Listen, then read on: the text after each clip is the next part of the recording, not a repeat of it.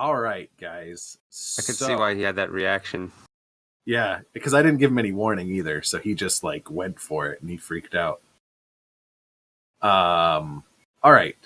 So we are on the main map here. So, I'm imagining it's been a week or two since the last score at the Center for Scholarly Advancement. And let's see, who did I decide?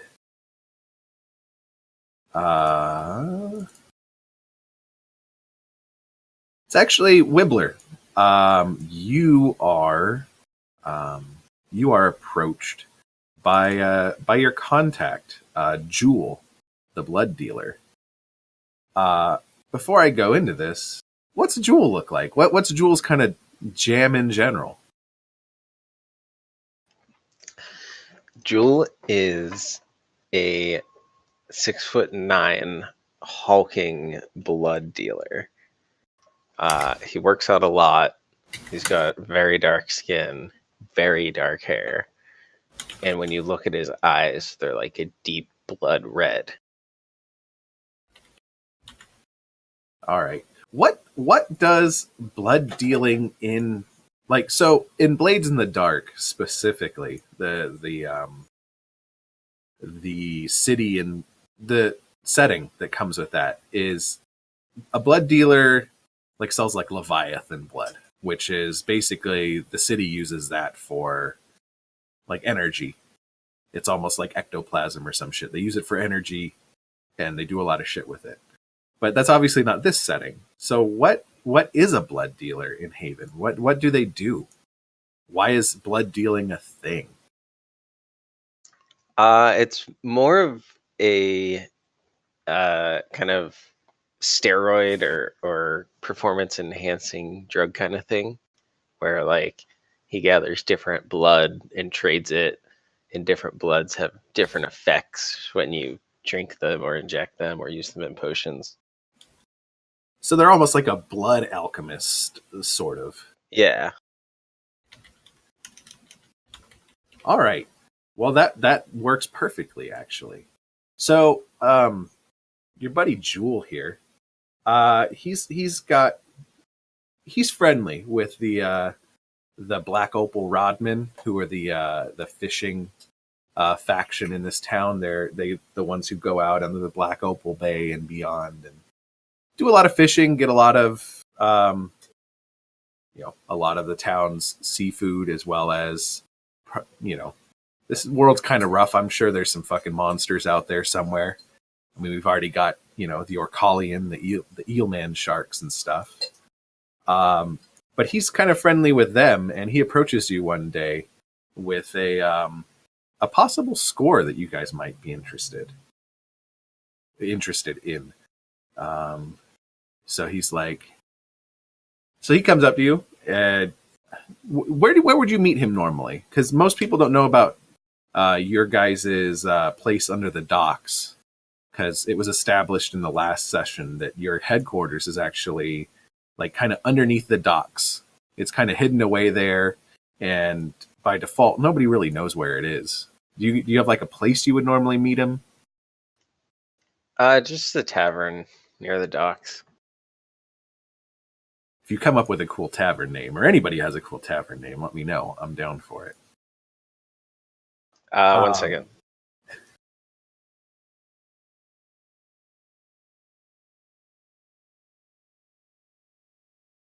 I'll get back to you on that.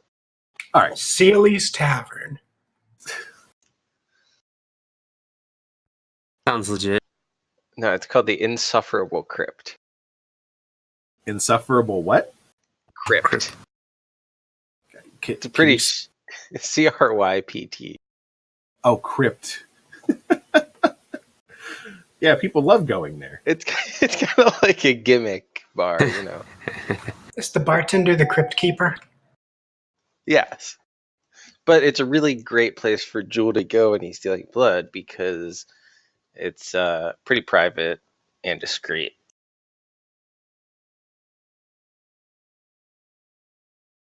I have to add this to the map. Insufferable Crypt.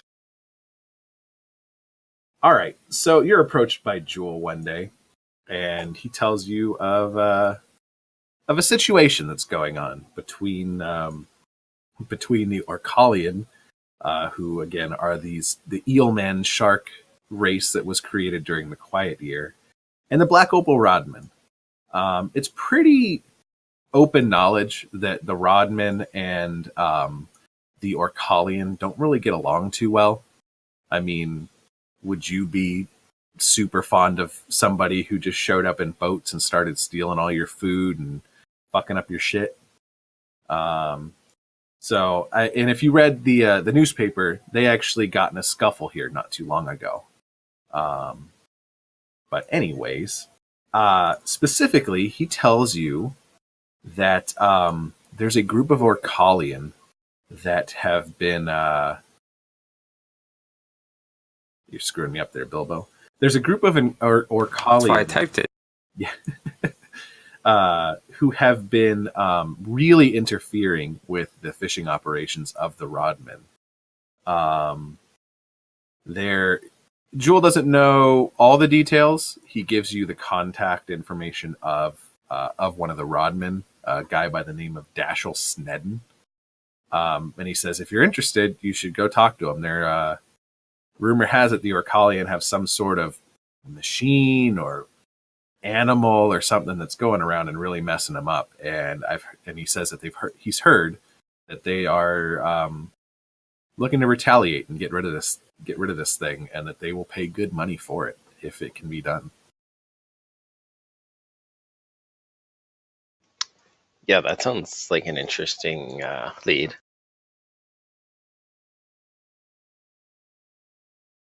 I guess I'm putting the onus a little bit on you guys, but is that like, I'm assuming that you guys all go down there and start talking to him, right? Yes. All right. Good enough. I shouldn't have given you guys the choice. So you guys get down there, and it takes a little bit of asking around. You eventually find Dashel, and he's a human. It's a human man, like average height, very, very dark skin, dark and I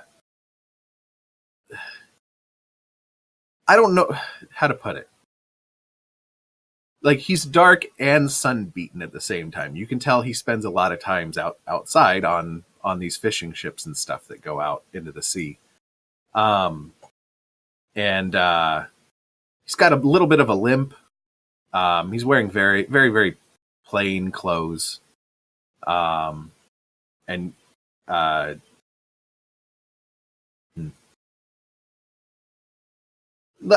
will just say that Jewel has already given him a heads up that you guys might be coming over. And he says, "Oh, you guys must be Jewel's friends that he was talking about. I hear are you guys interested in a job? Got a job for you if you're looking to make some coin."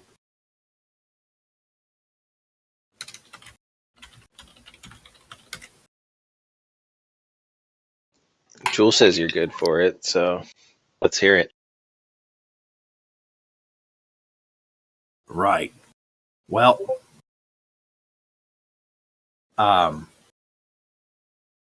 as you know, we've been dealing with the Orcalian for a while now. They really have been interfering with our operations for many months, and frankly, we're tired of it. They've been ramping up.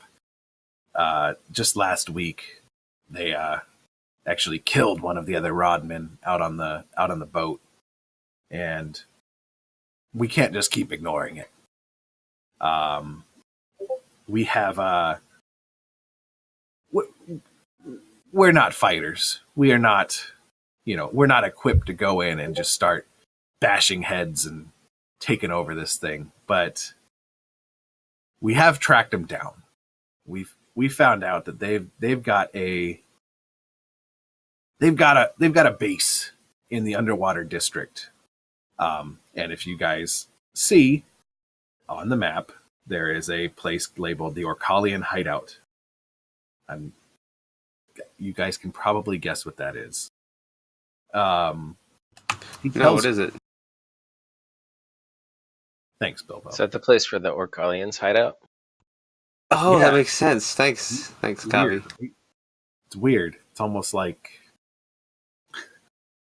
So he tells you, we haven't gotten a great look at it, at what they're using. They've got something that goes under the water and has been just causing all the fish to scatter. Then, like I said, last week they started even using it to attack our boat. One of our crewmen fell overboard and didn't last too long down there. And what we want you to we want you guys to go in there, figure out what the hell they're using to come out here and disrupt us, and we want you to put a stop to it.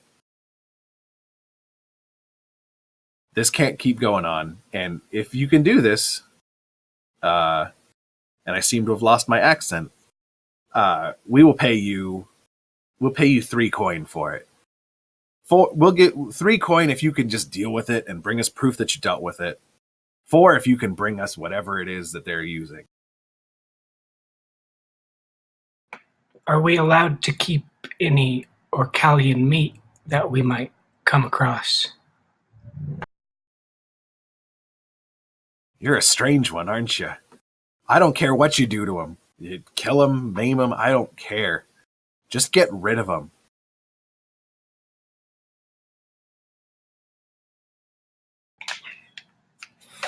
Well, I mean, this sounds good to me, guys. I'm pretty hungry, so...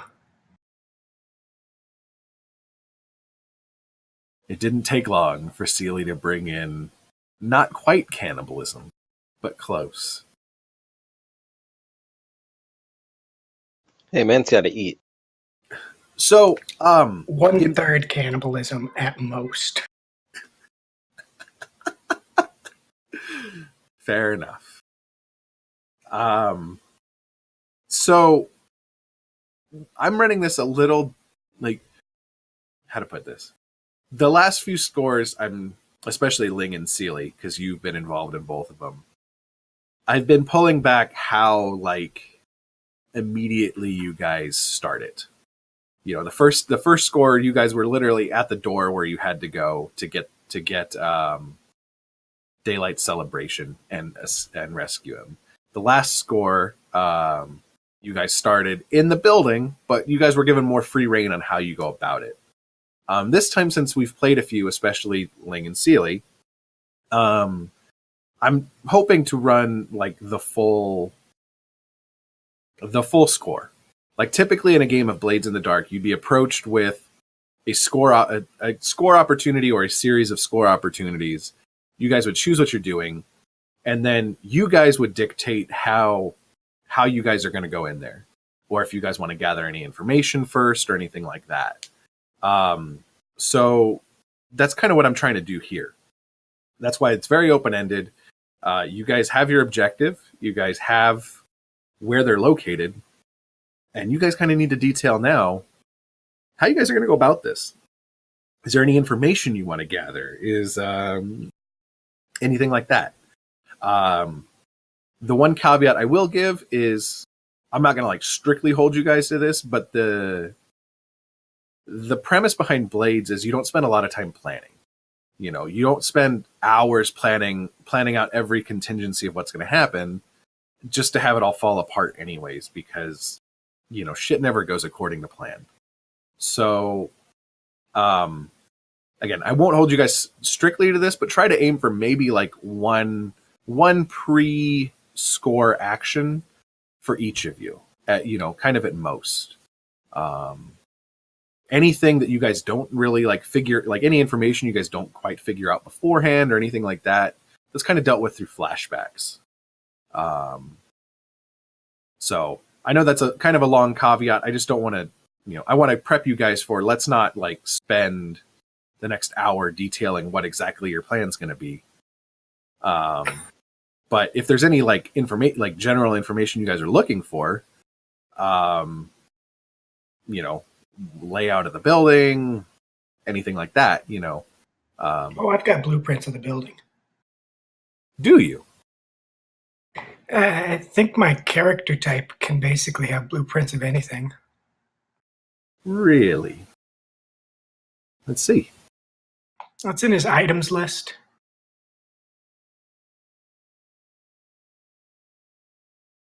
Blueprints. Interesting. Well, while you guys, I'm going to look that up because I'm curious what exactly that details.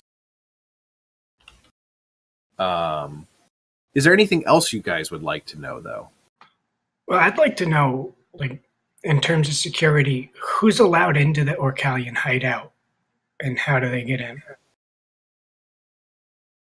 All right. So, who's allowed it? So, let's back to explain this. I'll kind of need to back this up a little bit. So, the underwater district is pretty much abandoned, frankly. Like this is a whole district of the town that even before the events of the Quiet Year, has been kind of sunken. Like when I initially created this, I imagined it like kind of like Venice, where the water literally comes up to your doorstep, and you you have to take like boats to get to your house, you know. And that's kind of what this is. As such, like it's not very hospitable for most of the general races that you would find in town. Like I imagine that there's probably a handful of like non-Orcalians living here, you know, that whether they're hiding out or they're just weirdos or whatever, they're here. And then there is you know, there's the majority of the people of the races who live here are Orcalian. But I still imagine that the underwater district is mostly abandoned. Like people living in these buildings are the exception, not the rule. That said, I don't think this Orcalian hideout is like. So, how to put this?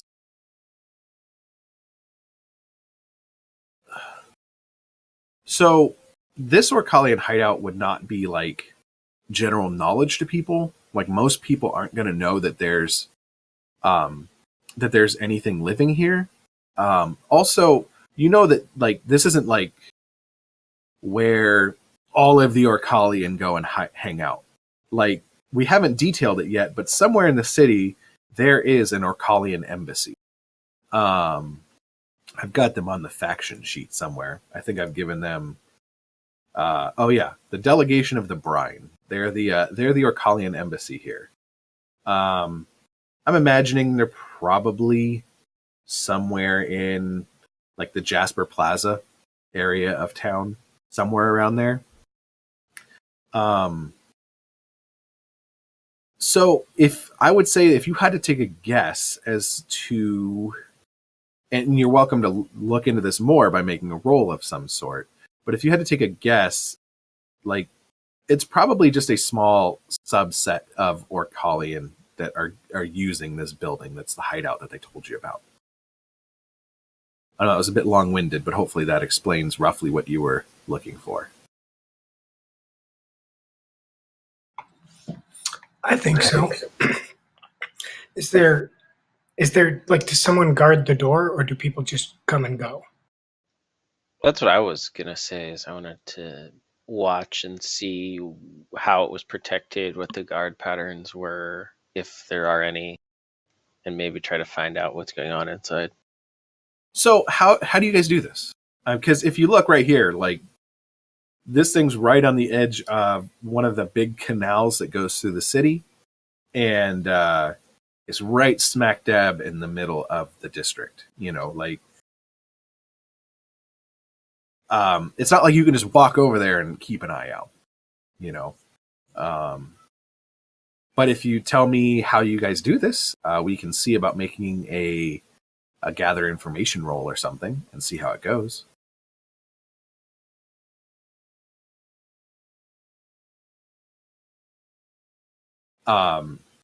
Just to throw some ideas out there, if you haven't looked at the faction sheet, there is a a faction known as the Gondoliers, who that is like part of how transport and stuff is done around the city.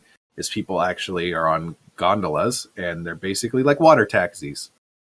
You know, they'll take you around town via the canals in town. You guys don't have to do that. There's any number of ways you guys could try and gather this information. You just got to tell me how you do it. Is the map supposed to be visible? Is Because I the can map only see not the visible? name of things. You can't see the name of things? I can only see the name of things. Really? Let me see. Let me rejoin as a player. I didn't realize that I'd goofed it up that much. Oh, I thought this was how it was supposed to be. Oh, God. Yeah, I'm sorry. That's terrible. It's awful. What I suspect happened is I might have moved the map picture to the GM level and not the there you go. Oh, yeah, now I can see. Does all this make a lot more sense now? Yes. I'm sitting here looking at this like this because when you put stuff on the GM layer, it dims out a little bit, and I'm like, why is this map so dim? And it all makes sense now. Would the Galena Assembly have a pretty good idea of what goes on at the Orcalian hideout? So you could ask. You do have a friend on the Galena assemblage. Actually, you know what? So the way this game works is, I don't want to just say no. So if you want to go have a conversation with your cop friend, you could talk to. So you could talk to him and make a roll and see how it goes. Something I should point out is gather information rolls, which are the rolls that happen as you're gathering information before a score, typically don't have a consequence. They're just like how well you roll is the level of information you get. So if you're nervous to make a roll, don't be, really, you know. It's like if you want to go talk with Steve the Undead Galena assemblageman, by all means, talk to him, see if they know anything. Unless someone else has something they would like to do, I can go ahead and do that.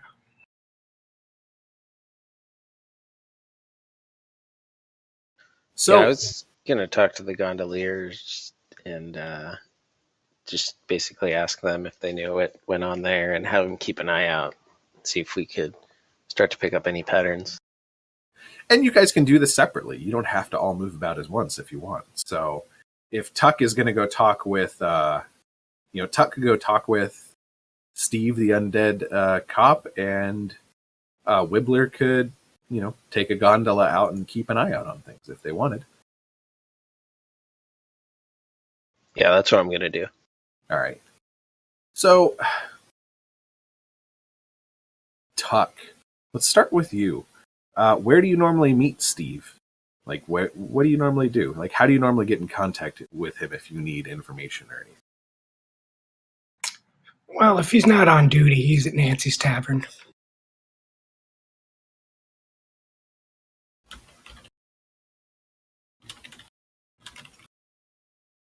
That makes sense. What is Steve exactly? What's he look like? Give me the breakdown of him. He has he's undead, obviously, so he's very pale. But he does still have about 3/4 of his hair remaining, and most of the skin on the upper half of his face. But then the lower half of his face, it's just a bone jaw, but then a flesh tongue inside, so that's kind of gross.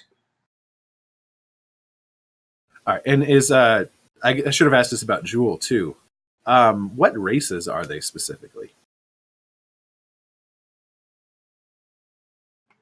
Well, Steve's just undead human.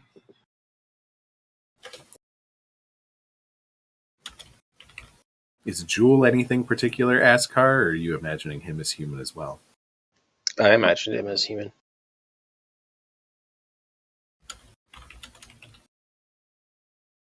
All right. So, God, what does that is a picture you have painted, Seely. So you find Steve. He's sitting there, sitting back at Nancy's, and throwing back some beers. I hope he's got an actual throat. Otherwise, it might be. Sounds like it might be a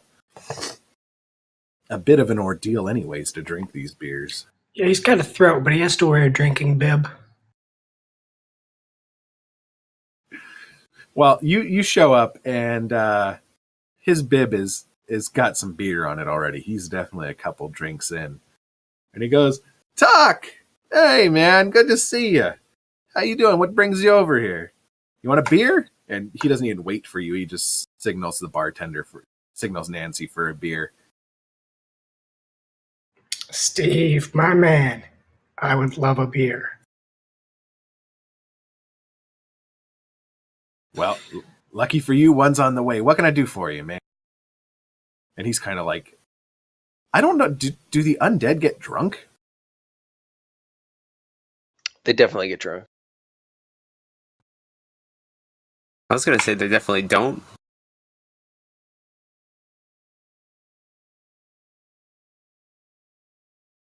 Well, this guy is at the very least acting drunk. He's kind of swaying a little bit. And again, he's like, what can I do for you, Tuck? What's up? These fucking Orcalians down at the underwater district. They've been really pissing me off lately. I've been thinking about going to give them a piece of my mind at that little hideout they got down by the canal. I just wanted to know if you could tell me what to expect when I got there. So I think at this point, this is when you give me a roll to see what Steve knows. See if he knows anything about this at all. To me, and you are allowed to change this if you'd like. This sounds like a consort, but if you want to do something else like a sway or whatever. But to me, it sounds like a consort because you are. Wish I had the book open right now. You're consorting with someone. That works for me. Is it controlled? Is there an option for like? It doesn't really matter. It totally does not matter because a gather information does not have any consequences. Is it fortune roll? That's a position option. Doesn't matter. Again, seriously, it does not matter. Just Okay. pick one and go with it. So in standard's fine. Same with effect standard. I think that one might actually give you. Oh no, it doesn't. Whatever. Yeah, risky standard, whatever. It's fine. There's not going to be any consequences for this.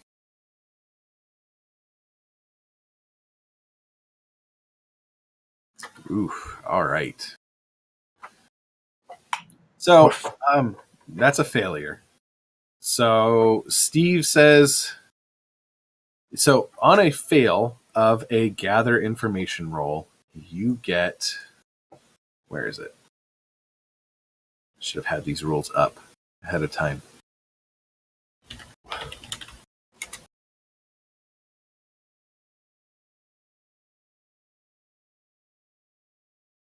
Just from what I remember, it's like limited information, limited or none.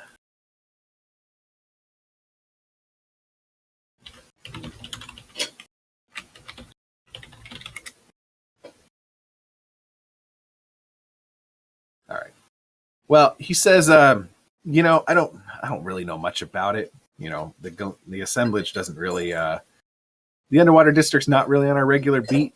We don't really go in there unless something really bad's gone on. There's not a whole hell of a lot of people living there, man. And, it being flooded and all makes it real hard to get in there. Mostly we only go in there if somebody's like hiding out from us. I think I know the place you're talking about. And he kind of just confirms like the location and stuff of it. And says, I've never seen anybody around there, but doesn't really mean much, man.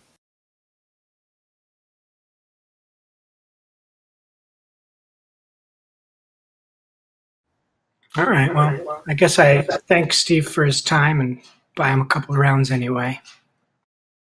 He's like, "You sure that's it, man? You came all the way down here for that? You sure you don't want to have a beer? Another beer? Just hang out for a bit?" Oh, I definitely get drunk with Steve too. Perfect. All right. So at the very least, the location has been confirmed, but he's not really able to give you any information about if there's any guards or anything out there or what their patterns are like. Because they don't get out there all that often. What about you, Wibbler? You said you were going to go talk to the gondoliers. Yeah, so basically, I just go get a gondola ride past that headquarters, and as we're passing, I ask the driver if he's knows anything about this hideout. So you're specific. I think this is going to be a role for you as well. Same basic premise. What it is depends on how specifically you're trying to get the information. Like, are you? I guess all of your relevant skills are pretty like. Oh, not so much. So there's two ways I can think of that you'd really be looking information. Like, if you're going to do like a consort role or something like that, that would be whether you're trying to get information from the actual driver. I could see you doing something like a hunt, which would be you're not really talking to the gondolier like driver, for lack of a better term.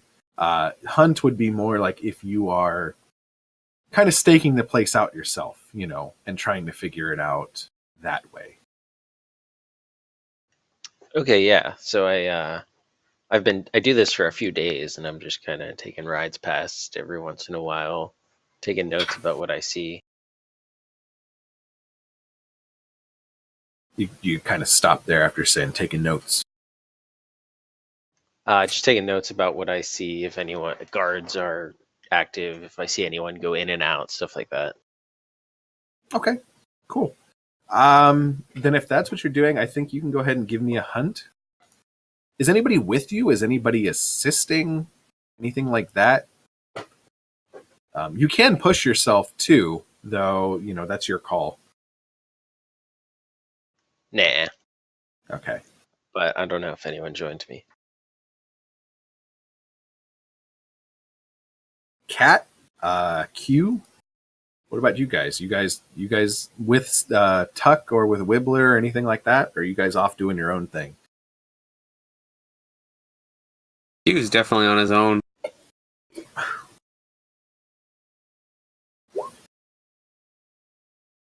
Nice roll. Thank you. Perfect. Just like Ling, are you still here? Yeah, just the connection's really bad. You broke up a little bit there. What? Not like she said yes, a connection issue, but I could be wrong because it broke up.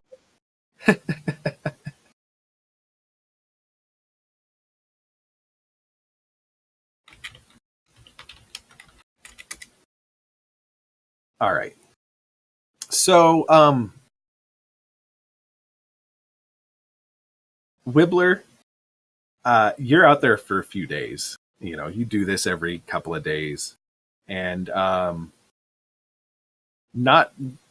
you're not sure if this is just how it normally is, or if you're just having bad luck, or if they have noticed you there, or what. But you don't see anybody in front of this place, like not a single person. You don't see any signs of life at all in this building.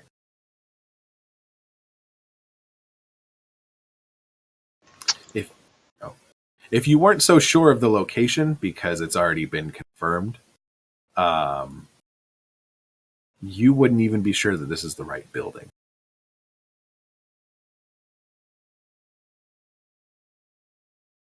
All right. That's not very helpful.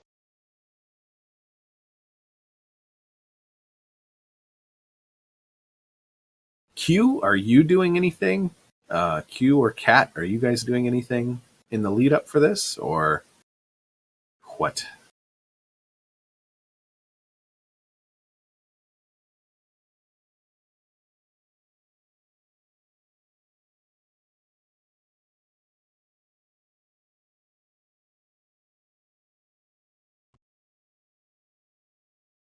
I'm gonna say no for this time. All right.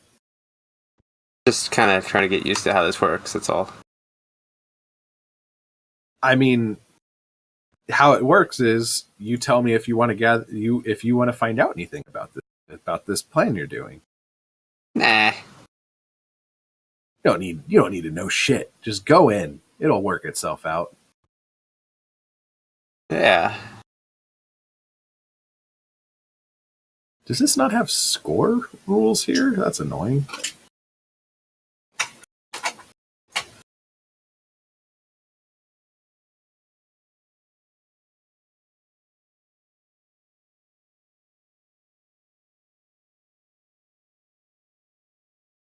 Sorry, I'm trying to look up in the player's kit to see exactly what the rules are for starting a score. And I changed my mind. all right, do your thing. All right. I want to scout out the area from a distance and see and sense the spirits in the area.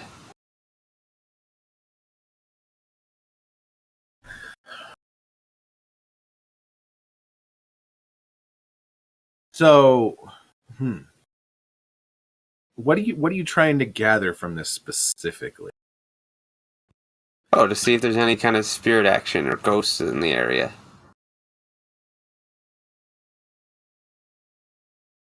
Okay. How do you do this? You just riding by on a gondola too, or No, I lurk in the distance nearby and in the shadows. so you're like across the canal, like here? Yeah. Okay. Give me an attune then. It sounds like.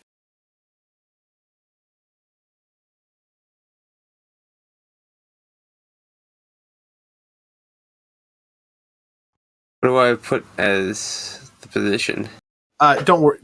Like I was telling the other guys, don't worry about that right now. You can just hit next. It doesn't. Position and effect only matter if there's actually going to be consequences, and I'm not giving you consequences for these gather information rolls right now. What do I do with bonus dice? It's 0. 3? Got it. You got a 6. So, what a strange roll for this. All right. Seriously, you roll good for something that doesn't even exist. You mean it doesn't exist? Your spirit activity. I think it would be hard to be a skeptic of of ghosts in a town full of undead. I'm an academic, okay? All right, well. All right. So, tell me this though, Q. So the way this typically works in the game is you've got an item called a spirit mask that you put on, and that lets you peer through the ghost field or whatever and see what's on the other side. I never take it off. You never. That seems unlikely. My spirit mask? So you never really see the real world? You're only ever peering into the ghost world? He also doesn't have legs. Not with the damn legs. So, hold on.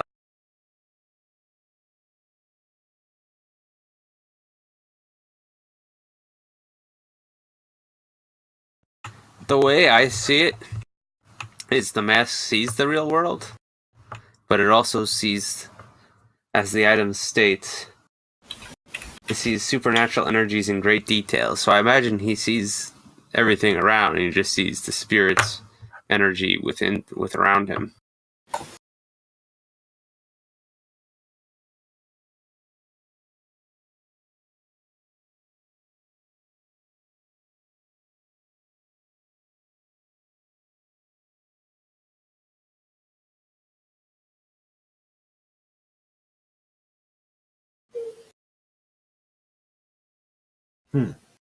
Well, I'm going to do some more research into that. I will let it ride for now. That's fine.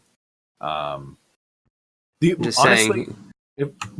if I'm my only concern is it feels very like from a metagame perspective, it feels very like min-maxy. Like I'm just gonna wear this all the time. Like if in Pathfinder, if you go, I'm always casting Detect Magic. My character does this 100% of the time. Every time I go anywhere, I cast Detect Magic. So nothing can catch me by surprise. That's my only concern. Like I don't care if your character wears a fucking mask all day long. I just try. Yeah, but he's just saying spirit energy. It's not like it's giving him. Yeah, and again, that's why I'm just going to let it ride for now. I want to look in a little more into the rules and see if there's any reason not to allow it down the road. But for now, it's fine. It's part of his concealed look, or Yeah. her, So him or her, whatever it is. The one thing I will do is you definitely have to mark that off on your sheet. You're gonna have to mark that load, because if you're always using it, you're always using up that load slot. What's it look like? Like, what is your spirit mask? I was trying to figure that out earlier. I'm not really sure.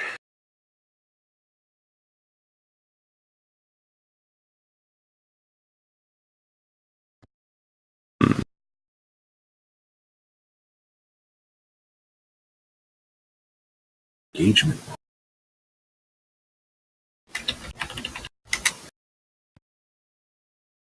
There it is.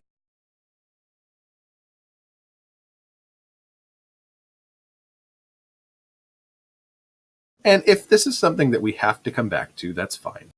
Yeah, can we? Because I'm not sure yet. I'm right now. I'm googling spirit mask. All right. So you are trying to see spirit activity. What can I give you on exceptional detail? Well, I'm trying to. Go I'm ahead. trying to look for spirit that I can contact, basically.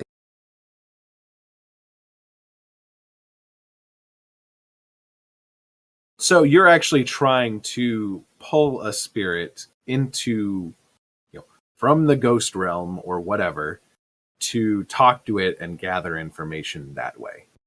Correct. Interesting. Okay. Well, I think you find one. I think you find a ghost of God, I don't even know. Well, you just said someone drowned around the area recently, which Well, is what gave me the idea. Well, that was a fisherman, I believe, got killed. Did I say? I don't believe I said anybody drowned. He But said that's he fine. I thought he fell off and never came back up or something. I don't know. He died somehow. Oh, yeah, that was the fisherman. They were out Yeah. on a fishing expedition, out, Right. this way. Oops, I drew something. I don't want to draw that. Oh, they're so far out. Okay. Yeah, they were. All right, they well, were like out here. It doesn't matter though. That's fine. Well, either way, I'm sure there's dead people in the area. Yeah. Fucking the underwater district most likely has some dead fools floating around somewhere. I believe a large community of Orcalian were massacred by crabs here. That's also true. That is true. So yeah, I think what is all right.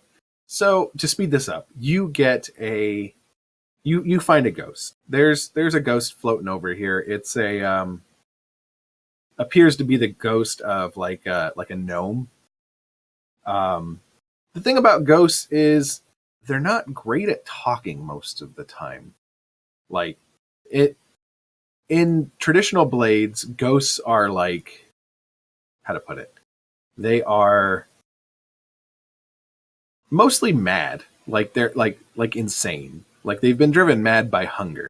Like in blades proper, a ghost basically exists to possess people, drain them of their life force until they kill them, and then rinse and repeat. But you got a 6, so You find one of the rare um one of the rare ghosts who still has some of their faculties about him. I would say it's probably a recent ghost, probably someone who died out here recently. Maybe one of the weird little hermits that lives out in this place. A little gnome hermit died, and just nobody's found him yet because nobody comes out here. But regardless, you find one, and what specifically are you trying to get from him? Well, I'm trying to see what exactly the Orkillian are up to. The eel sharkmen. Yeah. So, And what kind of artifact they may have. okay, cool. Well, that I can help you out a bit then, because I'm trying to give you your 6. You got a 6. You get excellent information. The ghost appears before you and says, and you start asking it questions, and it says, "I don't see them above the surface. They never are on the ground. But I have seen them swimming in the canal, and every now and then I see another creature swimming with them out towards the bay." Hmm. Does that answer your question? Yeah, I like the ghostly voice.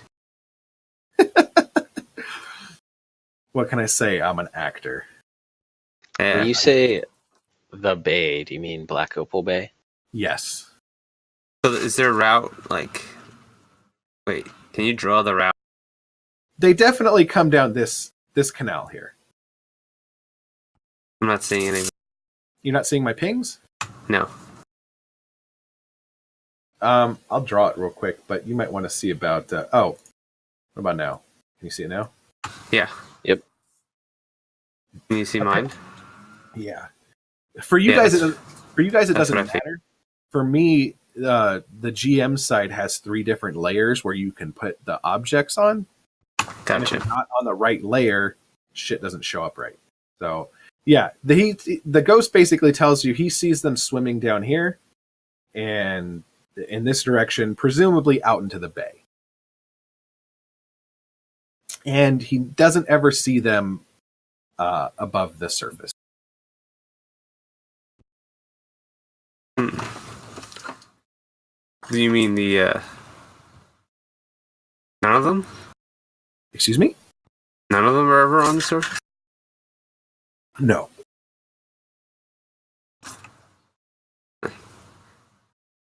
I would think that would be general knowledge. Well, so the Orcalian can and do occasionally, like they can be on the ground. I Like, spied it's not on like- for days and I didn't see any of them, so I wouldn't say it's common knowledge. So they haven't been coming to land recently. So let me put it this way. I will, because you got a 6, I will give you. How to put this?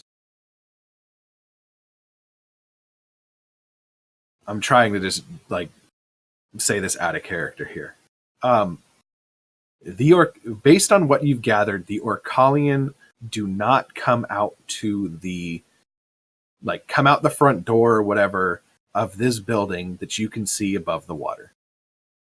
It would be a educated guess to say that maybe they have a way of getting into the building that is not above the water.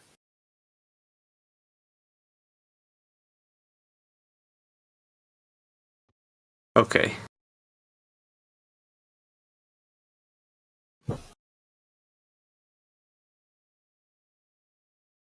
What about you, Kat? I'm not sure if your connection ever got better, but is there anything Kat would want to do in the lead up to this?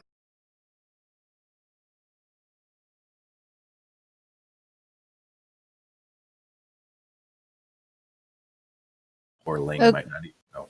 Go ahead. Can you repeat that? Yeah, I said, would Kat want to do anything in the lead up to this score?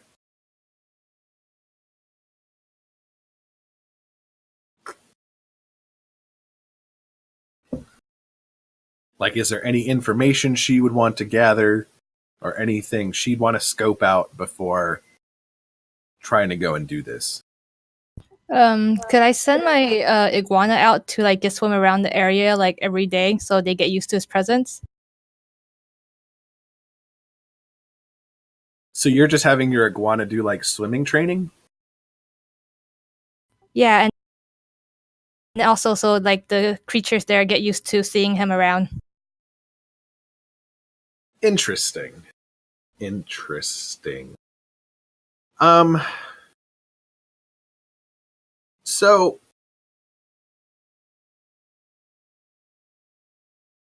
I think that's just fine. I don't think. No, this has to be a role of some sort. Like, are you trying to actually gather information with this, or this is actually you're just trying to use him to maybe sneak in some way at some point?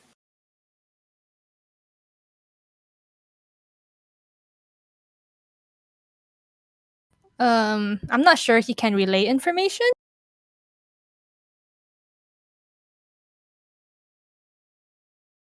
Okay, I think then this is probably gonna need to be a role of some sort, frankly. Like an actual role, not a gather information role. Like, because you're trying to do this specifically to just have him not draw notice if he shows up again, right? Yeah. So I think that would be maybe a prowl. Mostly because it's climb, swim, run, jump, tumble. Either that or it might be a sway. I would give you prowl though, I think. Like if you wanted to go that route. Just to be kind.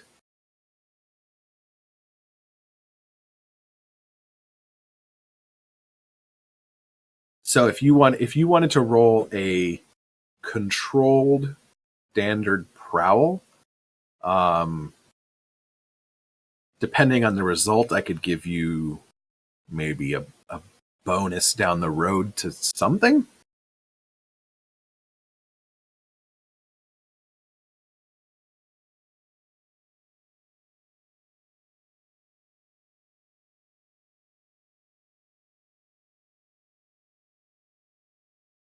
All right, so a 5 on a controlled roll.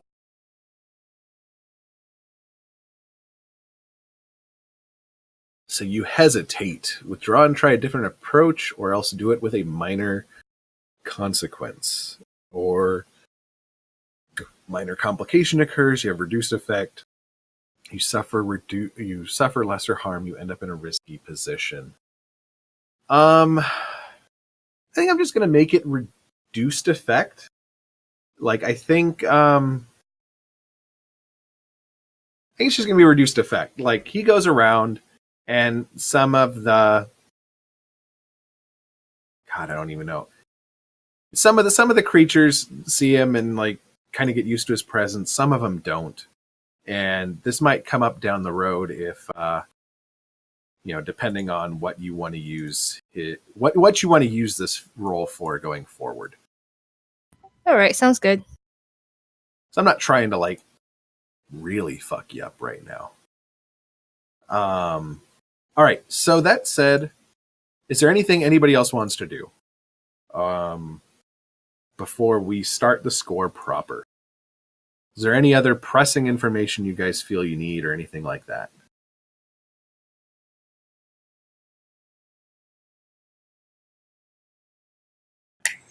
I think we're good to go.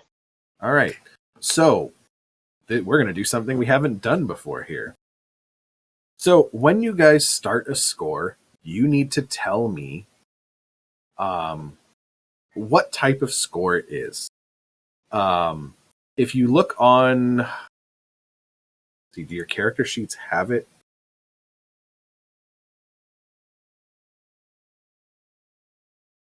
Of course they don't. Damn. All right. So if you guys have I don't know if you guys have the player kit open at all, but if you look on the character sheets there's a section at the bottom that says planning and load. And when you guys go to start a score, you have to choose a plan. And and for each of these plans, there's a missing detail that you guys need to fill in. The 6 types are assault, and the detail you would need is the point of attack. Deception, which would be the method of deception.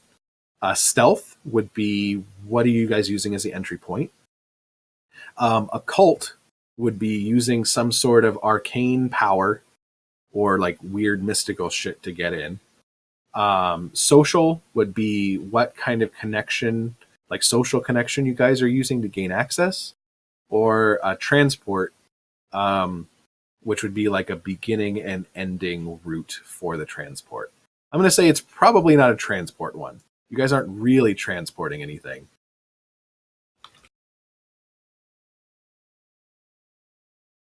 I don't think stealth is really going to work for us because of all the water and we don't really know what we're getting into.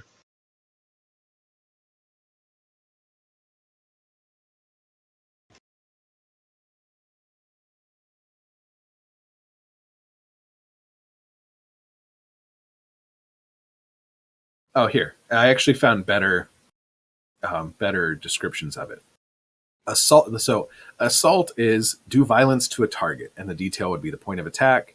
Deception would be lure, trick, or manipulate, and the detail would be the method of deception. Stealth is trespass unseen. Occult is engage a supernatural power. Social is negotiate, bargain, or persuade, and transport doesn't matter. I think it should be either stealth or assault, because we're trying to destroy the monster, but we might be better off sneaking in. I think we should get Halloween costumes and dress up like seal sharkmen and just drive underwater.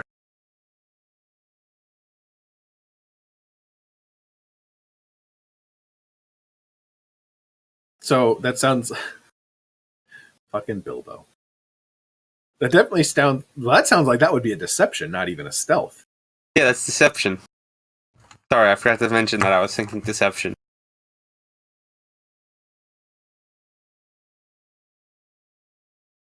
So, I mean, I don't want to take away from your guys' age. You guys can come up with whatever fucking crazy plan you want here. But I'm thinking it would probably be assault or stealth as well. I could see a case for deception. Maybe a case for occult. We could do social because the goal isn't destroy, it's to stop getting them to harass the other guys, right? The Rodman. You could. What if we decide we want to help them against the Rodman?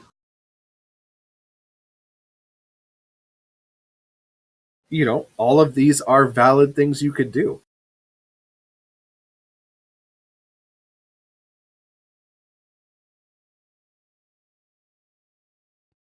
Yeah, I'm not interested going in guns blazing, because what if there's a reason for them doing what they're doing? Hold on, let's go for stealth.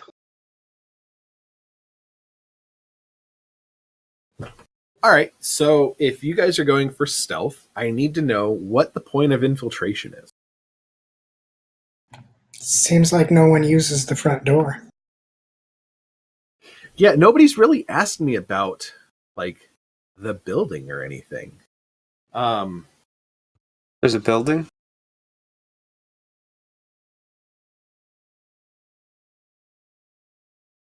I thought it was all underwater. Okay, so I guess I did a poor job of explaining this, and nobody has really asked me. I might have been not listening. That would be a first. Yeah. So, the Orcalian, so Venice in general, I am imagining very much like, or the underwater district in Venice in general. I'm imagining very much like Venice. You know, the pictures I've looked up, the buildings are all very close together, like very sandwiched together. And the building that you have been told is their hideout appears to be kind of a large abandoned like church. It's like 2 stories tall, and it's kind of sandwiched in between other buildings. And you know there's a front door that's like right on the waterway, and then you know there's probably a few windows here and there between the first and the second floor. Let's go through the windows.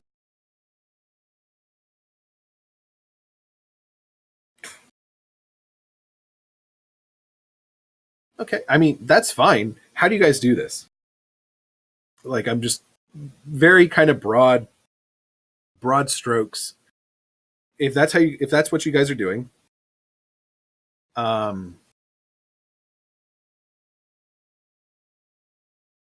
feel well.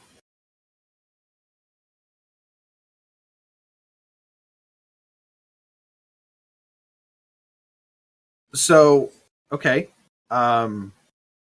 like first floor, second floor. Just what window do you think you'd want to go through?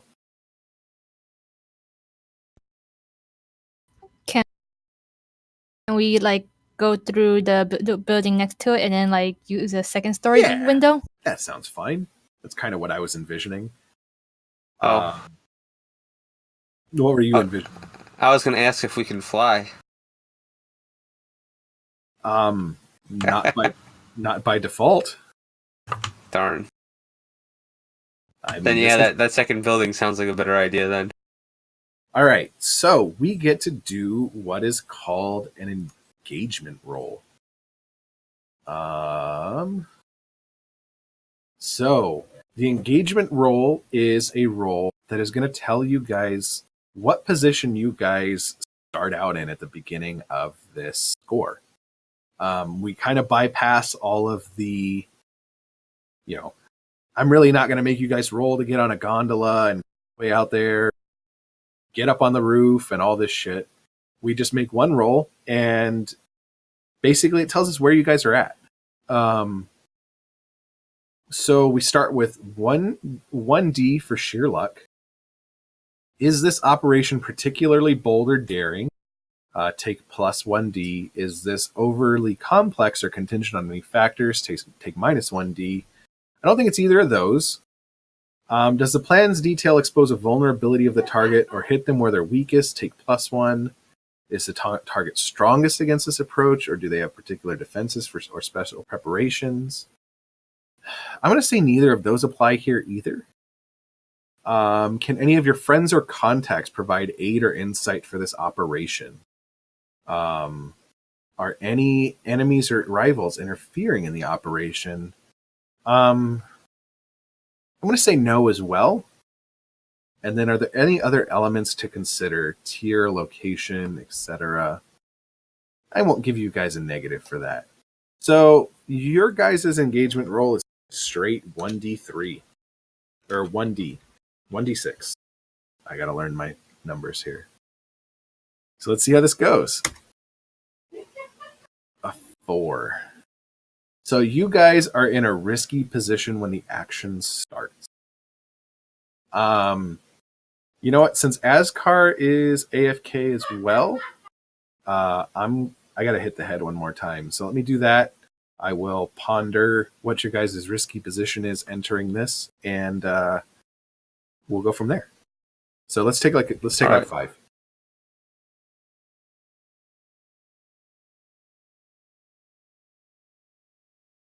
I am back.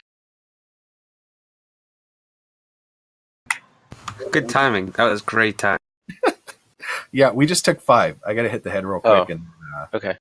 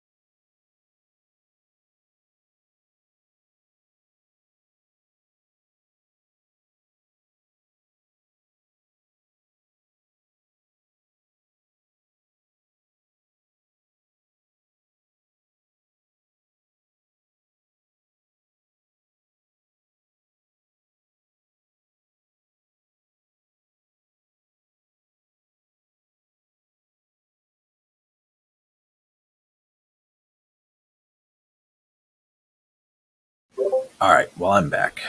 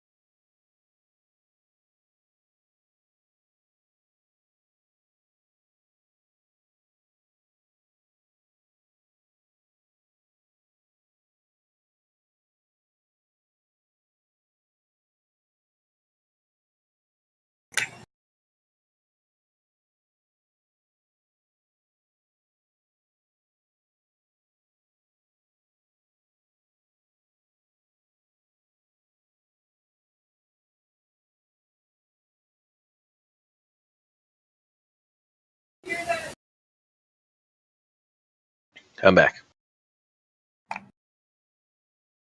Welcome back.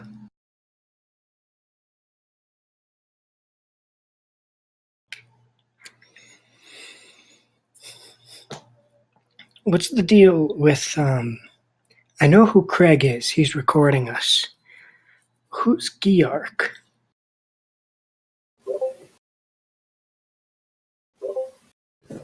Geark is the Craig backup.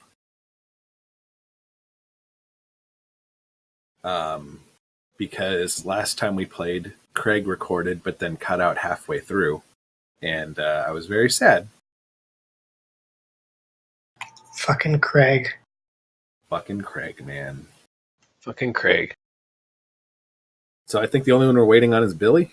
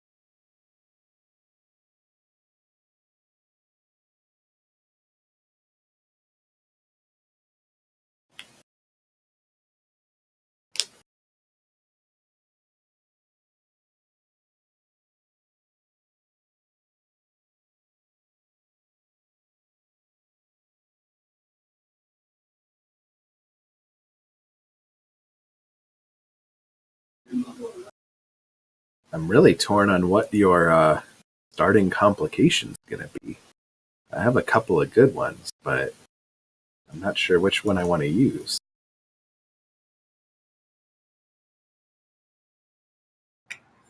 Thousands of spiders. No thanks. I think that would be a desperate position.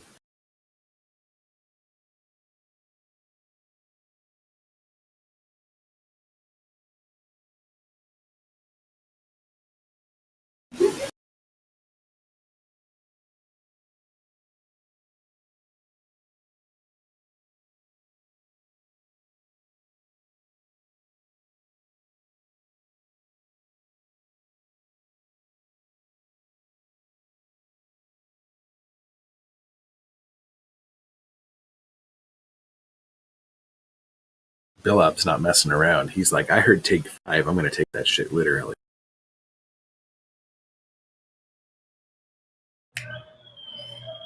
He probably fell. Broke a hip.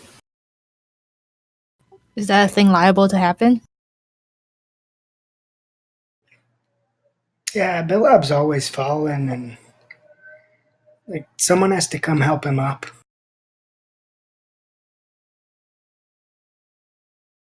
Sealy knows this from firsthand experience living all the way across the country. In like literally the farthest point from Bilbo. I met Billup once. Sorry, guys, I fell and broke my hip. What a trooper. You're just going to play through the pain, huh? Oh, yeah. I have wireless headset, so I heard everything. Anyway, go ahead. All right. So you guys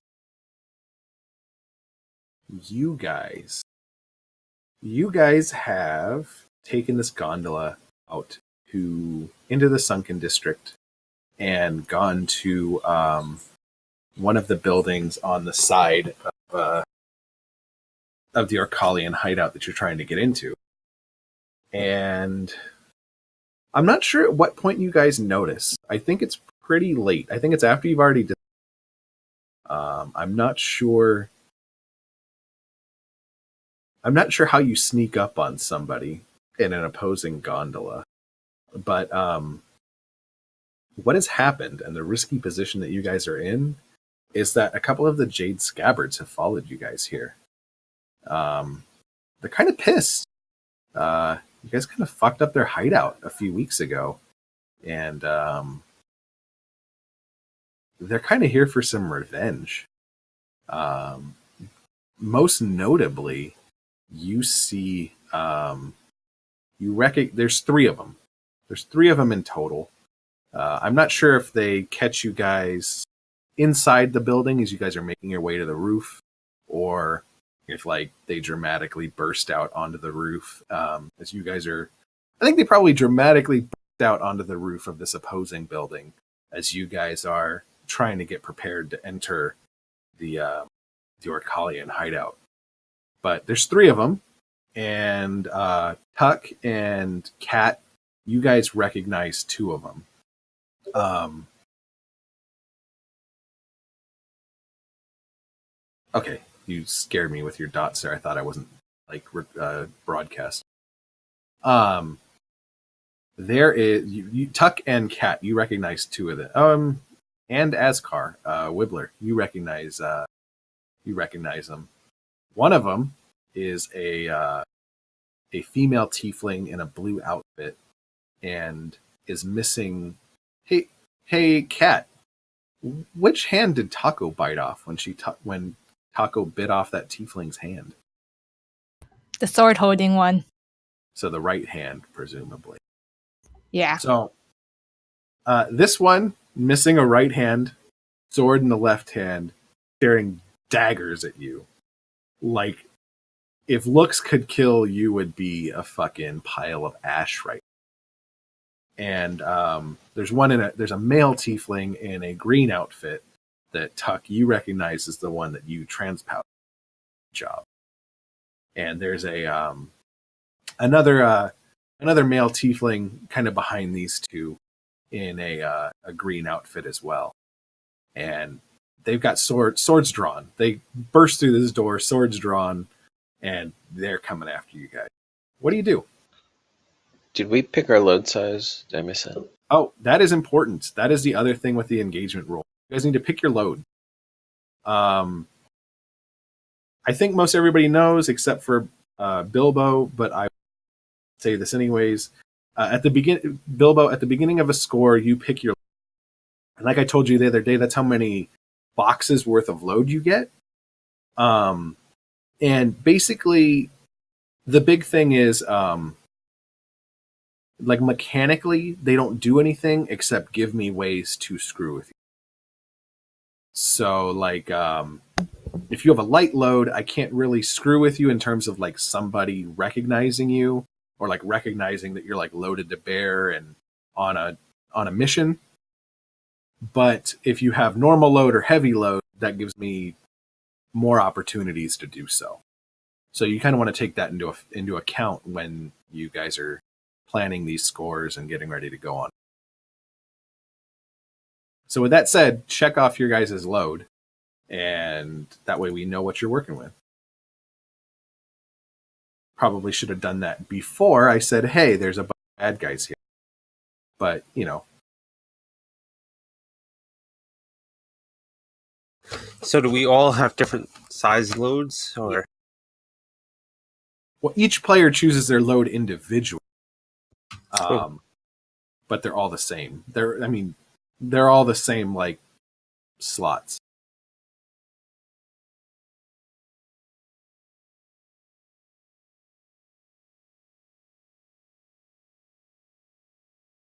Oh man, I really beefed it. I really should have had you guys all introduce yourselves and stuff at the beginning of the session. Oh well.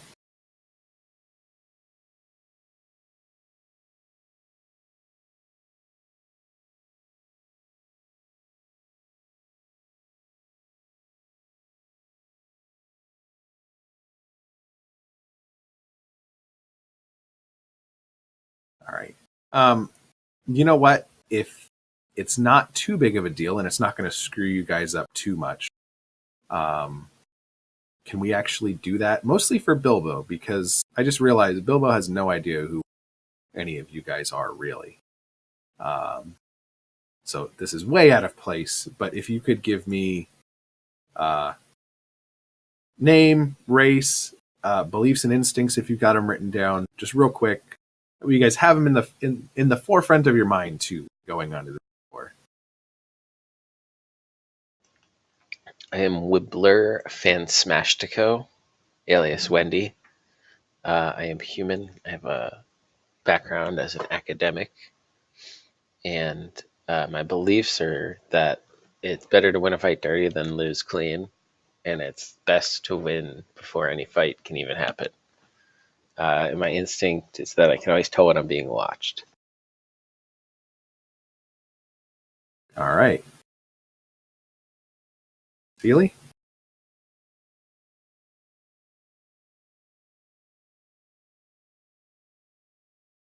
Or anybody else who wants to jump in? Oh, I forgot I was on push to talk. I'm Tuck Junta, alias the Seal, 5 feet tall, 1/8 gnomish, 7/8 human, from an academic background, and I believe mostly in pacifism, equal rights for people and undead people. All the deities suck, and we should eat the crabs. And my instincts are to trust nobody. If there's violence, Leroy Jenkins. Always know where the exit is. Eat the crabs, and eat the Orcalion.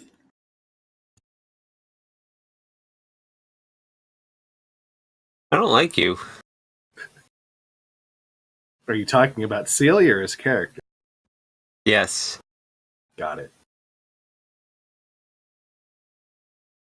I like how Leroy Jenkins is just a adjective now. It's a verb. Verb, yeah, that's it. Sorry. So, Bilbo, why don't you go ahead and give us your rundown real quick? 1 second.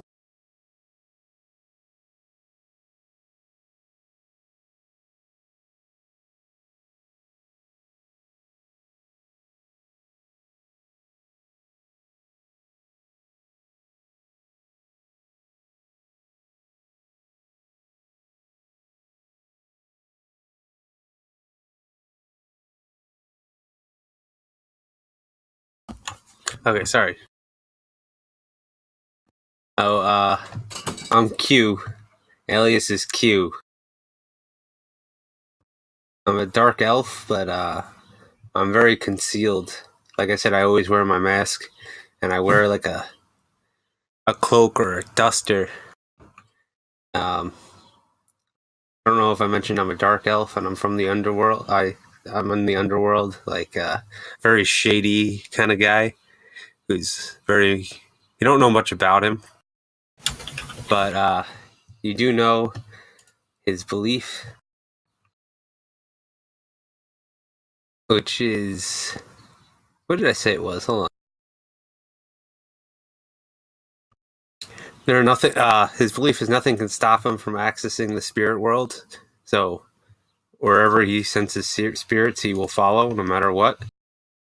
And his instinct is to never trust the living, and to rely on spirits whenever he's in trouble. I really approve the beliefs and instincts that you have in your character sheet. That's even better, isn't it? I'm just going to say this: it's very anti-self. Yeah, well, he edited my sheet to say that I have no legs and rely on piggyback rides to get around. So I had to edit it a little bit.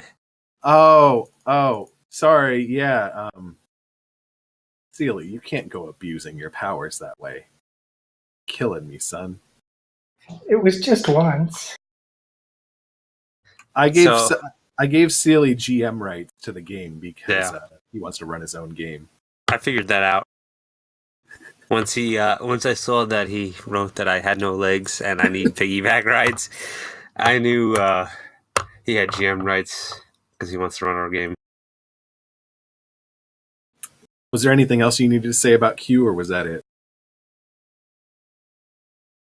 The only part of him you can see are his dark hands. All Or right. her. You don't know if it's a he or a she. I'm not saying him. Got it. Also, looking at your character sheet, you don't check off your items until you actually put them in the store. So, like, your spirit mask is checked off because you are using it 100% of the time. Everything else, not yet. Okay, so I just say what my load is, and then I can pick random items. So you check off your load because you can't go waffling that during the game, and then throughout the score, you check off an item, and then, like, for you can check off 3 boxes total. Items in italics don't count against them. Right. So once you hit 3, you can't pull any more. Got it. And then Ling, if you are able to talk, because I know your connection's kind of shit, do you want to tell us about Cat real quick? Yeah, so Cat is a 3-foot high kobold. His beliefs are to only obey authority when it's convenient, and for instincts has actions before words, and to only do the work they're getting paid to. All right. That said, now that we have gotten that weird intermission out of the way,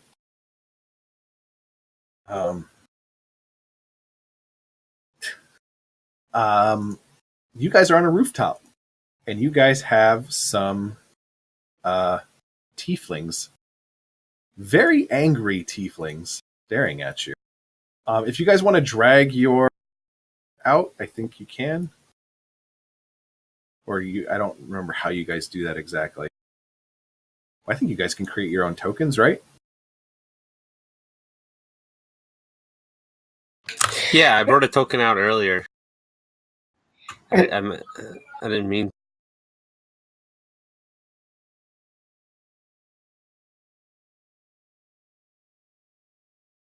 I think it's in the character sheet on the bio and info tab. You set the picture, and then you can drag that onto the board. Ooh, I can set a picture too.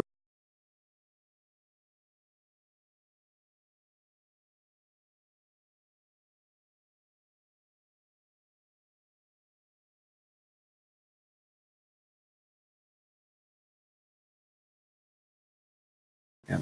So I think the only one who hasn't is Tuck. Or have you? He's on the board. He's the little Krillin just off the map.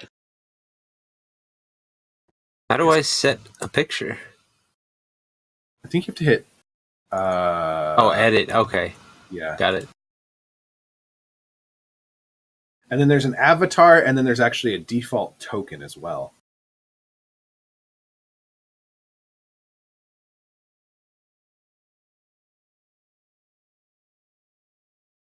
So it doesn't look like anybody uses the default token. So How do you make that? if you go to edit underneath your avatar, there's a default token box.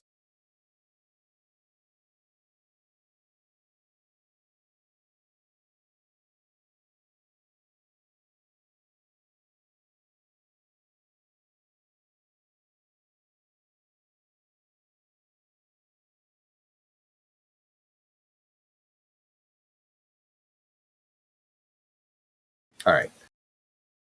So I guess instead of staring at your guys' shit, I should be looking up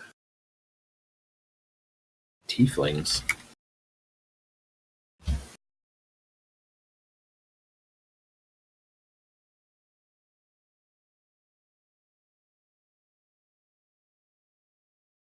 All right, well, whatever. These will be them.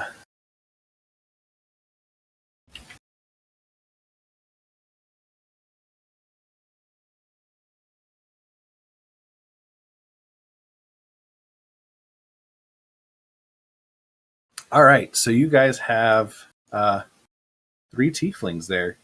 I would say, can I edit this? I mean, I guess it doesn't matter. You guys know who's here. I've told you. Can you remove me so I can add myself back on? Okay.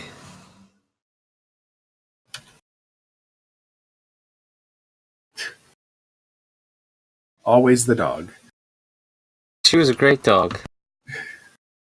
Molly.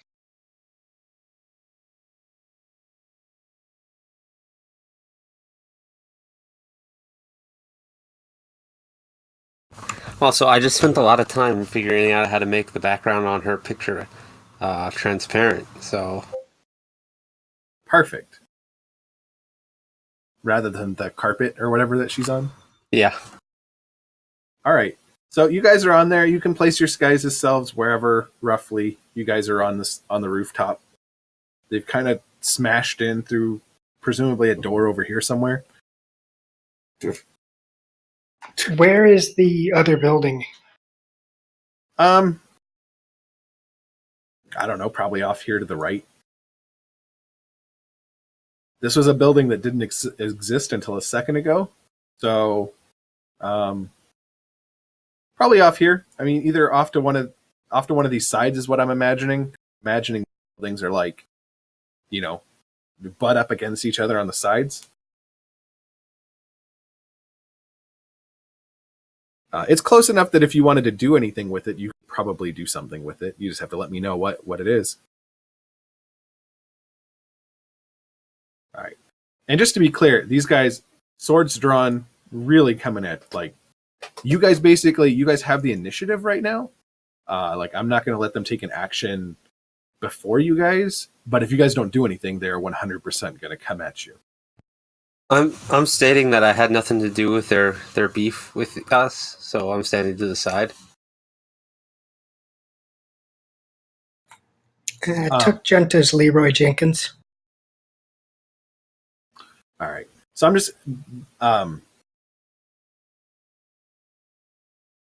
just in a metagame sort of way, Bilbo.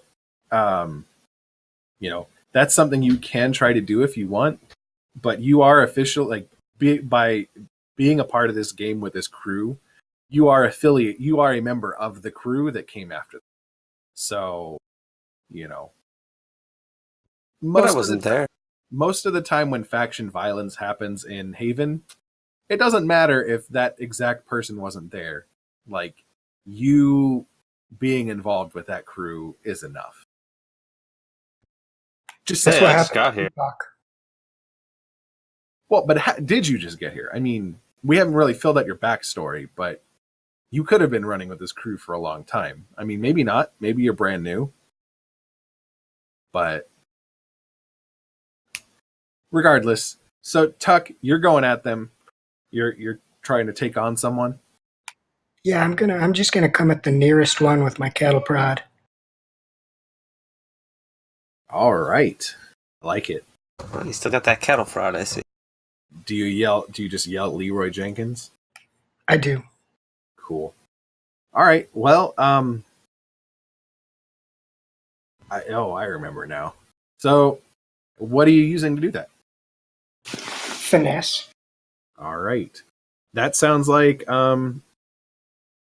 because this is the opening salvo here, I will give you risky. I'll say, and you're just trying to take on one of them, right? Right. All right. Which one are you aiming for? Just the closest one to me. Okay. Well, fictionally, that's going to be either the one you transpowdered or the one that is missing a hand. Let me go for the one that got transpowdered.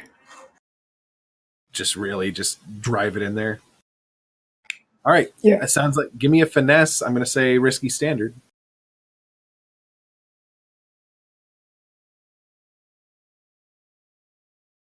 5. All right.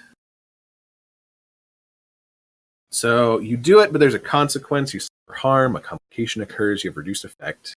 You end up in a desperate position. So I'm going to say you have reduced effect. You come at you come at the tiefling. You do catch him. You catch him with the cattle prod a little bit, but these other two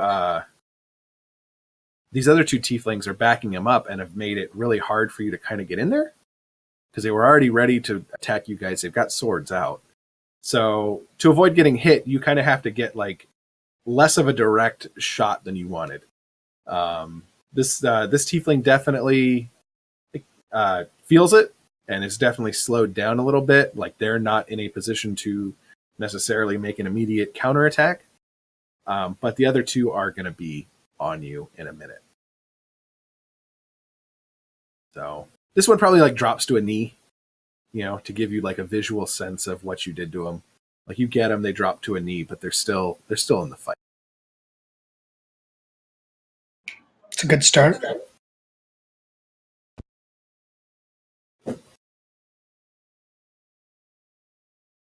Wibbler Cat, Q, what are y'all doing?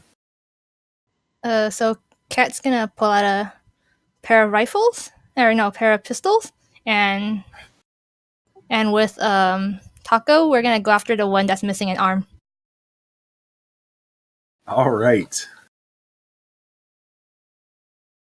That sounds like probably a hunt.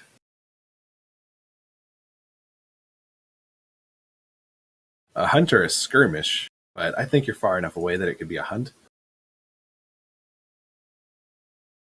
I think that's the risky standard as well. Well, it's a fine weapon, and you're just going after one, right? So I'll give you risky great because they're your fine ones, right? Your fine pair of pistols.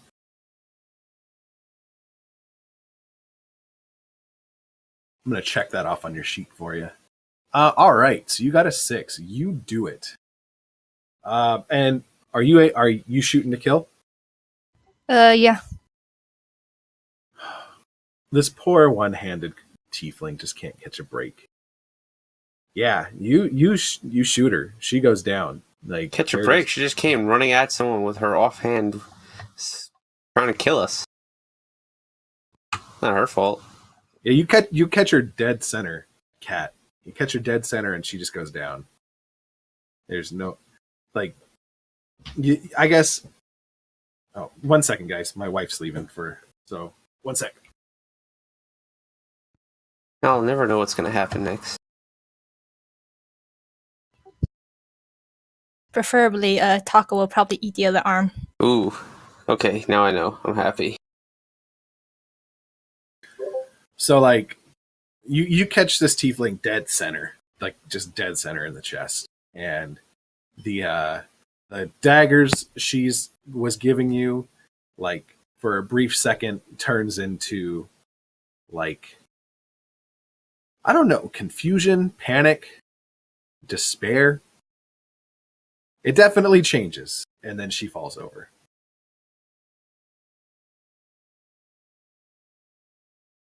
So there's the one tiefling on her knee, and or on his knees, I guess. I think I said it was a male, and then the other one behind him.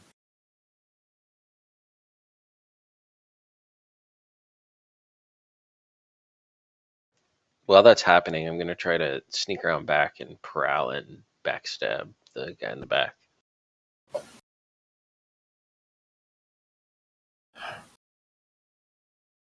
With So my blade. I will give you prowl with this if you want. I'm gonna say probably risky limited. Like, you're on a flat rooftop, and these guys know where you're at. I think, like, you are just in sight unless you can give me a different reason why you wouldn't be being caught off guard. Well, I'm just thinking that they'd be distracted from one getting shot in the face and Celia running at them with a cattle prod.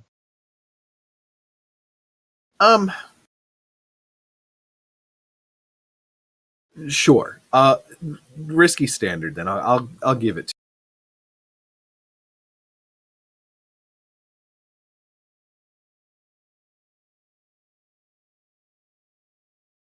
a 4.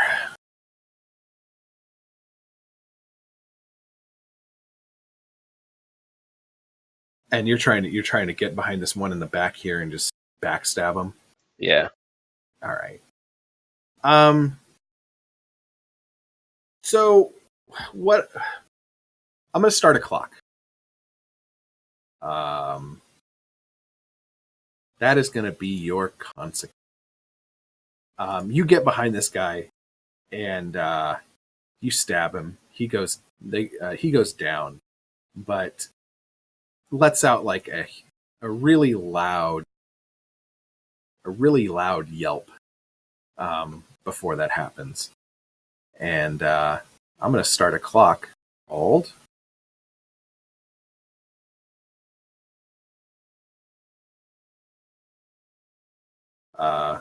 Alert. Or guard. Not quite guards. Guard isn't quite what I'm looking for, but alert. And this is your clock for If this fills up, the Orcalian are going to know you're here.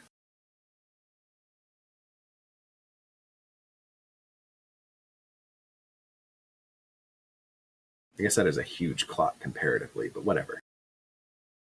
All right, so you kill this one. They're down. They're dead. So, is your character being sideways your prowl motion? Oh, he's facing the back of the other guy. All right. I mean, so Sealy went crooked first. That's just how Krillin stands. Oh, okay, sorry. I didn't realize that because his thing's all white. I didn't realize Yeah. it was sideways. All right. So there's one of these left, and this tiefling is looking around and is very concerned because you guys just dispatched two of his friends with very little effort. Out of impatience, even though I decided I didn't want to be involved, I'm going to attune to the spirit world to summon a ghost in front of her and scare her off. Hopefully scare her off the side of the roof so she falls and dies.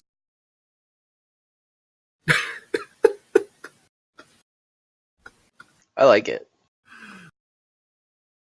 Oh God! Wouldn't All that make right. a lot of noise? Just fall into the water. It'll make a noise-ish. It's alright. I could just cattle prod her in the neck. That should drop to I her really want to knees. do this, Should be though. easy. I kind of like my idea. Go for Do it. So okay. So something I have neglected to say because the other three have played this game before. When making a roll, you can get bonus dice, and you can get bonus dice in two different ways. You can take 2 stress yourself and add 1. You can either like increase your effect, or you can increase your dice by 1.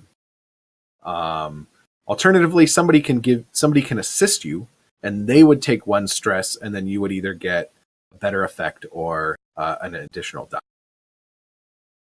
For attuning specifically, I don't think anybody could help you with it unless somebody wanted to make an argument for it. But just I can help. But yeah, I like that. But I just want to make you aware, Bilbo, because I know you haven't played the game before. Yeah, that's fine. I'm not doing any kind of stressful activity. Not pushing it. Okay. I mean, I'm just on the side like, these guys are taking too long. Let me just slit this last one off. Celia, you can give me an argument as to how you help him attune to this. You can give me an argument as to how you help him peer through the ghost field and pull out a ghost from the ghost dimension, or whatever it is. I actually used my foresight to bring a skull with me of a very scary person who died under violent circumstances. All right. So, Bilbo, go ahead and give me. It sounds like an attune. I'm going to say there is still a risk here. Risky standard and 1 bonus. Tuck carries around really weird things. Yeah, Tuck's a fun guy. Hey, Tuck, have you slept with this skull, or is that no comment? That is where I found it. Honestly, I thought there would be spirits from the people that just died, and I would bring back our friends. That would make it very scary. But If you'd rather do that, I can save my foresight. It's too late. He already rolled it. So he's got a 5.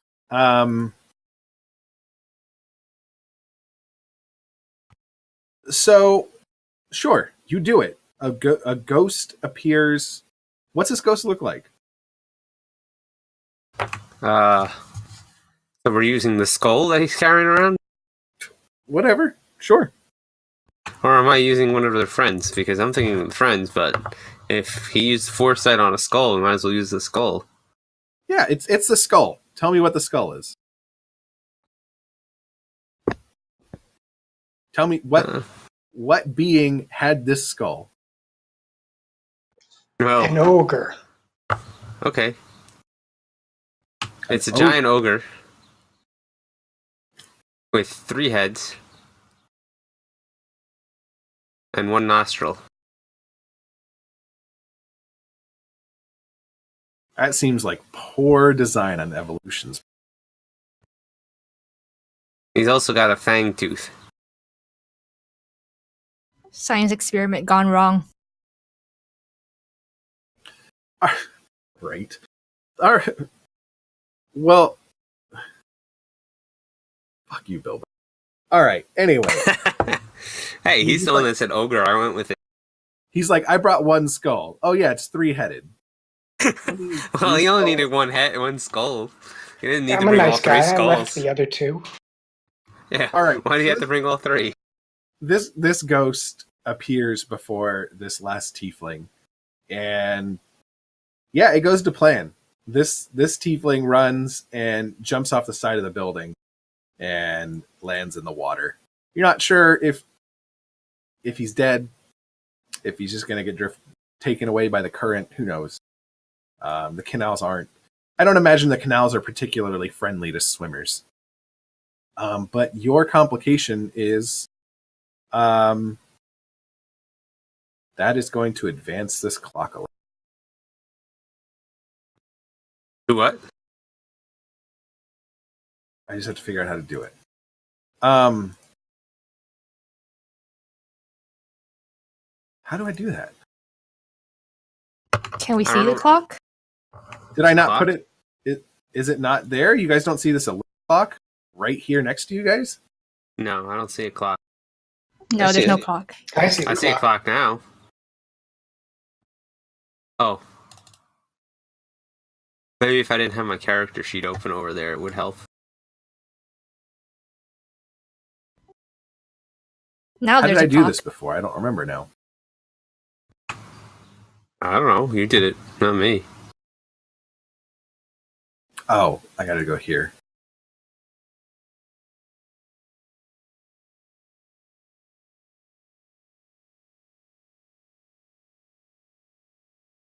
All right.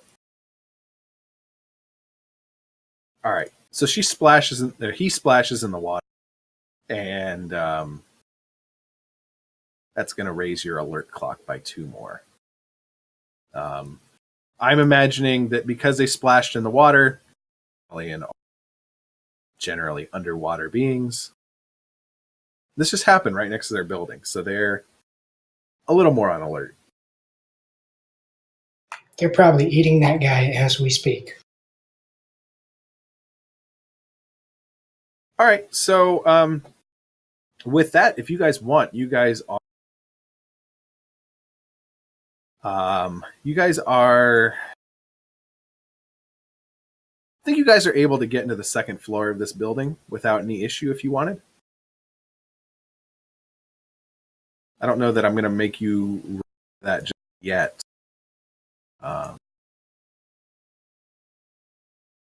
So let's go ahead and reveal this. You guys look. Can we loot them? At least 2 of them. So I mean, you can. I don't know that they have anything particular special on them right now. Like they. It's not Take their wallets. We should at least feed Taco. Eat the other hand. Yeah, Taco will eat more hands. all the hand. All right, here we go. All right, so if you guys look up at the top right of the page, I have now made 2nd floor visible to you guys.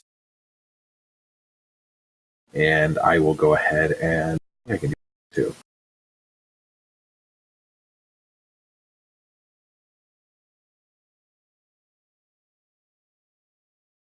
I've made the 1st floor mostly visible. well, partially visible to you guys as well.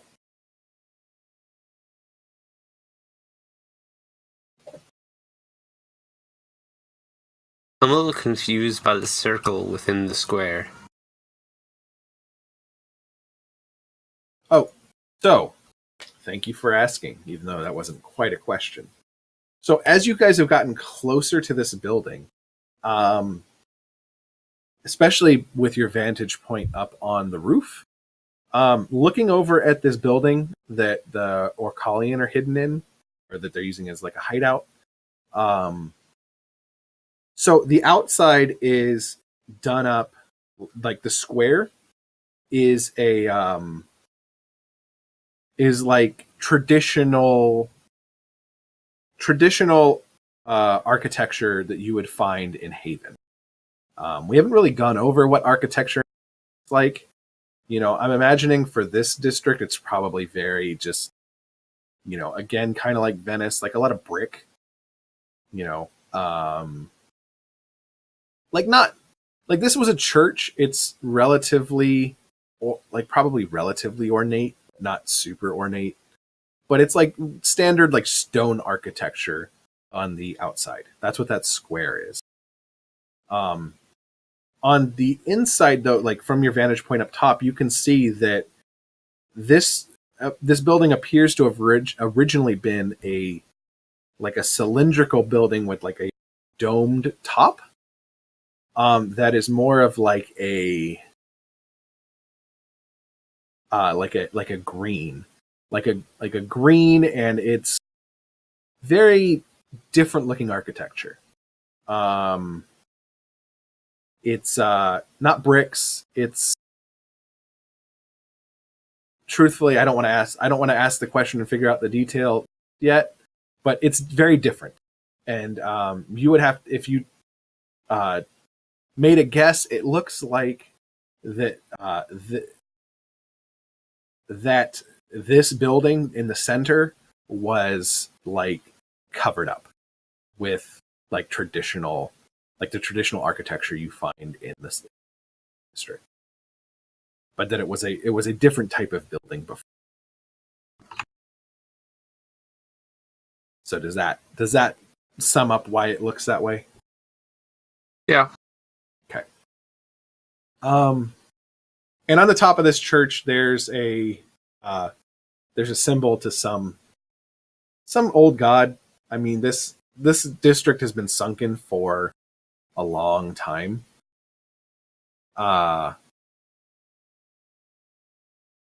So I would like the unless one of you guys are like really big into old religions or anything, I don't know if you guys would recognize the symbol that's on top of this church, but there's some sort of symbol up there. So, anyways, I see What? you gave up on the symbol when you were asking us a few weeks ago about it.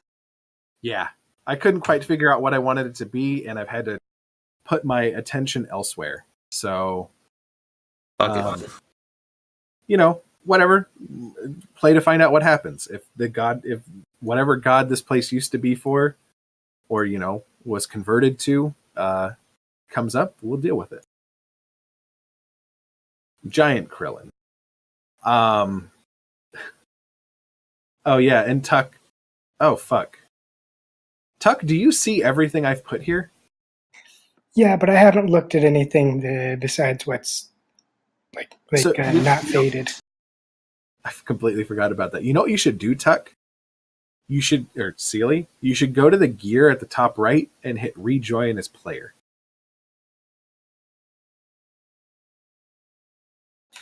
Okay, I guess I've done enough damage for one day. I just completely realized that I've got all this shit written out, and you're like, I can see all of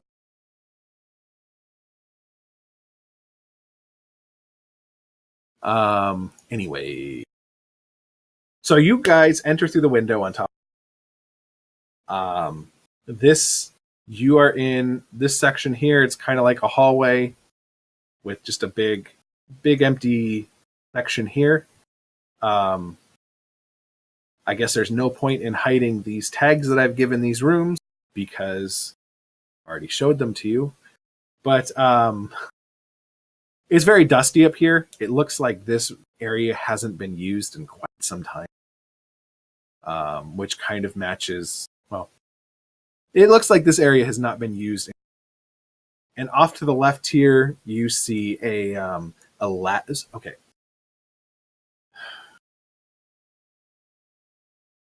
Yeah. So off to the left here, you see a ladder heading downstairs.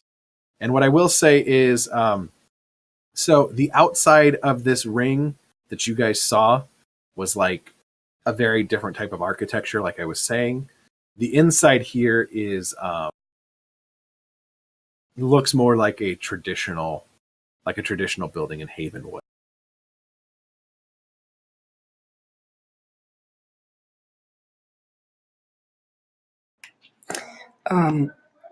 Can we assume that we've looked through the rooms on this floor and just do like if there's anything interesting in them real quick? So, give me a something roll. I'm gonna say it's controlled.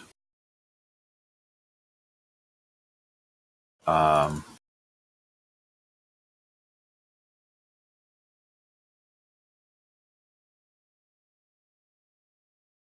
Very nice. Perfect. I'm very perceptive. Yeah.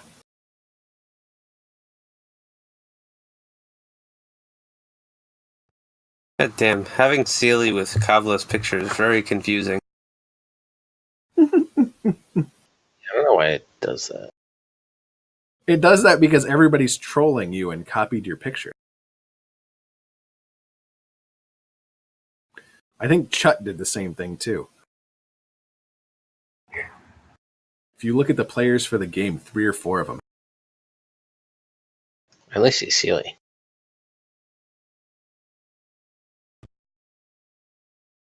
All right. So Sealy, Tuck, you falter. Press on by seizing a risky opportunity or withdraw and try a different approach. So you're looking around this place, you're studying. Like you go into this bedroom, it's old and dilapidated. It's there's kind of just a bed. It looks like it's been mostly cleared out. Same with the storage room. There's like a couple of old barrels and shit, but not much. It looks like it's gotten about the same amount of use. But you haven't found anything. So if you wanted to do something else to try and so you can press on by seizing a risky opportunity, which would be you would roll study again in a risky position. Or you could withdraw and try to find stuff.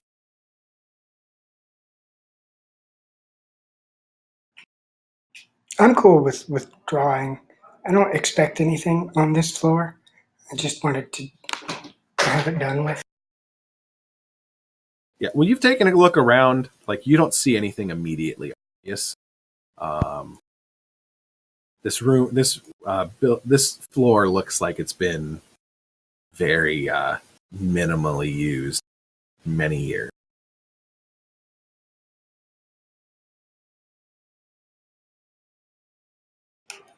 That's enough for me.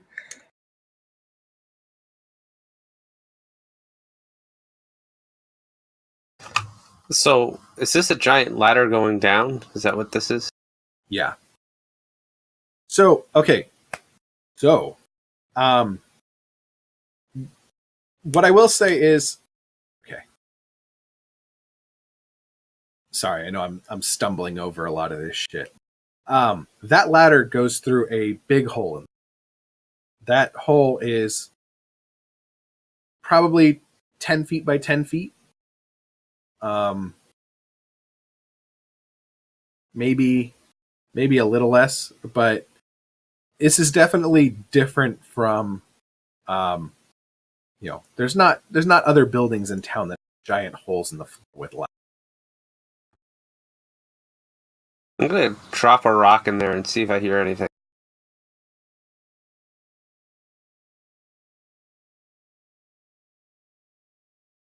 Okay. Um,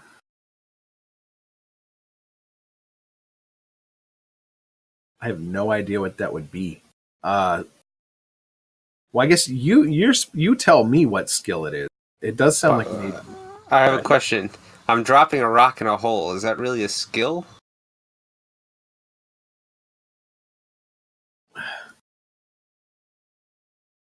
Well, let me put it this way.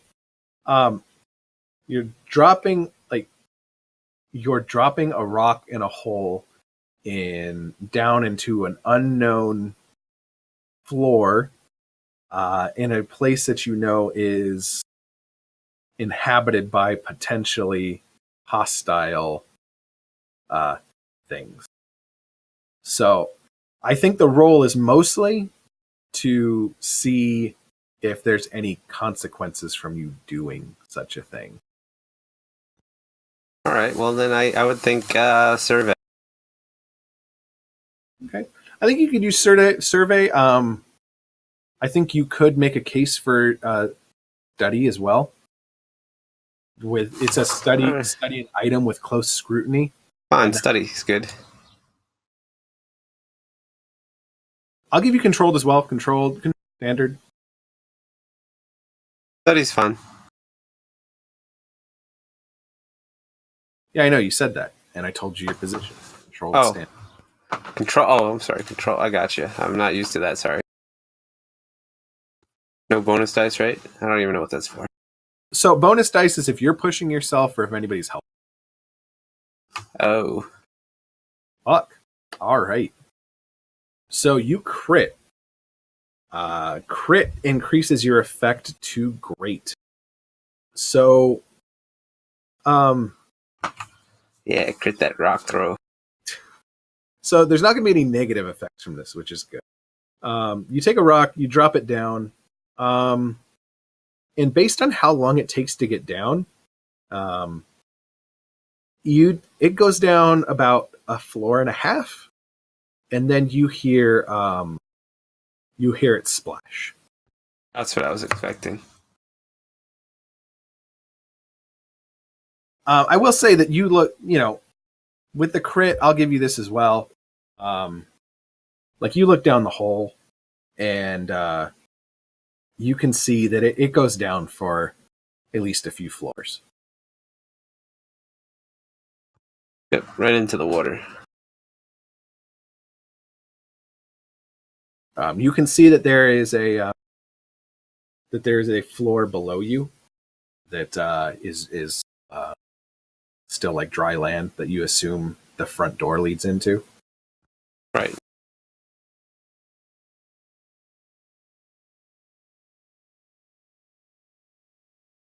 All right.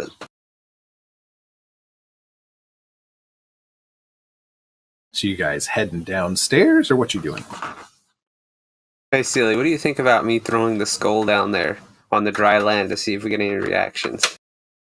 And then you could channel the ghost and ask him what's going on down there. Yeah. I say go for it. I can always get another. Yeah, I think that's the plan. So you're trying to send a ghost down there? No, we're gonna throw the skull onto the first floor, but not into the ocean.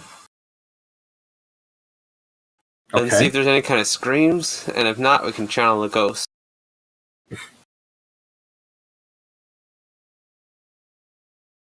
Attune the ghost, I should say. So I think you throw the skull down onto the first floor, and you hear it clatter, and nothing else. All right, so I'll roll attune then.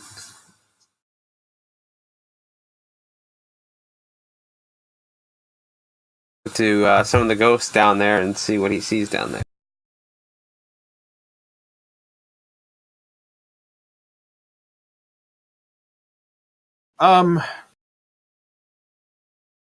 Okay. Or at least if there's any kind of reaction to it. So I suppose I can command it as well after I get it. Sure. Give me an attune. Well, give me a. So you are doing an attune, like specifically to gather information, or you're just Yeah. trying to pull.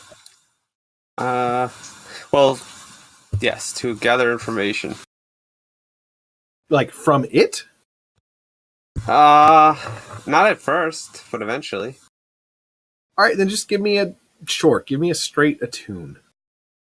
That mean controlled? I'll take controlled again. Controlled standard. Standard. Billy's rolling all the threes or all the sixes. I don't know why I keep calling sixes threes. It's true. I've done that many times tonight. I know. All right, so you toss the skull down there and pull the. I guess we never talked about what happened to the ghost after you summoned it the last time.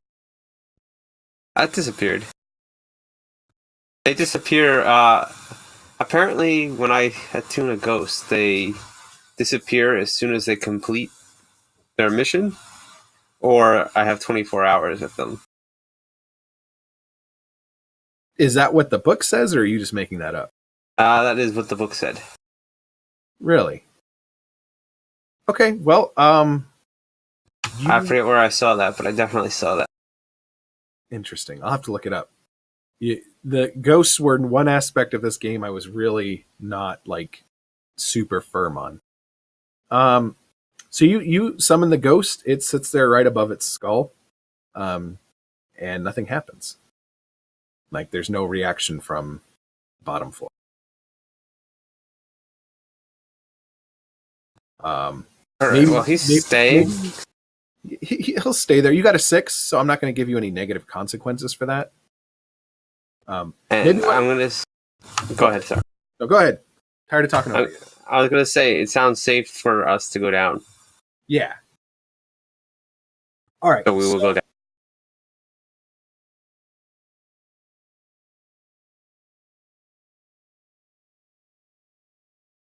So, you guys, maybe you just peek your head down first before figuring it out, or before really looking.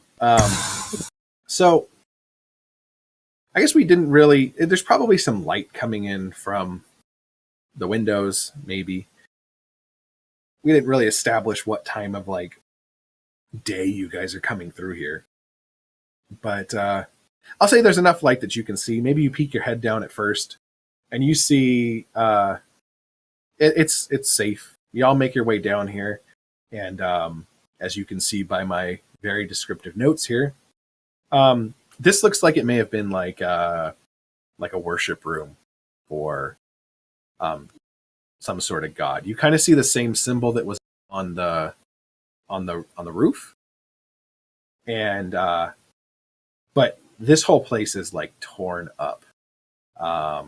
Like these pews are just all shattered and splintered and beat to hell. There was a statue of the god of whatever god was being worshipped here, front and center up there, that's been just completely torn down and destroyed. I think you would struggle to even figure out what god this was based on the poor condition of the statue. And same thing. This room is like the inside is done up like a standard building that you would find. Took Junta expresses his approval of what's happened to the statue of the old god and his belief that we should do this to all the statues of gods. I will take one experience, please.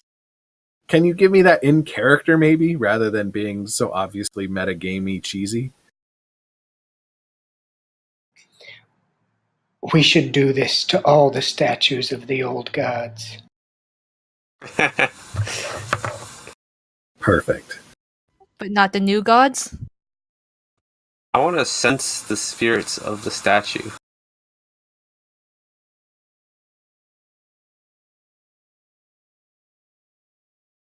first off, what were you saying something, Ling? You kind of just popped in and then cut off. No, it was just commenting on Thiele's wanting to destroy statues. Were you pro or against? The destruction of statues.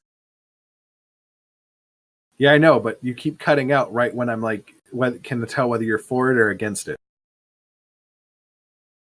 I'm against it. Ooh, look at that crew drama going on. These are very natural conversations. Tuck's like, we should do this to all of them. And Kat's like, no, we shouldn't.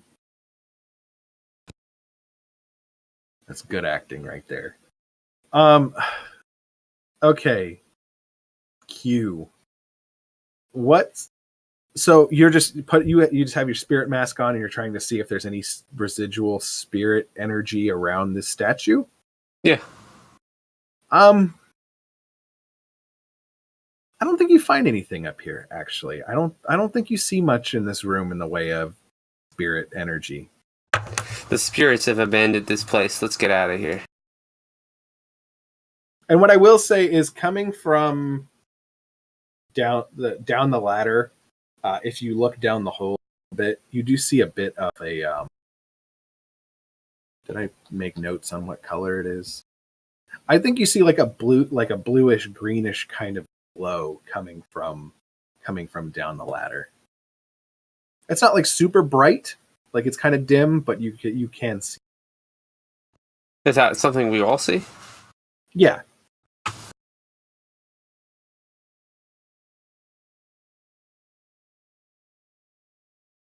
What's this thing at the bottom here? Oh, the square? Yeah. That's the front door. Oh, okay. Alright, let's go towards the little glowy thing. Let's get this going. I agree. All right. So you guys are heading down there? Yep. All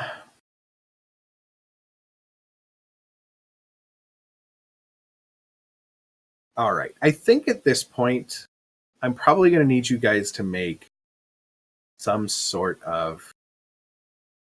Probably should have had you guys do this earlier, but oh well. Some sort of sneaky roll. Like, I'm envisioning kind of a group prowl, but I mean, there could be, you guys could make arguments for something else. But I think at this point, I need you to give me something like a group prowl. Who has the highest prowl? Okay, Not me. so the way group actions work is one character is designated leader of the group action. And then all of the players roll the skill in question, but as a group, you guys take the highest result. But what happens is the leader of the group takes 1 stress for every failure. Oh, I'll lead it then. I nominate Tuck to lead it. Same. All right. Tuck is angling for some trauma. So we hit prowl. Was it risky? I'm going to say it's risky. It's risky standard. If any of you want to push yourself or whatever.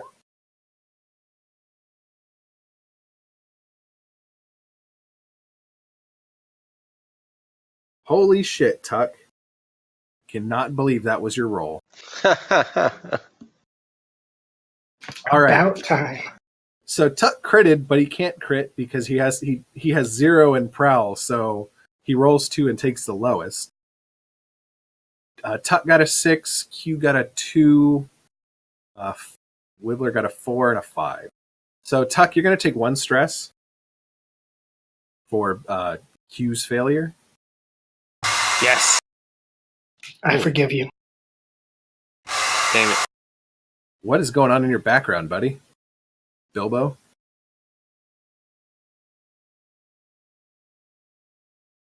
Anyways, he's probably figuring it out right now. So you guys make your way downstairs, pretty slow, like very quietly. And you guys see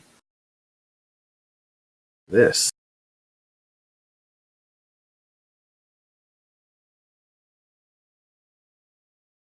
I'm gonna move some shit to the perfect. I'm terrible at. You guys have already seen it. Whatever. I really got to put these fucking names in better.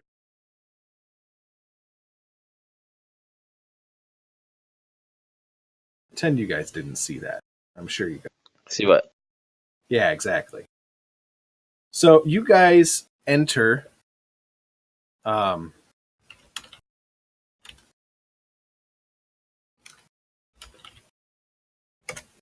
You guys enter first floor, and this floor is definitely under the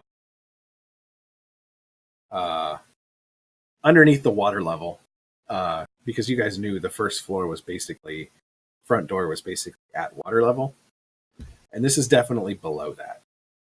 There's still the ladder going down, you guys enter this room here. There's a circular hallway going around, and it is half flooded. Gotta move some shit. How is the lizard getting down the ladder? That's a good question.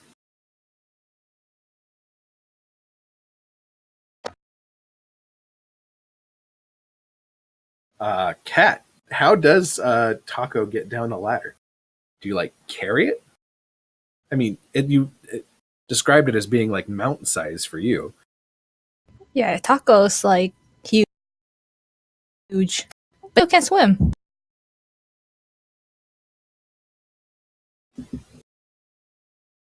Can Taco get down the ladder itself?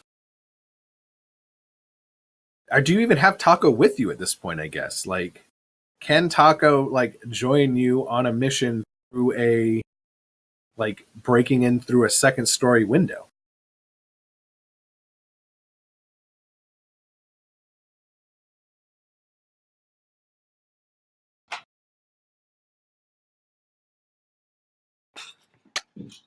I think that's fair. I think that it can climb the ladder.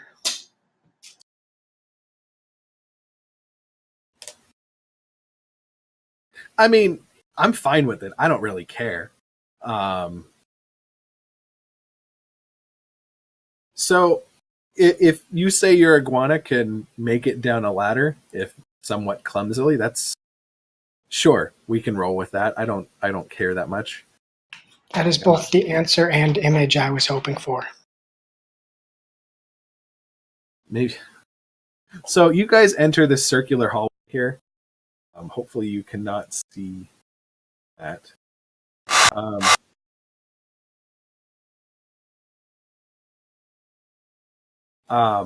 And the water's probably about, oh geez. So the water's probably like waist high for, because most of you are humans, right? Two humans, a dark elf, something like that, and then Cat. Cat might have a hard time here, actually. I think this water's probably like thigh high, waist high. Like it's pretty deep water, and you can tell that it is, it's circulating, it's moving. I don't think it's enough to like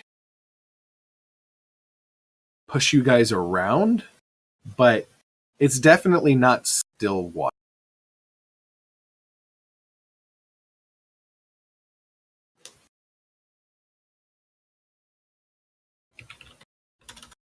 And yeah, you got it right on the head, Sean. When I was designing this was very much like, how do they get underwater? And my thought is very much that you guys will probably be doing a flashback to use what's called an acquire asset roll. That's normally a downtime roll, but what that does is it lets you get temporary use of weird equipment that you guys wouldn't normally have access to. Got it. It will require, like, if and when you guys decide to do that, it will require that you guys spend a coin and then make a roll, and then we'll see what quality it is. And I guess your characters will find out what quality it is too. But you know, you guys have options. You guys aren't just like stuck here, you know. So yeah, you guys enter this room. Like I said, the water's circulating.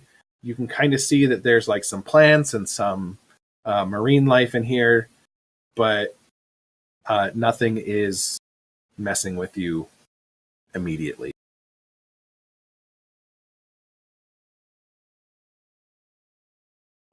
See any spirits around, Q? This place has been abandoned by the spirits.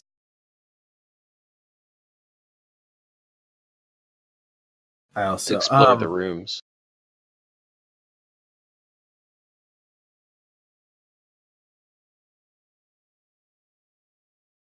So Oh, you go ahead, but I have a question when you're ready. no, go ahead. Ask away. The ogre ghost that I have sitting upstairs. Do I have to roll a command for it as well? I'm not really sure how this works. I mean, I think if you want to like bring it with you, I think Yeah. a command. Well, what Yeah, if I what- picked the skull up on our way down here? Does it come with the skull? So I'm being very loose in the interpretation of how ghosts work anyways. I know typically in Blades they're not like tied to bodies, but I like the idea of you bringing along a skull to help out. So, you know, we kind of rolled with it. I don't think that it's necessarily permanently tied.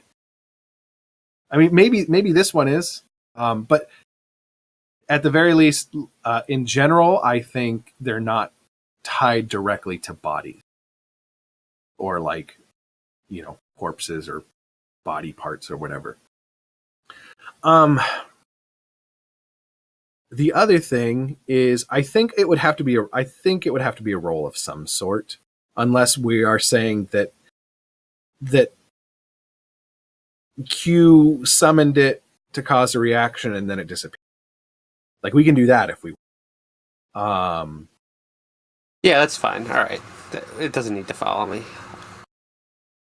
Yeah, I just ghosts are. It is not in their nature to be helpful to you guys. You know, it is their natural tendency to possess you and kill you and feed off of you. So to control ghosts is inherently a risky thing and requires, you know, I don't want to hand wave the dangerousness of things, you know, like they're not something that should be used particularly lightly, especially if you're not an like very experienced in using them like someone like Q is. So if you want to grab the skull and say it disappeared, like it completed the task it was called for, that's fine. But Yeah, then let's just do that.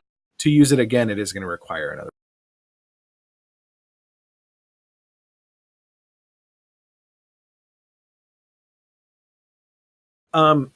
As for these rooms, like you're welcome to search through them if you want. I think it would probably be like a survey, maybe a study, but more like a survey. But I'll take either one really at the moment. You could do a group action if all of you guys are going to do it.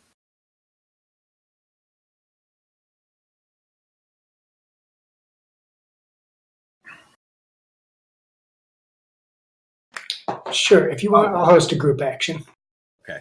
Before I forget, because I'm really trying to drill this in, you notice that glow that I was telling you about. It's definitely happening in this room, and you can actually see it coming from downstairs as well, down the ladder. The glow is actually happening wherever the water level hits and below. So like anywhere that's dry still looks like the standard architecture you'd see. but it kind of looks like anywhere that the water is touching has kind of eroded that away, and it has revealed a wall that is the same type of architecture that you saw on the roof under that was kind of covered up, and it's emitting a dim like blue green kind of shimmering light.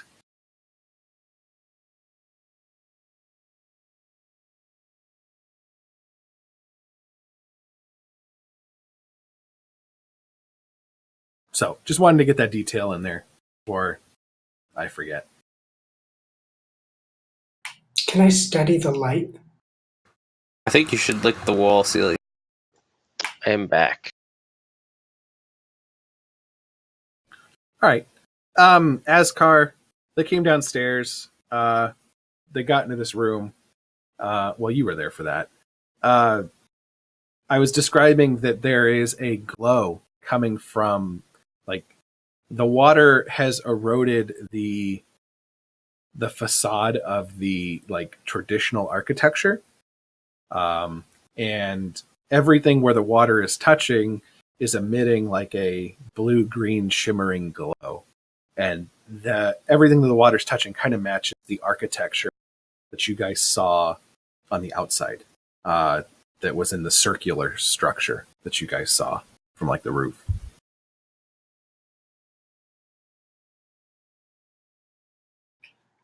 So am I able to study the glow? Yeah, go for it. Controlled standard, probably.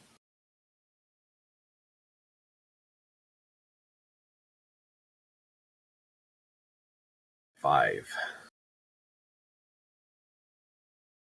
Okay. So I think you're going around here. You're checking out the wall.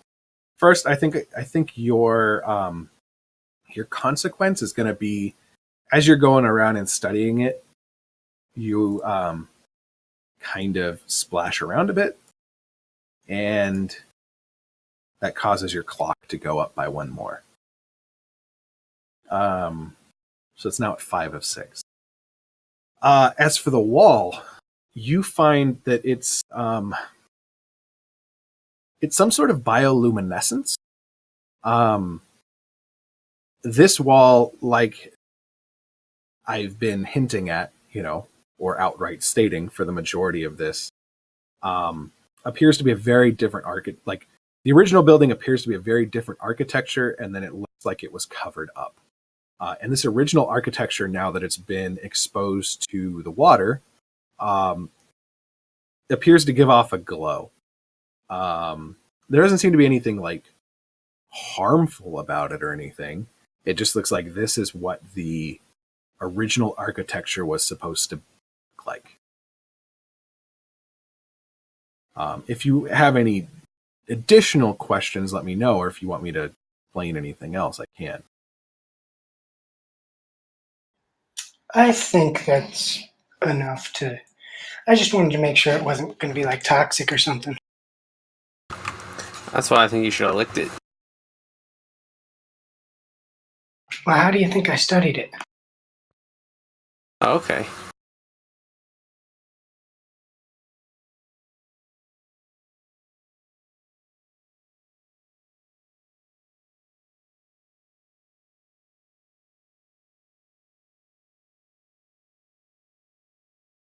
So should we then group survey the rooms? Yeah, let's do that. Who's leading? Celia said he would. Always Tuck. All right, I'll give you guys controlled state again.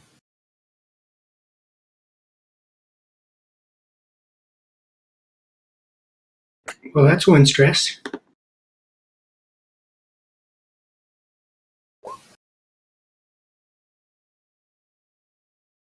Two stress. Yeah, causing lots of stress for you.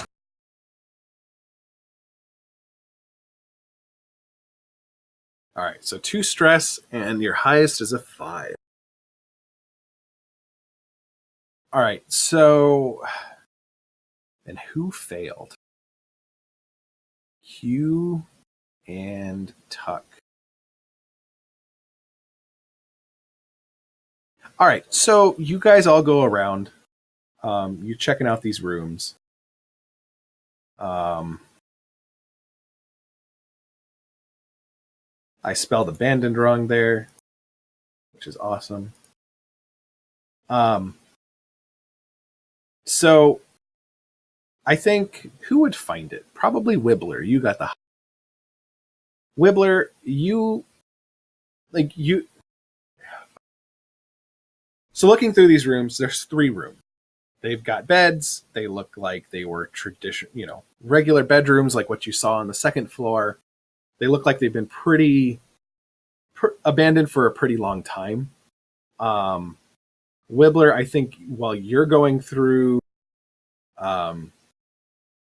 while you're going through the storage room, you find a symbol or some sort of artifact. You find some sort of artifact in the room that relates to that you saw upstairs and that has a symbol on the roof. And you estimate that you could sell it for about one coin. Religious artifacts like this, while not in huge demand, are still pretty rare. And I think between you and the rest of the crew, you probably know somebody who would be interested in it. Q is already interested in it. He wants to sense the spirits on it. That's why he's part of the group. He likes finding old artifacts. He's looking for spirits. So I don't think there's any spirit, and I don't think you see anything through the ghost field looking at this thing. It's just this artifact sucks. Let's go. The complication though is, so we said Q and Tuck failed. Q and Tuck, you guys find yourself. You guys are walking around looking through these rooms, and another piece of information. The entrances to these rooms are not even though I've got the squares here denoting doorways, they're not standard doorways. They are big holes, kind of like the ladders are in. And they don't go to the floor, they're right in the center of the wall. And you kind of have to crawl through, I think. I don't know. Well, maybe not. I don't know if they're big enough to walk in, but you have to make your way through these holes, through these tunnels, and then you get into the bedrooms. Tuck and Q, as you guys are walking around, scoping this place out, going in and out of these rooms, taking a look, you both find yourself kind of stuck.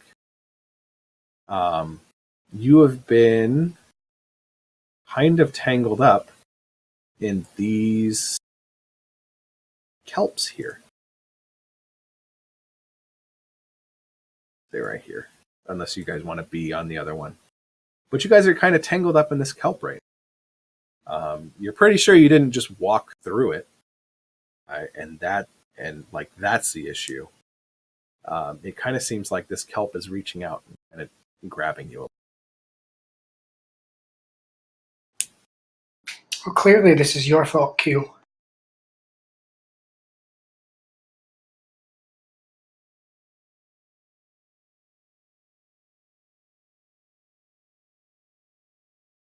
So you guys are tangled up in this kelp.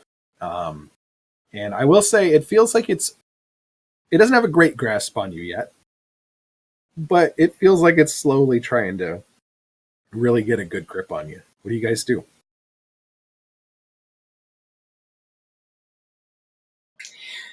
Well, I'm smart enough not to use my cattle prod in this situation. At least we got that going for us. It's about time you learn your lesson.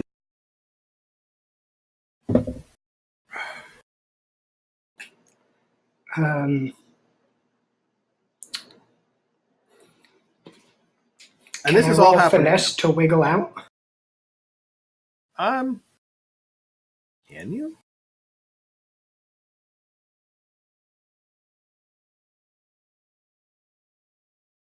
I don't know that it would be finesse, truthfully.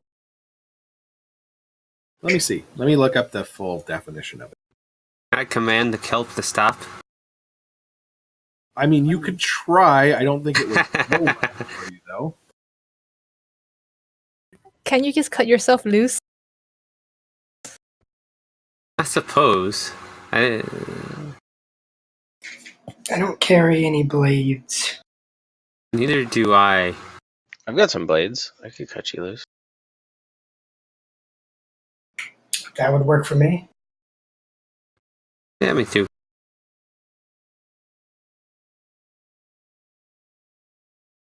Yeah, everything I'm finding about finesse is like subtle misdirection. Not. I'm trying to find the rest of the breakdowns of the skills, but I mean, it also says handle a vehicle or mount, so I kind of interpret it as basically dexterity. yeah, but it's not quite because like prowl is very much like like dexterous too. Where the fuck? What page has that shit? I don't use this big book enough to. I'm gonna tinker this seaweed thing with my knife. I guess Dude. I'd probably have to use my fine tinkering tools, wouldn't I?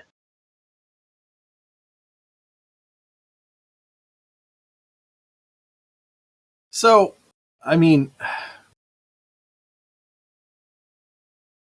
I know you guys are trying to min-max your way into using your best skills, but I mean, so the thing about blades is you can use whatever skill you want. However, there may be limited effects. Like if you try and tinker it, I'm 100% going to give you a limited effect because a tinker is tinker with mechanism. Like full Disable stop. a trap. Yeah, but that's still like a mechanical trap. Now, what I will give you, Wibbler specifically, is I could see you making a case for like. Just try and destroy the seaweed. Yeah, I mean, if you want to do Tinker, I'll give you Tinker. I think it's gonna be. I think it's gonna be limited effect. Like, Okay. especially if you're saying you're using your fine tinkering tools. I guess wreck would be better because then I could use my blade to try to wreck it. Like, so looking up fine tinkering tools, it's a finely crafted set of tools for detailed mechanist work, a jeweler's loop, measuring devices. So trying to use those to specifically tinker kelp, All right. I'll go for wreck instead. Okay. Are you using your wrecking tools? Or are you using a blade or I was just gonna use the blade that I had. okay. You can do that. Anybody helping you? Or are you pushing yourself? Not pushing myself. I will help by, just kind of trying to hold the kelp still where he's slicing near it. Okay. So I'll give you risky standard, Wibbler. Is that one bonus for Sealy? Yeah, 1 bonus.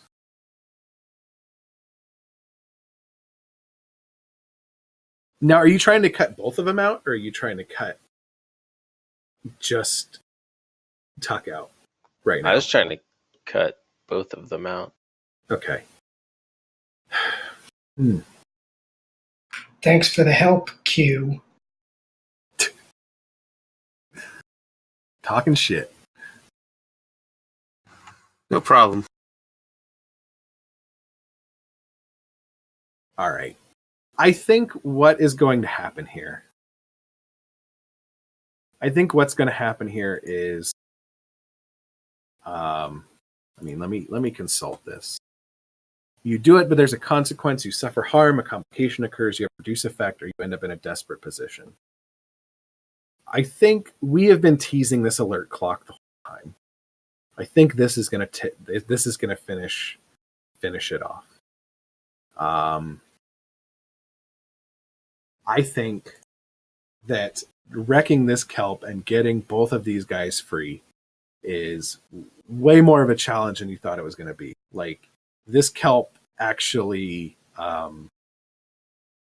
is a lot quicker and kind of more nimble than maybe you thought, or maybe it's more resilient to trying to cut it, or maybe it's more reactionary.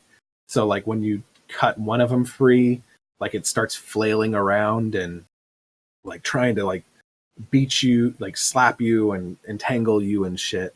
And I think you get both of them free, but that finishes up this clock. I think you make enough noise trying to get them out that anybody that's in this building is now aware. And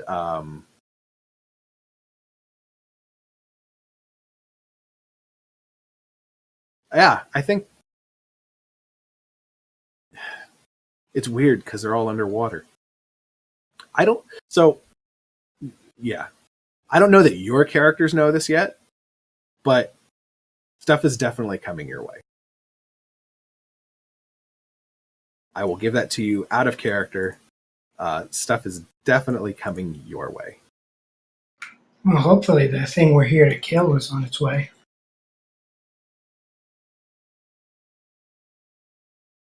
If it is, should we lure it to like higher ground?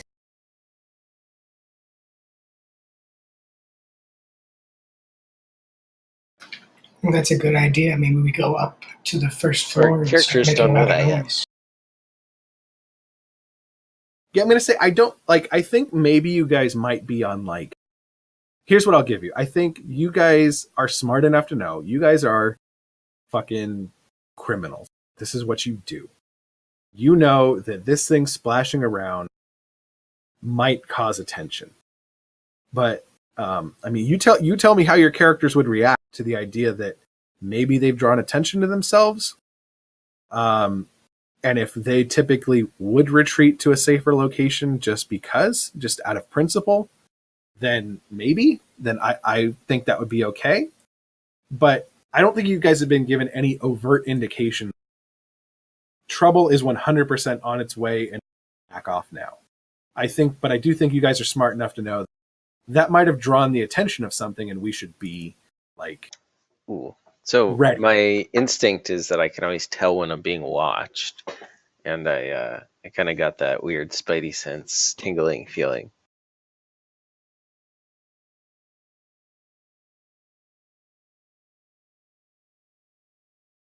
So that's actually like, we'll talk about this later. Like,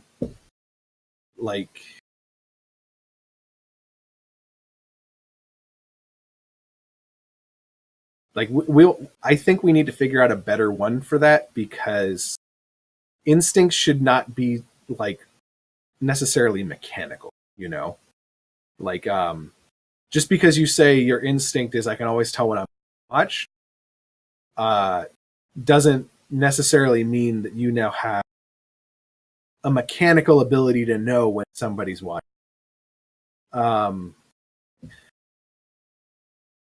I guess we could interpret it as like maybe you are more aware than most of if you're being watched or if people are aware of you, and I think I could work with that. I guess. Well, I got a new instinct. I want to be invisible at all times. My instinct is to be invisible. Yeah. It's a good instinct. So, Wibbler, I think so. For your instinct, I think we need to workshop the phrasing a little bit. But I think maybe because of that, maybe you are aware more that trouble might be on its. Yeah, that sounds good. That's kind of what I was getting at.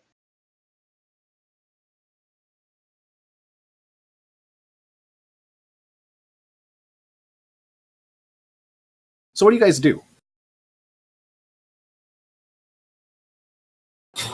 Like, does Wibbler express this concern to the rest of the party? Yeah, because my my belief is that it's better to win the fight before it starts. So I would definitely be thinking that we should retreat and set a trap or something.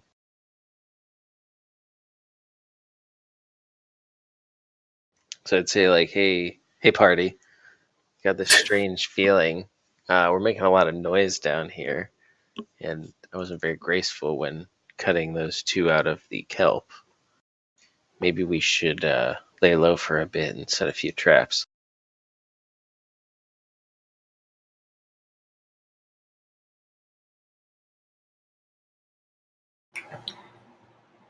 I support that idea.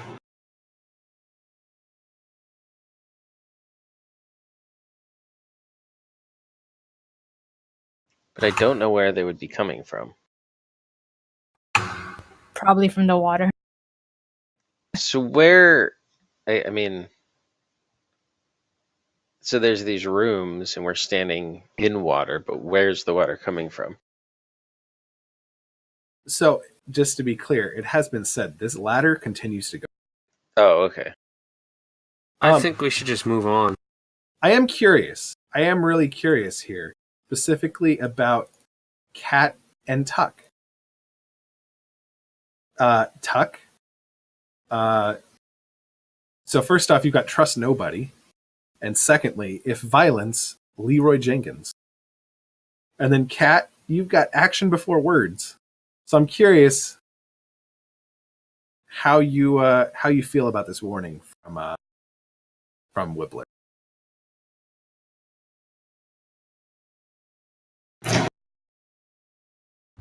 I'll tell you how Q feels. How does Q feel? It matters not. The spirits come from this way. Let's continue on. And I'm talking about going down into the ocean.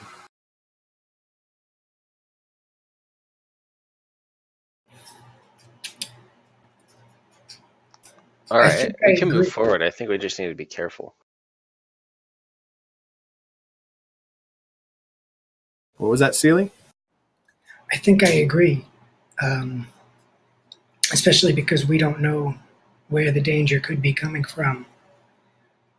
Either direction we go could move us toward it or away from it, but we're pretty sure our objective is further down, so let's do what we're here to do. So what are you guys doing? Like, this ladder continues going down. Like, there's a couple of 2-3 feet of water here in this room, and then it keeps going down, seemingly into more water.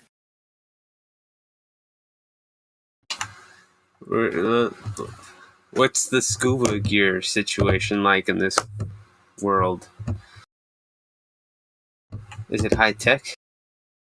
I definitely don't think it's high tech. I think you guys could do a flashback to like I was saying earlier. I think you guys could do a flashback to do like an acquire asset roll. It would cost someone a coin, or it would cost the crew a coin, and you guys would have to make a roll to see how good it is. So it would cost a coin to get a giant high-tech submarine? Okay, I'm in. Would you accept an alchemical solution, like some kind of a potion or substance that we ingest and then we can just breathe underwater? Ooh, or a suppository. Hey, Yeah, let's go with that. Definitely use breathe water as a suppository. well, I mean, you can't take it down your throat hole because you're too busy breathing. Exactly. What happens if you're underwater and you need to take it? But your butt doesn't breathe. Exactly. I'm okay. Look, so to like give you an insight to the GM part of this, I do not have a set solution for you. You guys have been given the problem, and you let me know how you guys figure it out. Well, If I'm you want- definitely not taking a suppository underwater.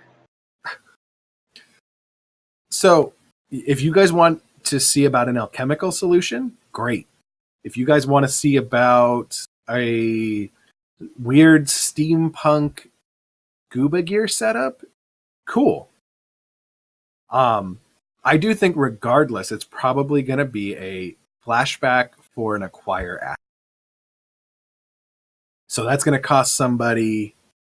I think it's probably going to cost 1 stress because I think you guys have known about this job long enough because it's been established you guys spent a couple of days casing out this place that you guys would have the time to do this. So I don't think the flashback itself would be particularly like stressful, but it would cost you a stress and a coin. And then we have to roll it and see what the fuck happens. If we can use a crew coin, I will take the stress. I don't mind.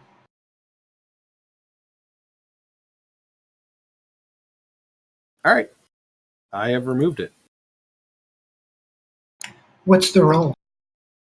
So, acquire asset says acquire temporary use of an asset. Roll the crew's tier. The result indicates the quality of the asset. You may spend coin to bump this result beyond. So with any downtime actions, you can spend coin to increase the result.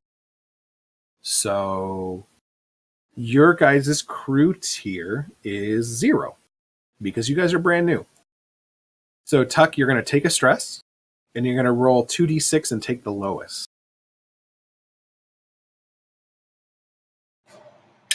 Okay, where do I... You know what? I'll just roll one of my 0 skills. That works. Or you could always type /roll 2d6. Are we all rolling? Nope, it's just Sealy. All right, so Tuck, by default, you have rolled a 2, which means the quality of the asset is inferior.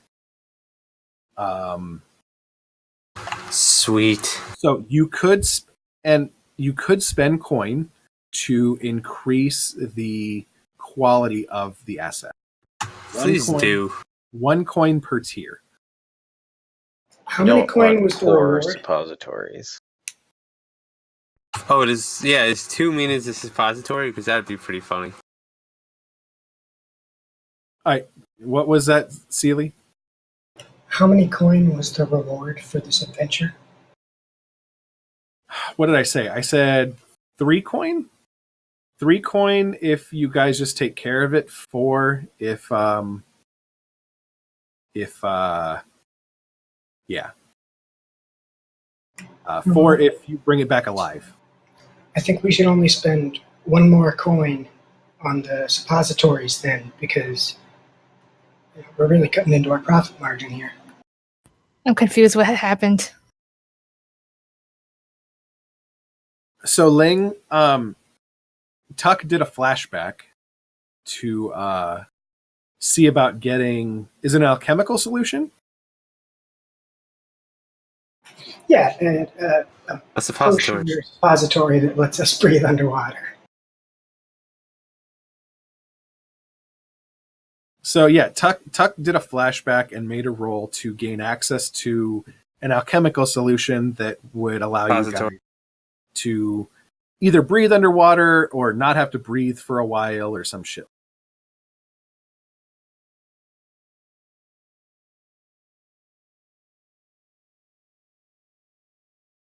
All right, so you want to take 1 more out of the crew then?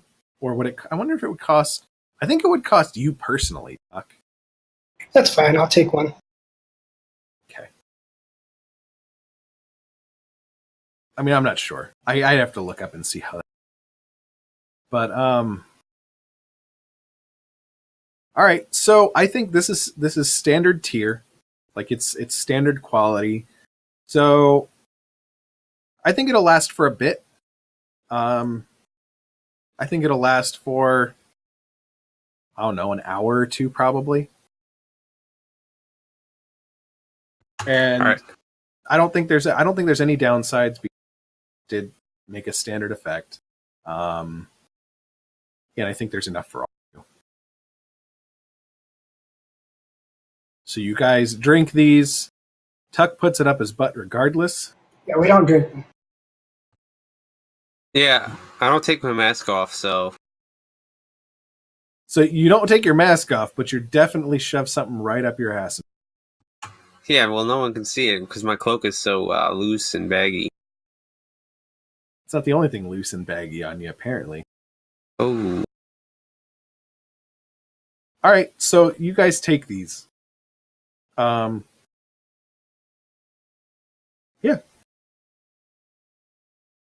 You guys can now breathe underwater. I'm going to dive right in.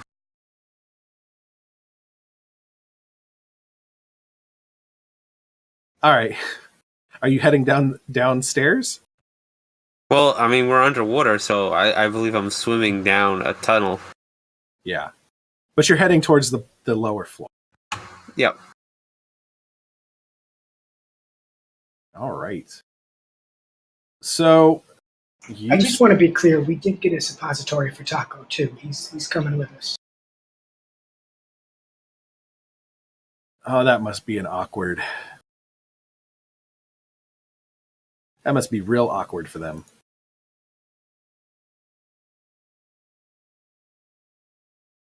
I don't know if Taco and Kat had that relationship, but they do now. You guys know that in the reason I picked suppository because the episode where of Futurama where they go underwater, it's a suppository. I did because you've mentioned it like 5 times in Discord. No, Well, I you didn't didn't. actually You didn't know it was the underwater episode by the pictures. I just prefer suppositories IRL, so. Fair enough. He specifically requests them. He gets some weird looks at Walgreens and is like, "Hey, do you guys have any suppositories for Tylenol?" Well, last time it was Clear Eyes, and the pharmacist looked at me really funnily.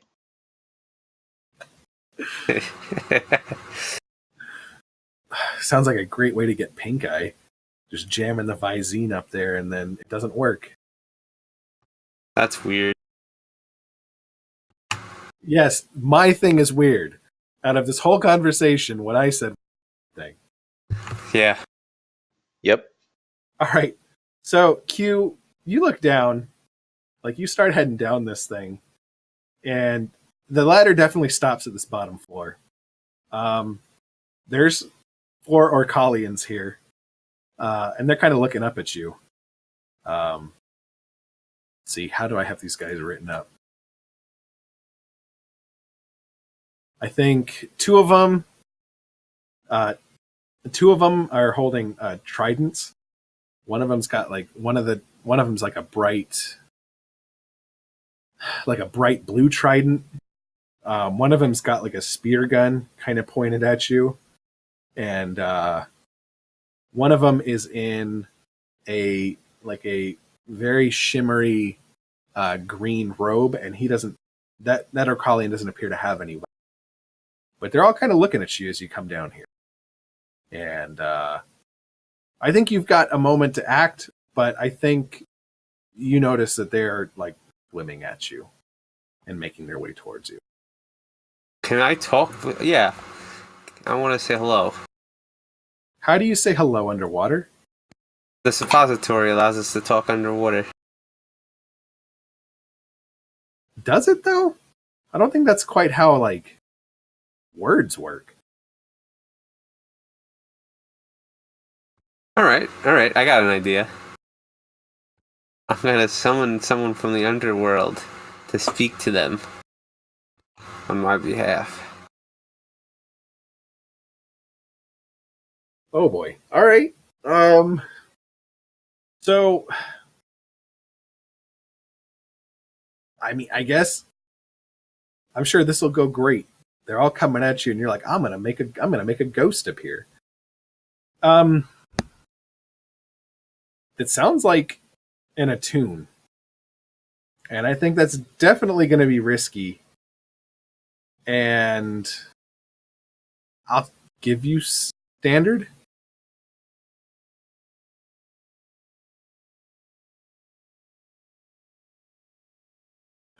I'm going to get to fuck you with these attune rolls one of these Is Bill One of these days. One of these days. All right. So you look through the ghost field through your mask, and there is definitely some spirits here. And you pull through the spirit of an Orcalian that is similarly in a robe similar to the one that the alive Orcalian is wearing.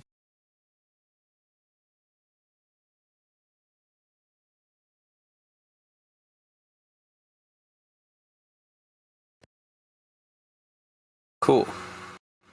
I want to have him communicate with the other Orcalians.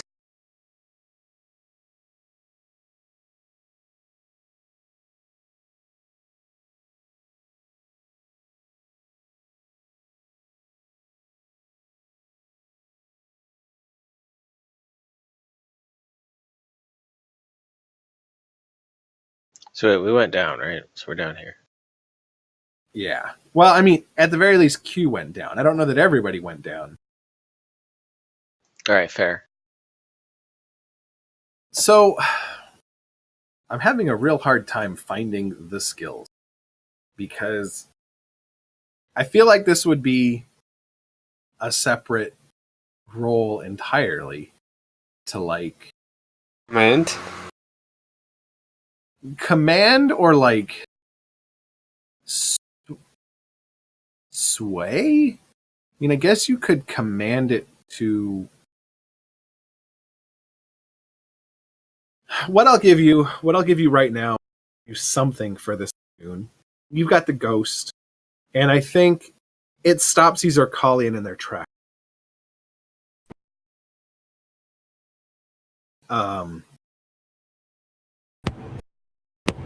So what? Tell me what you're doing with this ghost. I am using it to. Well, they seem kind of aggressive, so I'm trying to have them back off a bit. So maybe they will understand I'm coming to communicate with them instead of attack. Okay. Now,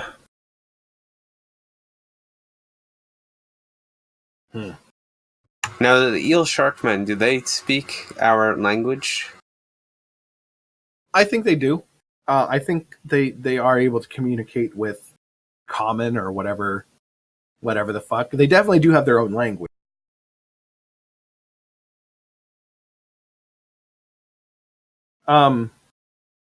So I think I'm going. You can.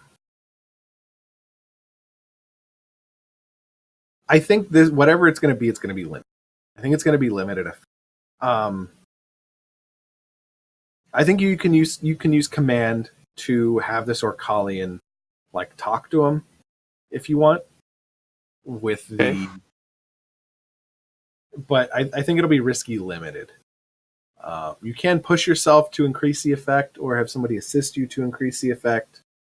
But I think by default it's going to be limited effect. Woof. All right. What does limited do? It's your how much effect in the fiction your action would have. So okay. What's risky do? That determines how bad the outcome is going to be if you fuck up. Okay, fair enough. Moving.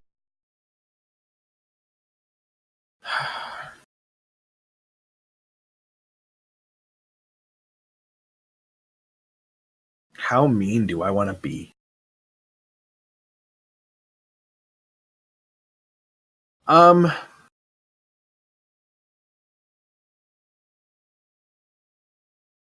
right. So I think you get this ghost out and you have it start trying to communicate with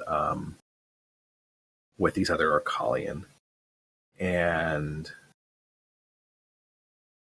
I think the complication, which is a pretty decent complication is they talk to it, or your ghost talks to them, but they're not really having any of it. The ghost, you're telling the ghost to tell them to chill out, and you guys are just here to talk. And the Orcalian basically say, like, leave now, or we will make you leave. You will leave in pieces. They're very aggressive. This is their home turf, and they don't take kindly to you guys coming in. And in fact, I think they start making.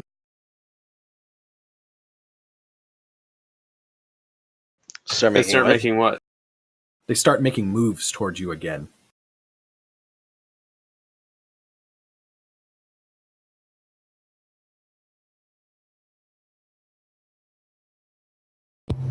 Can the ghost possess one of them and drain its life force till it's dead?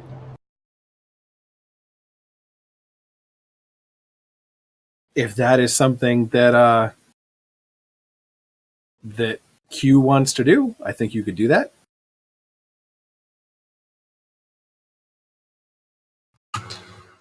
Yeah, I mean, they're gonna attack me, then fuck them. I imagine that's a command roll as well. That sounds correct. Do you want to push yourself or anything? Apparently, I'm just gonna fail it. Here comes my fails now. It's true. You had to push. You had to do it again, didn't you, Bilbo? You had to. Do what? All right. So bad stuff happened, but not, I think, what you expect. I think that this ghost is clearly like an Orcalian, like priest or something. That is very similar. Like I said, is dressed kind of similarly to the other one down here that's in the robe. And I think this Orcalian ghost doesn't take kindly to you trying to sick it on its kin, and is going to turn on you as well. And I think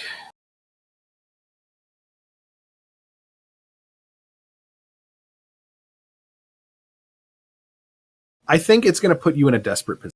I think it's turned on you as well, and now you have other Orcalian bearing down on you.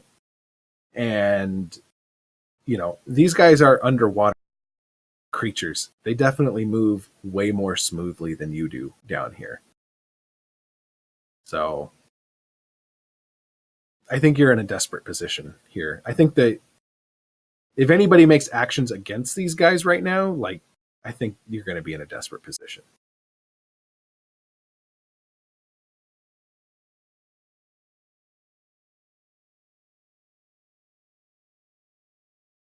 In this universe, do guns fire underwater?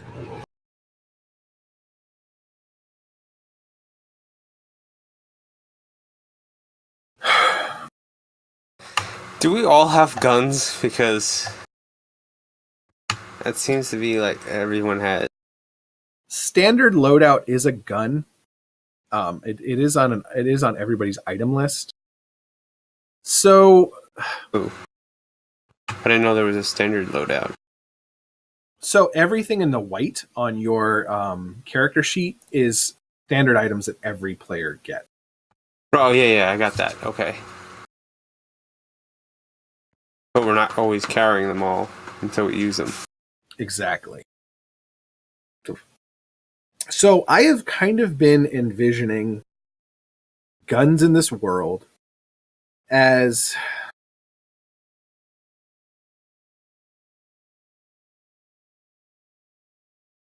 at least partially magical. Because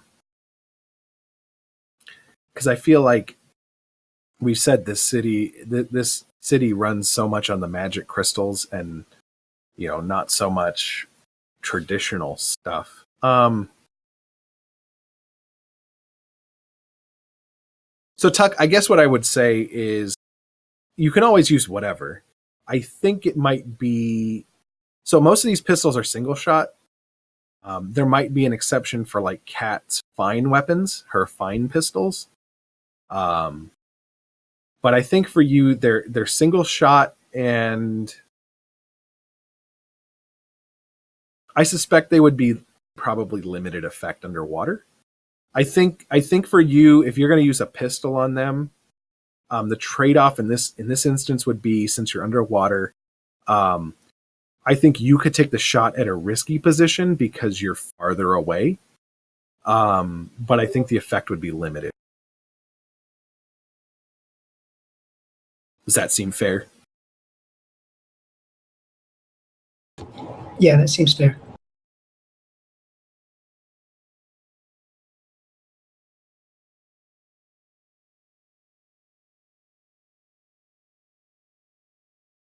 Since Ascard just went AFK, I'm going to AFK real quick too because I have to use the restroom. And we've been at this for a while. Let's take a minute or two. Let's take a break. And you guys can figure out what exactly you're doing. Because I think this should finish up pretty quick. I mean, you guys are basically where you need to be now. So, be right back.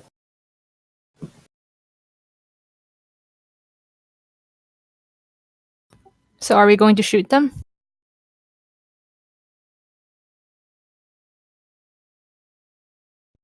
Might be better to just stab them. I'm still stretching, so I hasn't quite left yet. What I will say is, at least, I'll wait till everybody's back. But I think there's going to be trade-offs either way. But we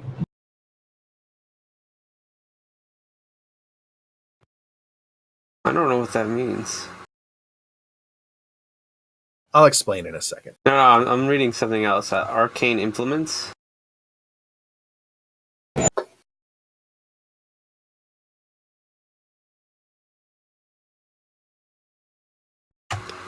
Hi, Cabby. Hi. What's up? I'm back. Are you?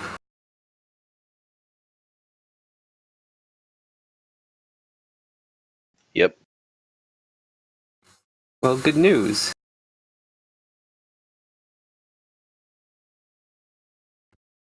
It's a suppository.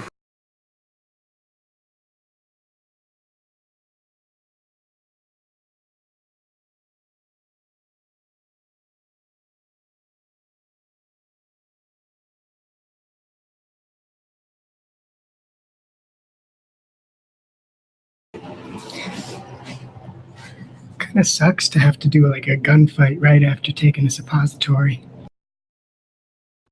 Yeah. By the way, how do the special abilities work? Do you get like one of how does it work? You choose one, and you can use it by taking 2 stress, I think. 2 stress.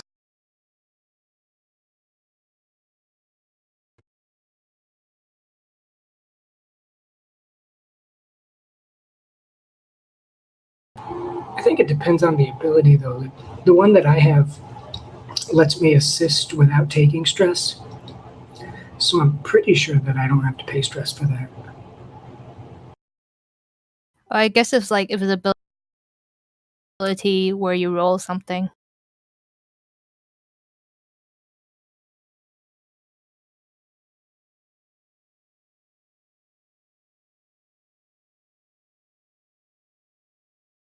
Because my special ability allows me to tune to the ghost field to force a ghost to appear and obey my command. Which I think is just a way to use stress to, instead of rolling for a tune and command, I guess.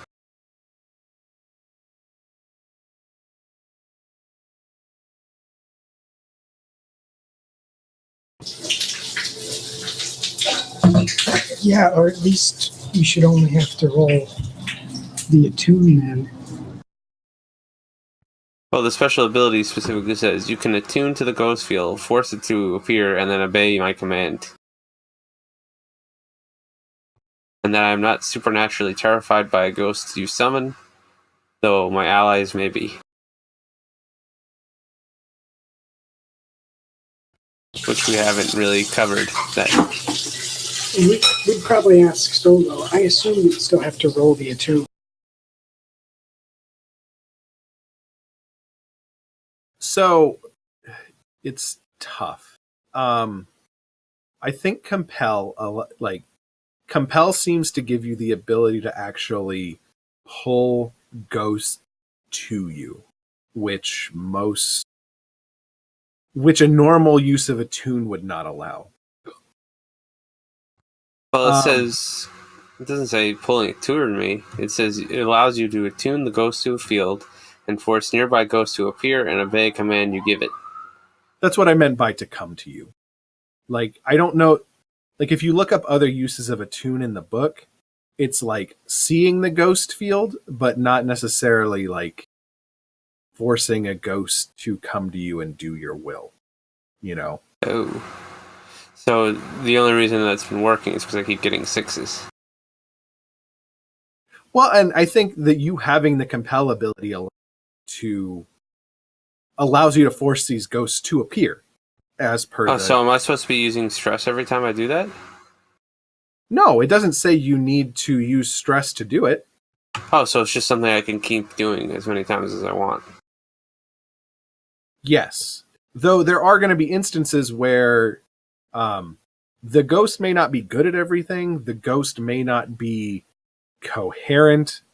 The ghost may turn on you. You know, like you haven't suffered too many negative consequences of this because you've rolled 6s. You know, like if you try to compel and fail, you could very well pull a ghost out, but it turns on you. All right. That said, maybe I fucked up on this last thing and making you do 2 command rolls, but I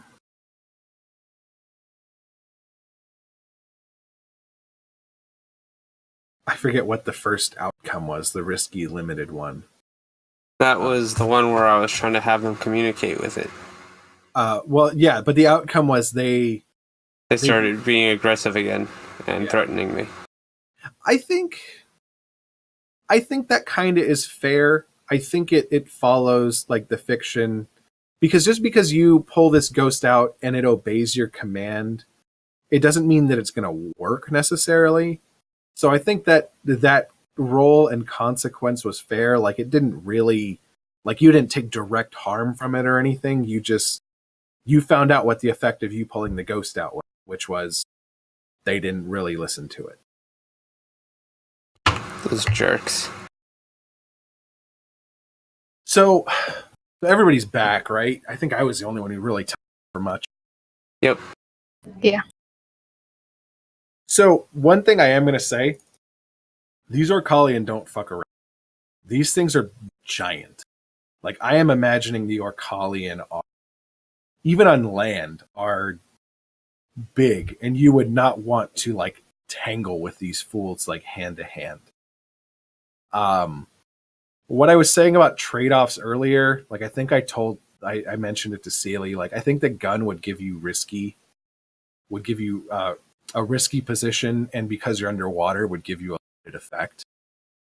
It's also they're single shot. They take a while to reload, so you're not gonna be able to go, I use my gun, and then I immediately use my gun again, and then I immediately use my gun again.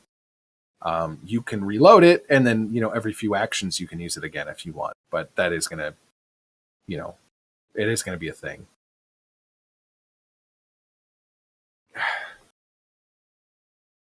So that said, what do you guys want to do? Am I still in like the tunnel going down, and they're coming up to me? And I think so. I think you had at least your head poking out of the tunnel on the bottom floor? I'm thinking maybe I can study the structure of the tunnel to see if there's any weak spots where I can kind of cause a cave-in to them to below me, stop them from coming up to me.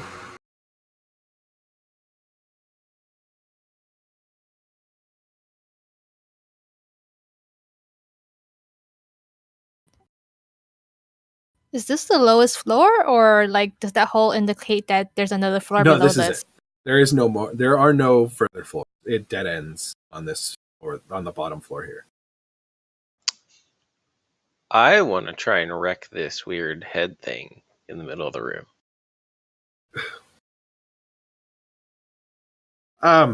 Okay, so we got to go in sequence here. So Q, if that's what you're going for, I think you don't. I think the study is an unnecessary role. I think that would be a wreck. I think unless you wanted to, like, how to put it. Well, I'm studying for structural weak spots. So you can do that. I'm just telling you, I don't feel like it accomplishes much. Like your action, what I don't want to do is make you roll and risk having a bad outcome, because this isn't like Pathfinder. If you roll a study and you fail, you're not just going to go, "Oh, I don't find anything." Something bad's going to happen to you. You're in a desperate position right now, and desperate position. If you fail, like shit goes really, really bad. So like I don't want to make you roll a study or a survey. I don't know which one it would be right now. I'd have to look. Probably a study. To do something that's not going to have like an immediate outcome. Now, if someone like Wibbler said, "I want to use my wrecking tools because I have, 2 points in wreck. I want to use my wrecking tools to collapse this," and you said, "I want to give him a bonus by studying it and finding it for weak points," then I would be totally fine with that.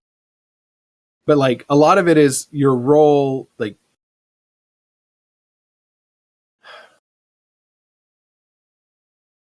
you don't really have to roll to find out if you can do something necessarily. Like I think it's totally within. This is an old building. I think it's totally within the realm of possibility that you could collapse this tunnel. It's just you would have to, your actions to do so would have to work. Does that make sense? Yeah. Okay. So like you can totally study it if you want, but I don't want to force you to do that and have you get fucked because you failed, especially when it doesn't have like an outcome in mind right now.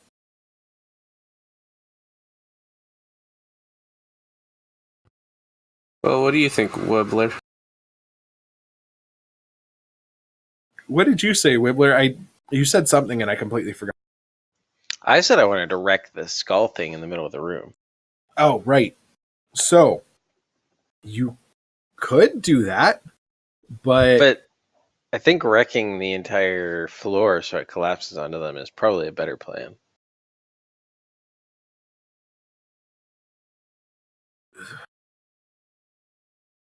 So, like, you could wreck the skull, but the issue right now is you have 4 Orcalian and an Orcalian ghost in between you. Yeah. If you wanted to try to collapse this thing, the whole floor is tough, man. Like, I mean, you do have fine wrecking tools, I guess. That is my belief that I should fight dirty. But like, even then, man, I don't know that I think you would have to do something. You'd have to do a flashback or something to get that kind of equipment. Because like fine wrecking tools is a specialized set of tools for sabotage and destruction, a small powerful drill, a mallet and steel spikes, a pry bar, an electroplasmic battery, clamps, vials of acid, a spark torch cutter, and fuel tank. That lecture, I forget what it was already. The electroplasmic battery. Yeah, that could be anything. That could just blow a hole underwater into a ceiling and drop a bunch of rocks on some eel sharkmen. You never know. So, I think your fine wrecking tools would allow you all. I think it would be limited effect unless you got better equipment. Like if you wanted to try and bring down the tunnel, I think I would give you standard effect. Yeah, that's what I thought we were talking about. He was talking about the whole floor. We just lost Steely. There he is. Which tunnel are we talking about? What are you talking about, Billup? The one that we swam down, especially me. The one that we're in. So yeah, I haven't given you guys much of an explanation of this bottom floor because so far I think only Q has really peeked his head through. So think of it this way, Kavi. We swam into a hole, into a tunnel from one floor down to this next floor. So there's a big tunnel that I'm in the lead of. If we collapse that whole tunnel, it could give us time to get back to the top where we are more on land.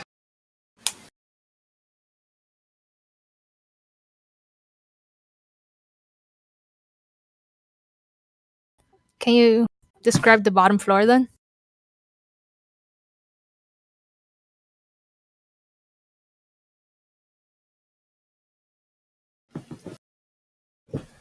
Side note, it's hailing. All right, so the bottom floor. Yeah. If we can get to dry land, I will electrocute the shit out of this water. This bottom floor is a big circular room. It's got big windows. That's what these blue squares are. Like looking out into the water below or to the side of. It's not below. These are windows on the wall. The whole bottom floor is glowing like it was up on the floor that you guys were just in. There's a big skull statue right in the center here that if you guys look at the main page, looks very similar to the giant skull that's in the fishing district. You guys back? Oh shit! They stole the skull. I can tell you guys they did not steal the skull. The skull is much bigger than this statue. I was joking. It's got 4 columns around it. You had to guess this, and then out here to the front, there is a pillared entrance. There's like a big grand opening here. Am I on the right? Yeah, I'm on the right. Right here. There's pillars with like a ceiling. There's no roof. These lines are like the top, but not like the sides. So the sides are open. And there's like a big grand entrance here that goes. You see more of these plants and stuff kind of all around the bottom here. There's, some fish and stuff swimming around here. And yeah, that's what's down here. If you had to take a guess, frankly, it kind of looks like it used to be a worship room of some point, of some kind.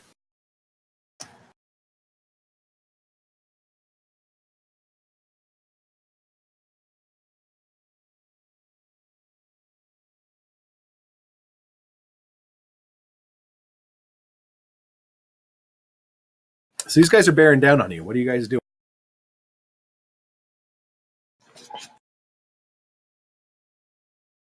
What do you think Maybe- about destroying this tunnel, Silly? Not Silly.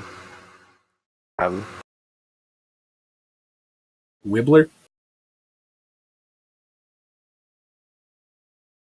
Ooh, my headphones cut out. What'd you say? What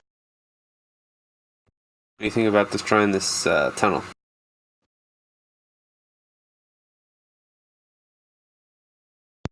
Ooh, they did it again. Are we talking about destroying the tunnel? Yeah. I don't really know what that accomplishes us. It will prevent them from getting to us. And then what? And then Sealy can electrocute them.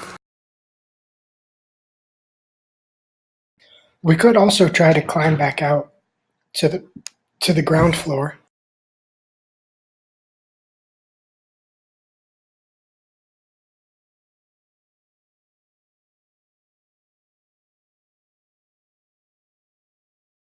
Yeah, are we thinking that they won't be able to clear the tunnel after we destroy it?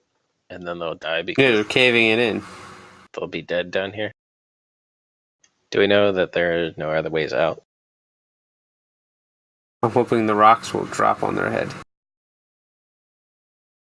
There's definitely other ways in. There's glass windows all around this room. I don't think rocks dropping on their head in underwater conditions is very helpful.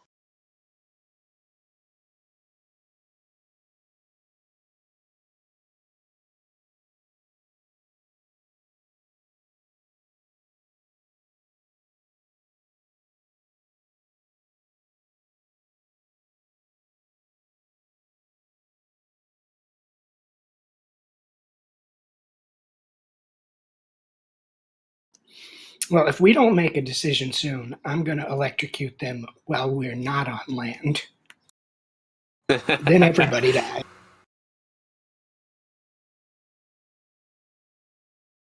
Well, I don't know. I just want to smash this skull in the middle of the room.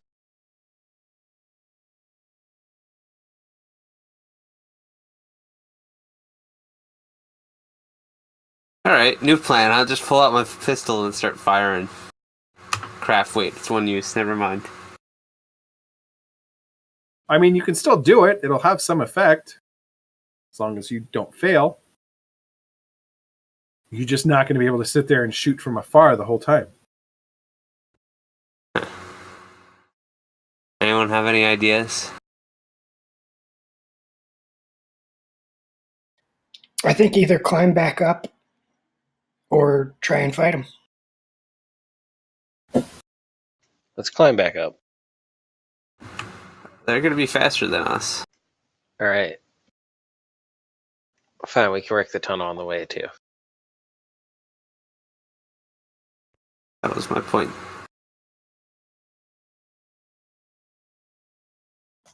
Yeah, but then if we can't get back down, we'll fail our mission. Is the tunnel wide enough to like hold several of them, or just like would one of them at a time be swimming up? I think so. They're pretty big. I think for you guys, like you guys could move two at a time, maybe. I think them it would probably only be one. I would hope so. It's 10 feet wide. I mean, this is all guesstimates. You know, I'm trying to imagine how big they would be. But I think it would probably only accommodate one of them. They're big. So if we move upwards, could I just shoot down the tunnel as they come up one by one? I mean, you could certainly try.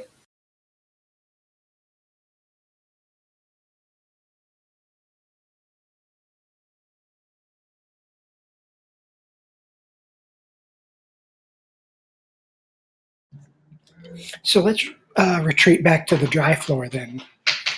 And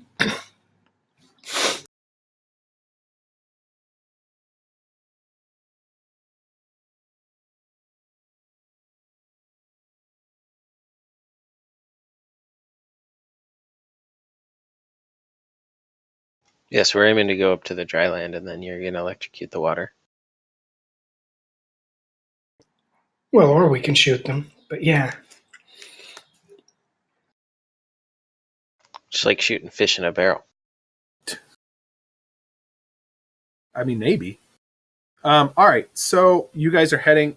So you guys are heading upstairs. Can I shoot one first? I mean, sure.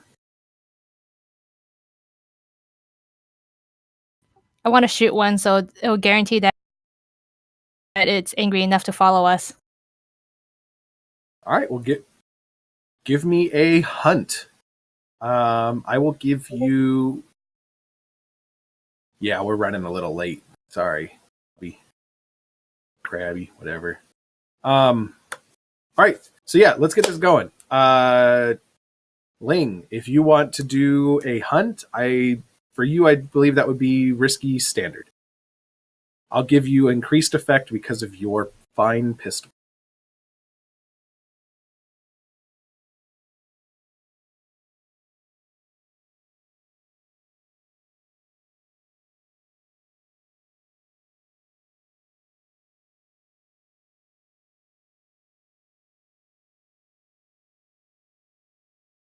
All right. So I think you managed to shoot down, and you managed to take out one of these ones with that's got the trident, not the super shiny trident, but the regular trident. I think you managed, unless you were aiming for someone in particular. No preference. All right, cool. So you aim down and you shoot one of them, and the rest of these are just about on top of you guys.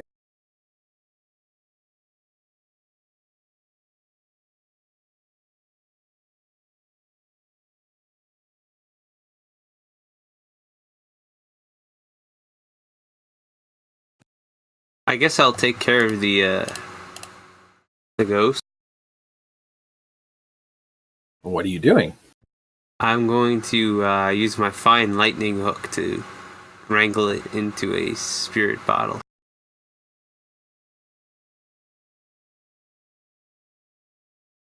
Okay, that is going to mean that you're exiting the tunnel, though. What's that?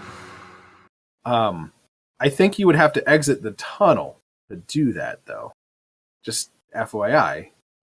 It's a fishing rod, works underwater.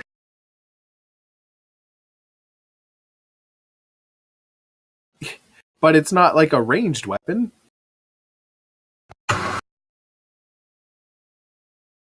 Like, I don't want to tell you can't do it. I'm just telling you you're in the tunnel. Like, you can't just reach out and grab something out of the tunnel and not and then be like, oh, but I'm still in the tunnel. I have a spirit bane charm, so I think I can just kind of. I think that keeps the ghost away. Oh, okay. I figured the ghost was kind of close to me, so that's what I was talking about. But I mean, they're still coming at you. You guys have like a moment to act. Like, I know this has been taking a long time. Yeah, but I summoned the ghost, so I figured it was near me. I was kind of envisioning it was like out here. I mean, if it's right on top of you, I mean, that would kind of change things a little bit, but that's what I envisioned.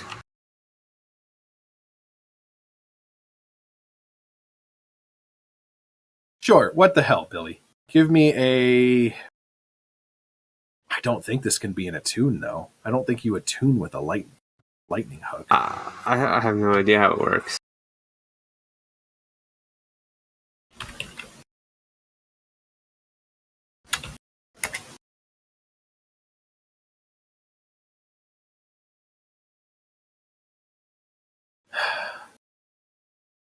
Maybe a skirmish.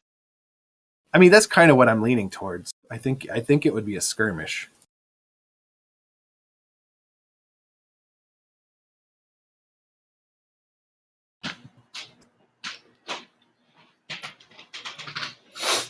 Yeah, but what? Because the spirit bane charm repels the ghost. So the spirit bane charm, I think, will keep the ghost from like possessing you, but it's still going to hover around you. Like it's not going anywhere. It's not completely fleeing the scene because of your charm. It's just the Spirit Bane charm offers you some protection against ghosts. It's not a cure-all. This will make ghosts go away completely. Well, I was just looking at, because in the rule book you can play as a ghost if you die. And I was looking at the rules for how a Spirit Bane charm affects Ghost PC. And how does that work? It repels you unless you pay 2 stress to resist repulsion. Yeah, so it repels you, but it repels you is a, ambiguous term, Like I imagine it like when you hold the cross up at a vampire or something in, vampire movies. They don't go screaming from the room, they don't stop being an issue. They don't stop being around. They just can't get their hands on you immediately. Does that make sense? Or, does that seem fair? This seems fair. All right, so I think if you want to do that, Billy, you got to give me a skirmish. Might be a good time to push yourself now. I suppose. If anybody wants to help, they can assist you. I'll assist. Okay, how are you helping? I am using my Spirit Bane charm like a cross to sort of herd the ghost to where Q wants it. Okay. So take 2 stress, Bilbo, or Q.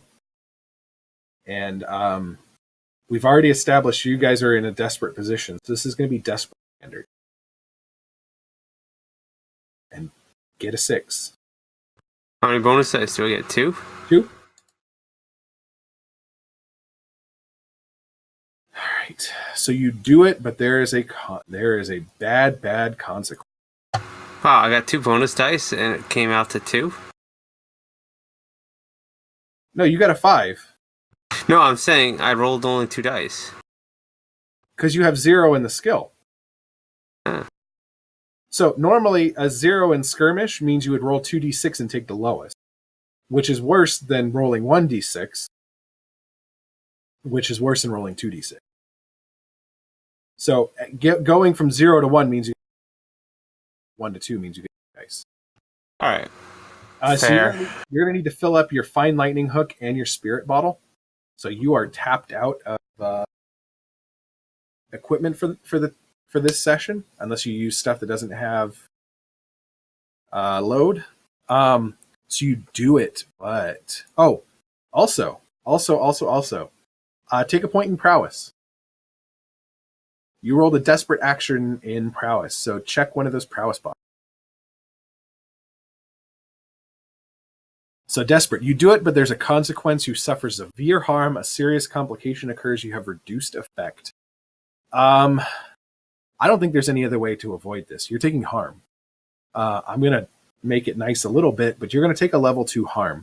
One of these, the one with the spear gun. While you're sitting here trying to wrangle this ghost, ooh, fuck.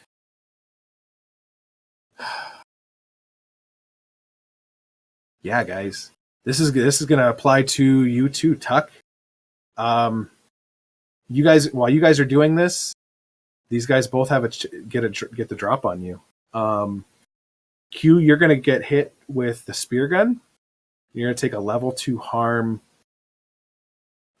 Punctured. No idea what any of that means, but go for it.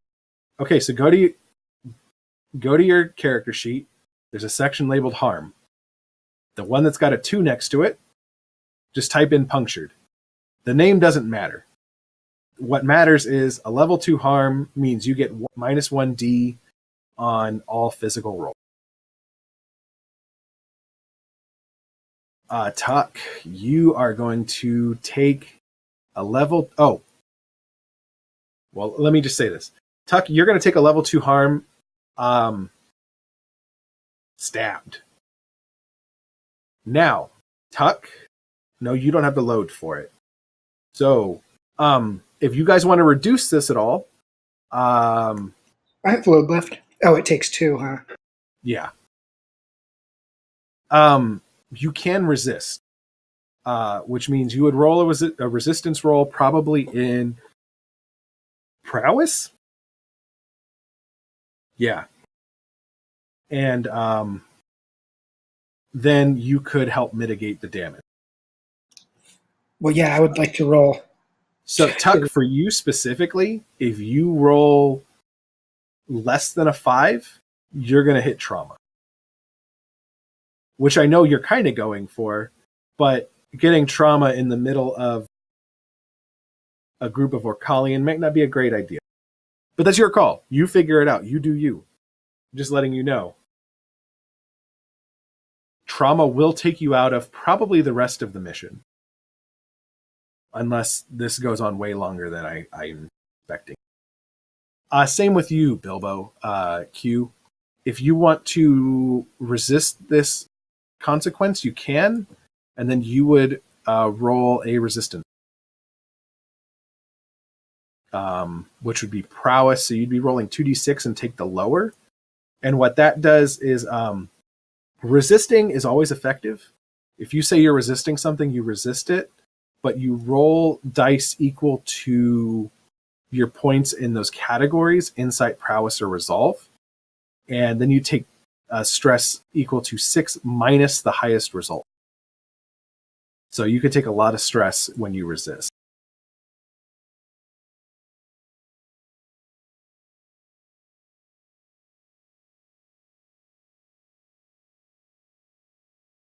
Yeah, I'm good.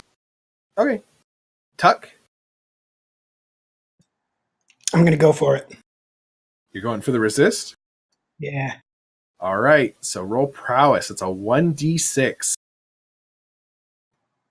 Don't I have 3 in prowess? Okay, so the way these work, and you don't roll until you're ready. The way these work is, see that line that's after the first dot Yes. on every category? Every dot you have behind those lines filled in is how many points in the category. Then I'm not going to do this. Yeah, so you have 3 in finesse, but only 1 in proud. So there's a bonus for getting more skills filled in, even if they are lower. Yeah.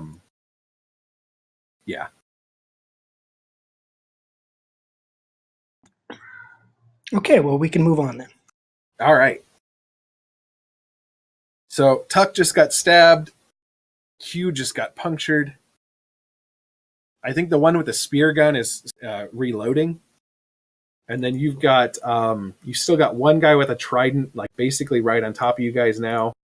And then the one with the robe is coming up to you guys too. He doesn't have any weapons, but I mean, these guys are pretty rough.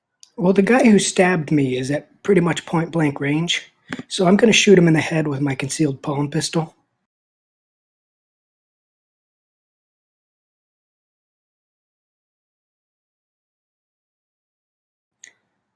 Which I guess I get a penalty for. So I think, so you can totally roll this. I think it might be, I think it's going to be desperate limit. How do I incorporate the penalty? The what? I get negative 1d, right? Oh yeah, you do. So you can try. I'm going to roll something real quick and see what happens. Oh, there's negative bonus dice. Oh. So yeah, if I roll finesse for you, it still rolls 3. So you'd have to just put minus 1d. Bam! All right. So are you trying to kill this thing, or what are you trying to do? Like, I guess I'm we trying should to kill it. I'm shooting it in the head point blank range. Yeah, I don't think that could be any more clear. Well, I'm just making sense because he's rolling finesse. finesse is like not really the skill for this anyway. And Yeah, I was giving palm pistol at point blank range. what I'm saying is I'm trying to figure out what you were doing to give, because if you were trying to like make room, like make distance, that would be, one thing. I guess All right. my argument would be, what would be a more appropriate skill for a point blank shot? I think that's skirmish, truthfully. But I I'm will not give wrestling. it's but it is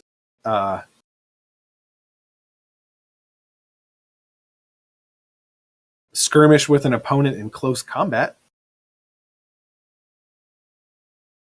I mean, I could see a case for prowl too, kind of, but it doesn't matter. You got the 6, you got the limited. So I think you hit this thing. You're going for the one with the trident. Whichever one stabbed me. Yeah. So I think you get it in the head. I think it sees it coming and kind of manages to move. Maybe your movements are slower than you thought in the water, and it gives it enough time to kind of get out of the way. You definitely hit it. It's definitely hurt. It's bleeding, but it's not the kill shot you were looking. It does back off. Like it kind of, I don't know how you reel back in the water, but it does so. And it's bought you a little bit of room. So, and it stabbed me with a trident. So, does the trident go with him or stay with me? I think it goes with him. I don't think. Yeah, I think it goes with him. I mean, you don't just stab something with a trident and let it go, especially if you've been trained with it. And I don't think flesh is as strong as, fucking Eelman Shark's grip. No, he might release his grip when he gets shot in the head, but it doesn't make a big difference. I mean, I think you got a lot out of a limited. Remember, you have limited effect too. So I think you injuring this thing and getting some breathing room with a skill that I'm not sure really is great for what you were trying to do. I think that's a pretty good outcome. I'll take it.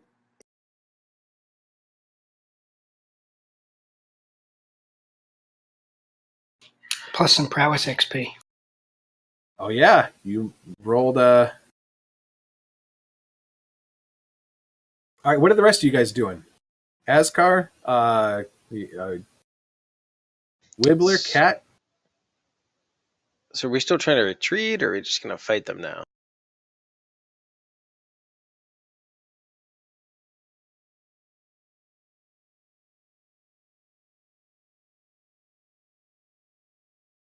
It seems I don't know, like we stopped retreating. Is the one with the trident the one that's closest to us?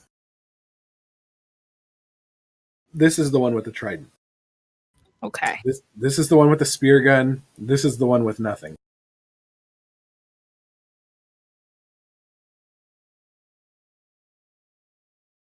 I want to shoot the one with the spear gun.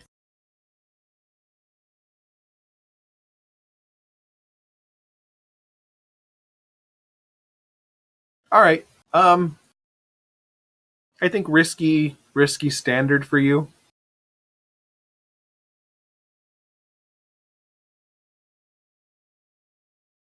I'm assuming it's a hunt.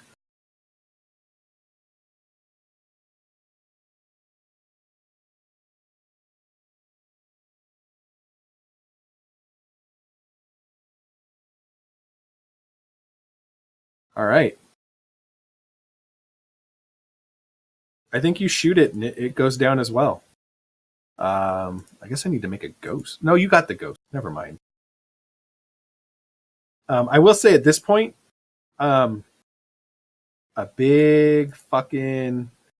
So, in Irish folklore, there is a creature called a Dobarchu, which is also referred to as like it's like half otter, half hound.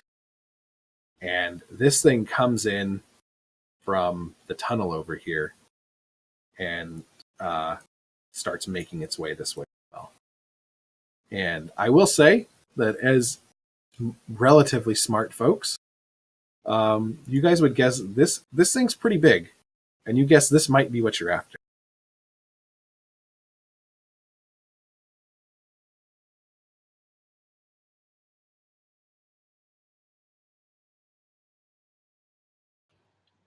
Get it, Taco. Wibbler, what about you? I feel like you haven't made any actions, and I know you got to go soon.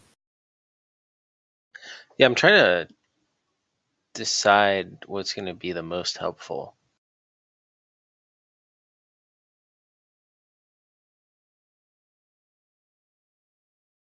Um,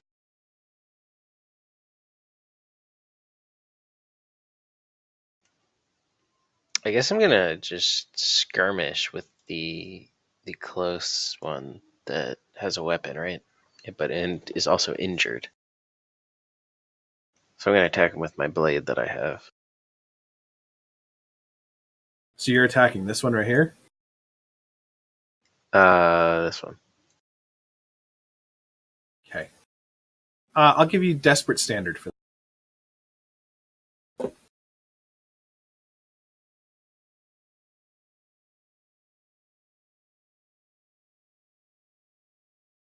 Oh, buddy. Not great. I didn't realize you had a 0 in that. Definitely add. Wait, hold on. He's skirmishing the one that just got shot in the head? Yeah. I don't know if that's a desperate position. You guys still have this guy right on top of you. Like, this isn't just... Huh. You know what? I'll give it to you. I'll give it to you. You guys have reduced how many people are here. I'll give it to you, Risky. This other one right here maybe is in the middle of stuff.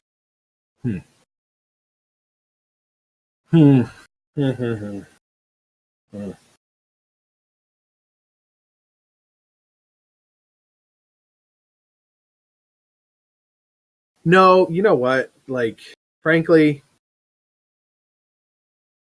going hand to hand with these guys, especially underwater, I think is always going to be desperate. Like, you guys have gotten risky rolls with shots because you guys are far enough away. But I think trying to go hand to hand with an aquatic creature in its home turf of underwater is 100% desperate. Like, you wouldn't want to fuck with these guys on land. You know? I had to try. All right. It's the worst outcome. You suffer serious harm, a serious complication occurs, you lose this opportunity for action.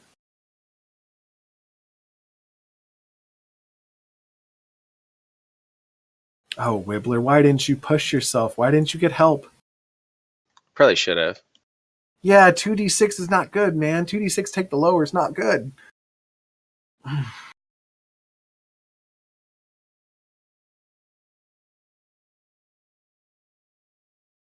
right, man. You go to stab this thing, and I think just like Tuck, you are not prepared for how slow you are. Because you just have, what, a blade? Is that what you're using? Like a knife? Yeah. I think this thing sees you coming and fucking bites right into your arm. So on the plus side, take a point in prowess. You made a desperate action in prowess, you get to check off one of those. Downside, unless you're going to resist it or use some armor, I'm going to need you to take a level 2 harm bitten. No, chomped. I like chomped. Chomped is way better. Can I do a flashback where we coated Wibbler's body in poison?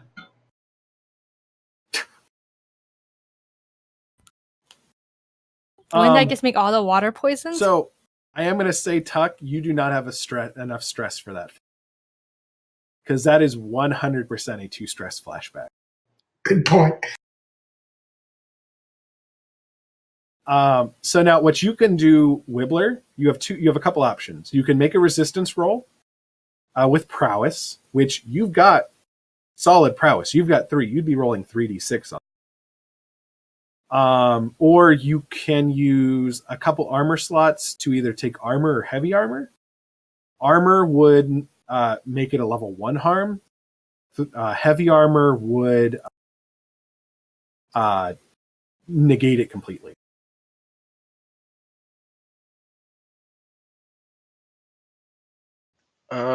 Yeah, I think I'll go with armor. Not heavy armor though. All right. So now instead of -1d, you're just going to have reduced effect on. So I'm going to say that note, I have to leave. All right, man. Let's assume Wibbler is retreating. Wibbler says this in character. I have to leave, and then books it. Or you guys can play for me. I don't really care. All right. Well, have fun. Thanks for playing. Depending on how Thanks this for running goes, this. of course. I hope you had fun, and I'll hit you up maybe during the week and see about downtime. Cool. Sounds good. Thanks. Yep. Have fun, man. I'll catch you later. See ya. All right. So,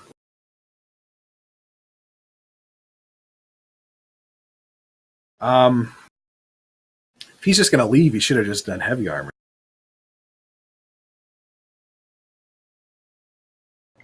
Yeah, I'll do that. I'm a nice guy. Do the wounds stay from score to score? Sort of. You have to use a downtime action to clear them.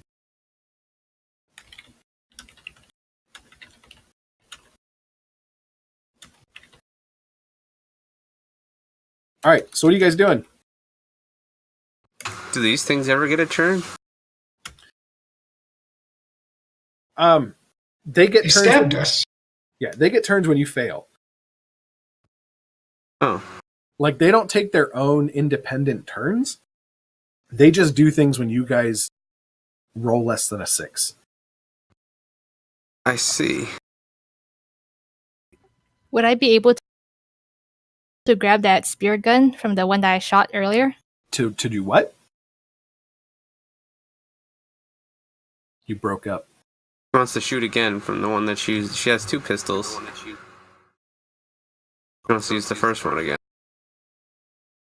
Yeah, I mean, if that's accurate, then sure.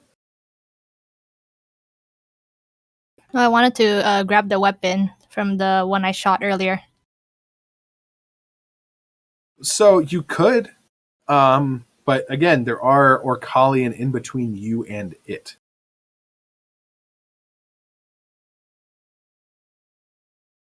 Like, I don't think this guy right in front of you is going to be like, "Oh, you want to get by again?" Like, just walk on by. You know.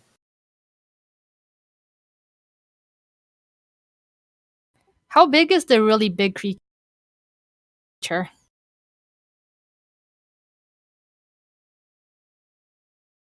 Oh God, I'd probably say probably 15 feet long.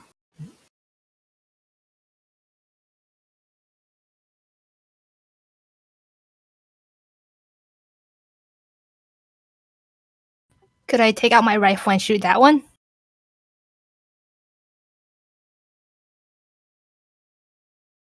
Like, in a way to impair it from getting too close to us or something. Yeah, sure. You're gonna have to check off that fine long rifle. And I think I will give you risky standard.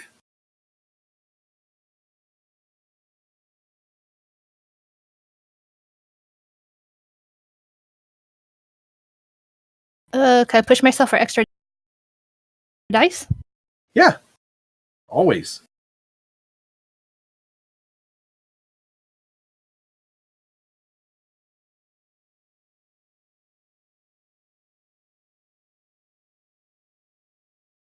Look at that crit. Wow.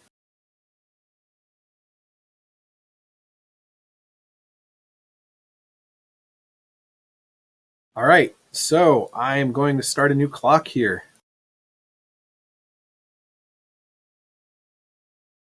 This is going to be your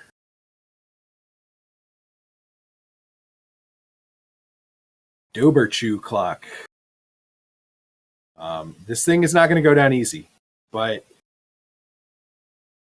you shoot it and you fucking nail it good. And you've taken out, this thing would be an 8-step clock, and you have knocked out 4 of it already.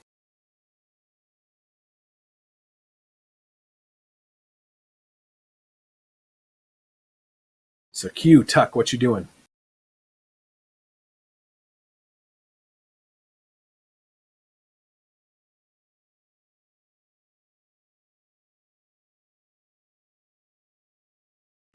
Wait, did another one just go down? No. I'm gonna learn these names eventually. Cat shot at the monster. The really it's a big monster. monster. And she hit it.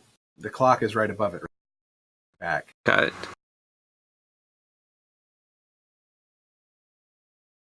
The eelman sharks have gills, right? Presumably.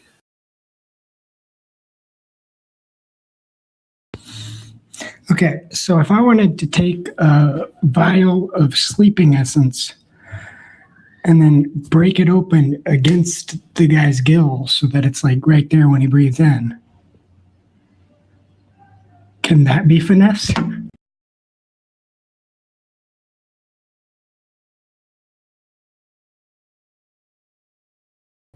Because that's kind of like picking his pocket.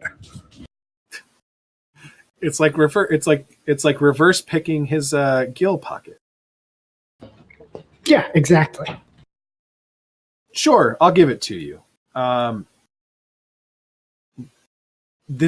will give you desperate standard.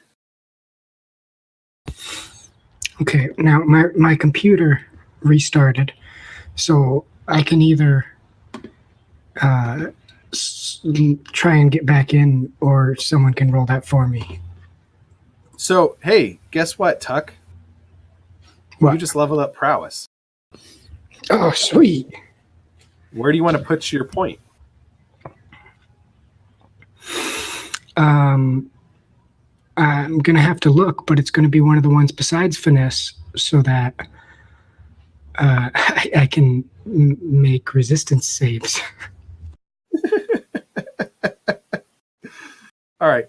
Well, we'll leave it there for now. I'll roll it. Do you want to? You can't push yourself. Does anybody want to help him?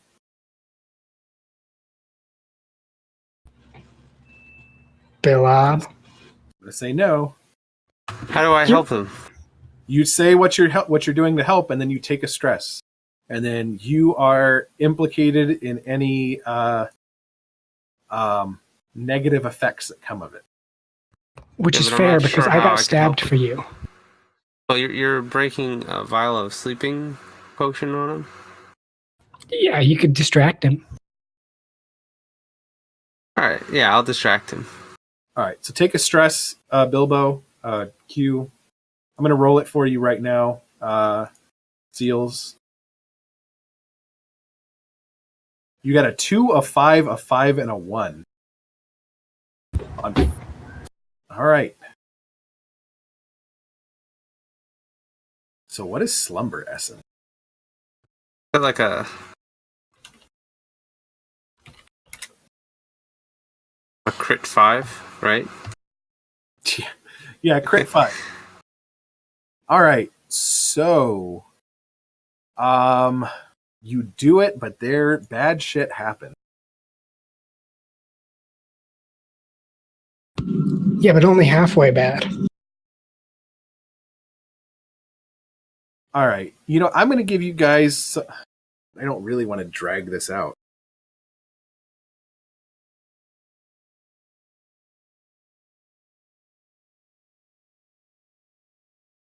No, I think it's still. Oh, fuck. It doesn't matter. Whatever. You actually had -1D because of your injury, but whatever.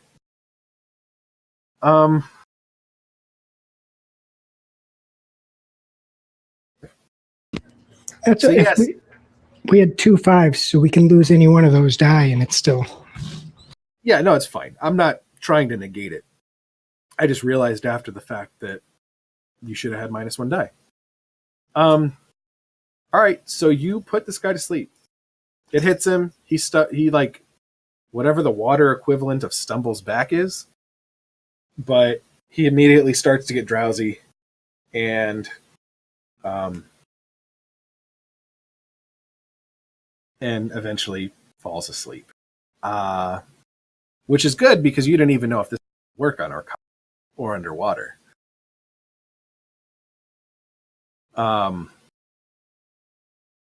Yeah, I think you're just gonna get hit. You're gonna get hit with another level 2. You both are gonna get hit with another level 2 harm. Unless you resist.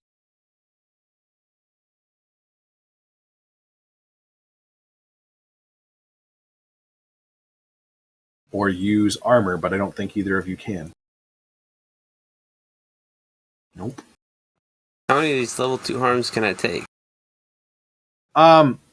So you can take 2 of them, and then if you take another level 2 harm, it becomes. Hit what? Huh? If I take another level 2 harm at what? You take a level 3 harm. Like you see how you have the boxes there? If you can't fill in those boxes, you take the next level higher. And then if level 3 harm is filled and What happened to level 1 harm? you haven't taken any. All of your harms have been desperate harm. I've actually been really nice about it because the creator of the game is actually desperate. Things that happen on desperate rolls are typically level 3 harm by them just immediately. So I've been pulling punches a little bit. So yeah, both of you are going to take level 2 harm. What's another word for stabbed and punctured? Unless Tuck, you wanted to take punctured, and Q, you wanted to take stabbed, and then you'd have matching wounds. Tickled.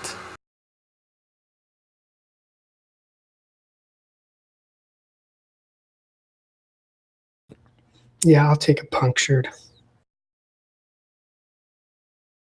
I was toying with the serious complication being the thing tells the leader tells the Doberchew to start leaving, but I really don't want this to turn into a giant thing.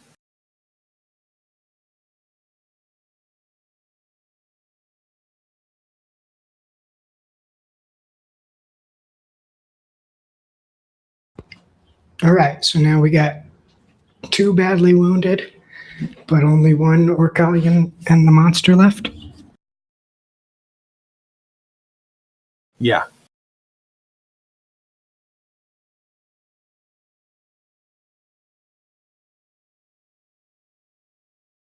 Wondering if Ling's gonna have to leave right now too.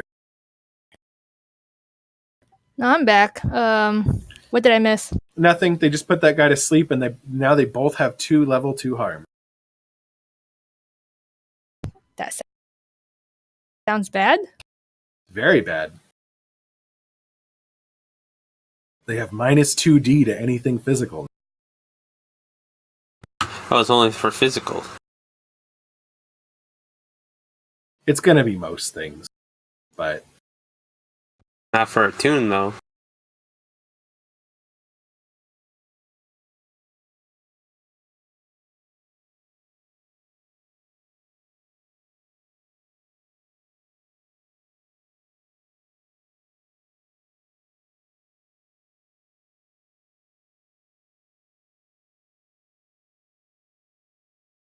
All right, so what are you guys doing? You guys got this one guy left and the monster who is still making its way towards you. I would like to attune and have my ghost friend attack this guy. Possess him. Yeah, I want to possess him. If I possess him, does he become our ally?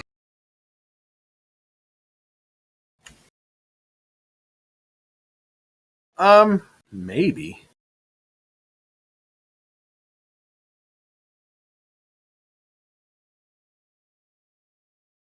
All right. Well, give me. I'm trying to look up harm real quick and see what is consequences and harm.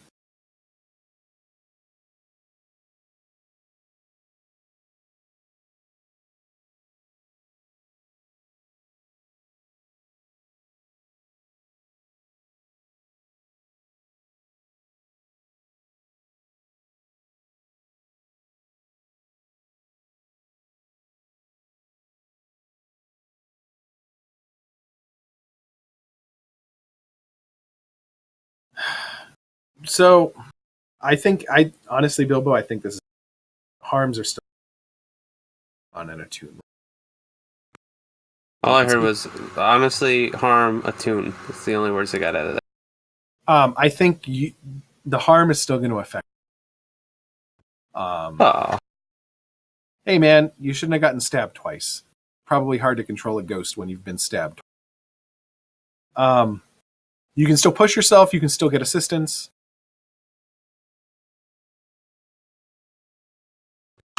I don't know. Anyone else have any ideas? I'm going to try and shoot him with my other gun. Are you trying to use finesse for this again?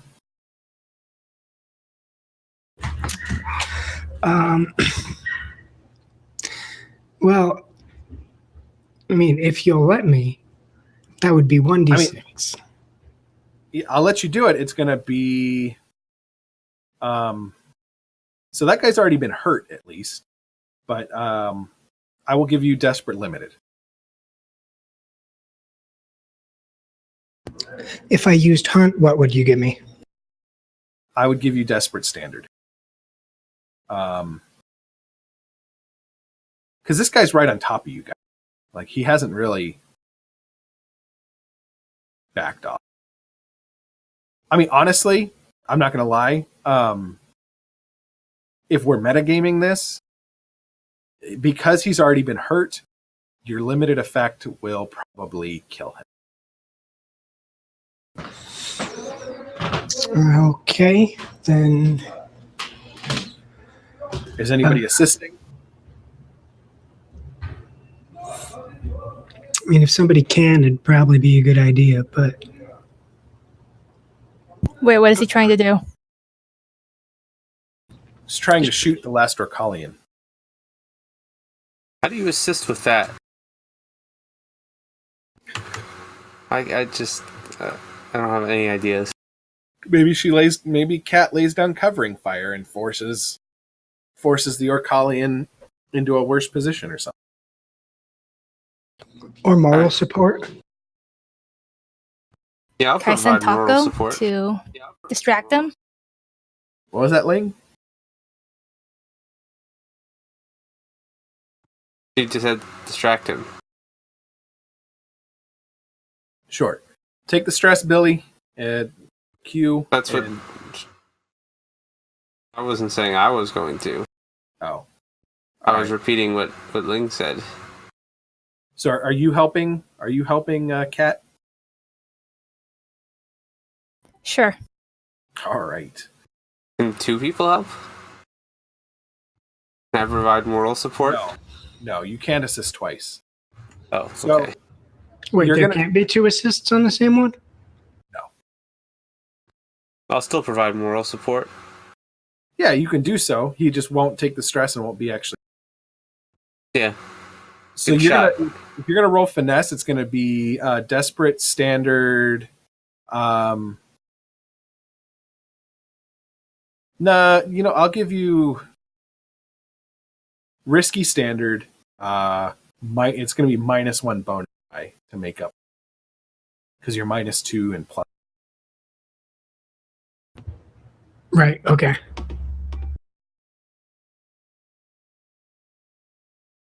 All right. So you get your revenge on this thing because this thing's been fucking shanking you and Q all over. But you shoot it and it goes down. And now you guys have a very, very angry monster. You guys still have the initiative. It's not directly on top of you yet. Okay, this time I'm gonna attune. Push myself.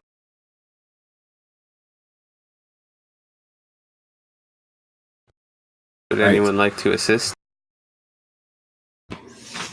Yeah, I'll throw an assist your way.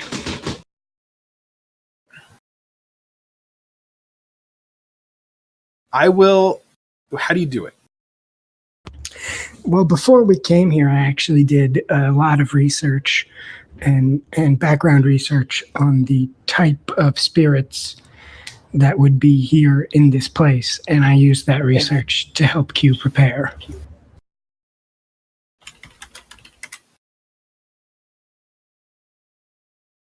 All right, cool. So, Q, you're gonna roll a tune with a -1 bonus. That's with pushing myself too? Okay, then it's gonna be 0 bonus. Risky standard? Yeah, I'll give you risky. Oh, good. Woof.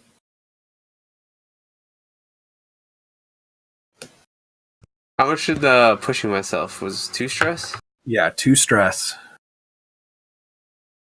You're gonna get me killed, Q. This seems terrible. You guys are gonna get yourselves all killed. Well, I only have 1 action I could take. I told you that it wasn't. You should have.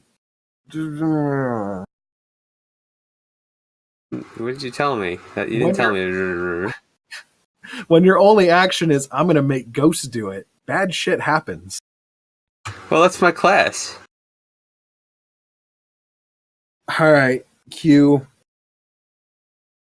You guys thought you'd finally caught a break, and then Q, with this ghost that he just fucking picked up, tosses it right back out of the jar.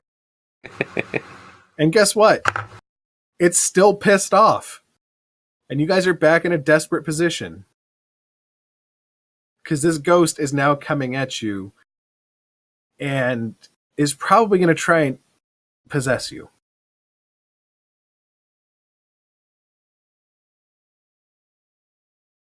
So what do you do? Can I phone a friend?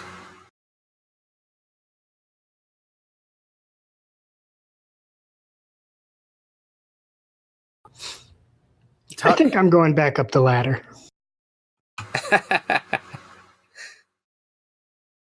I think I gotta follow. Let's just retreat.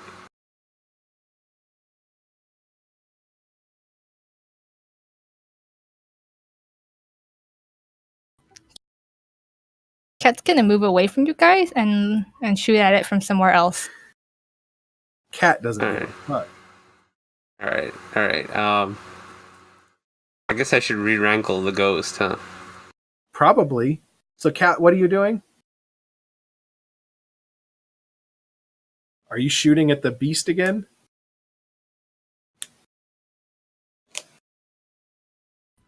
Sorry, I couldn't hear that. Are you shooting at the beast again?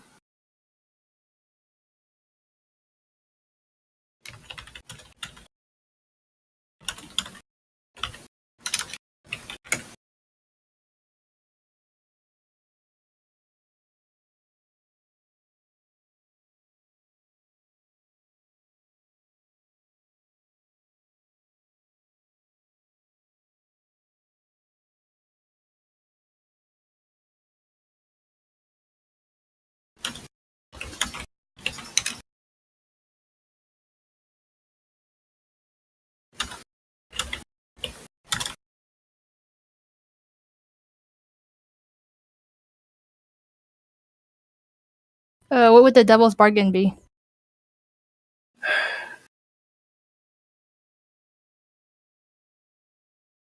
I think the devil's bargain, and I think the devil's bargain is, are you using your rifle or your pistol?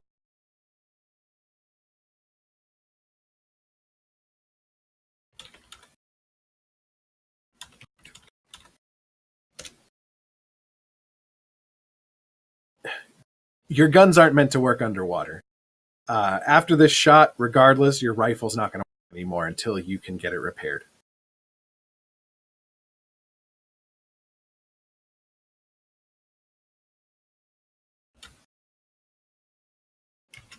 You're taking it? Yeah. Okay.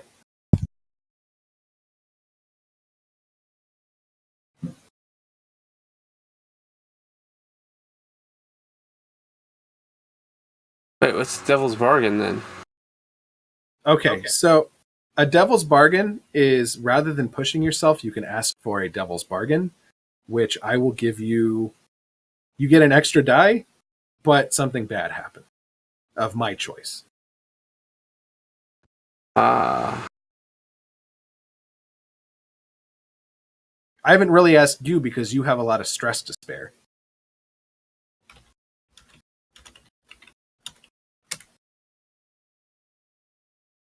And unfortunately, you got the game where I'm moving back from trying to explain all the basics of the rules so much.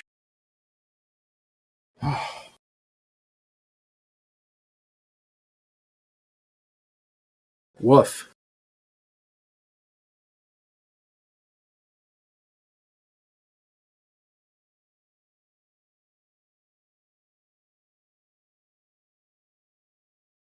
All right, Kat. This thing is tired of you shooting at it, and it is on you. It's right on you, this 15-foot long otter dog, and you're now in a desperate position.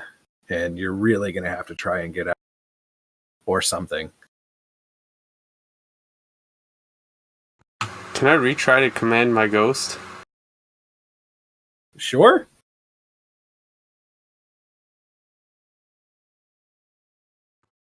I mean, why not? I think that would be a command, probably. Yeah. You think?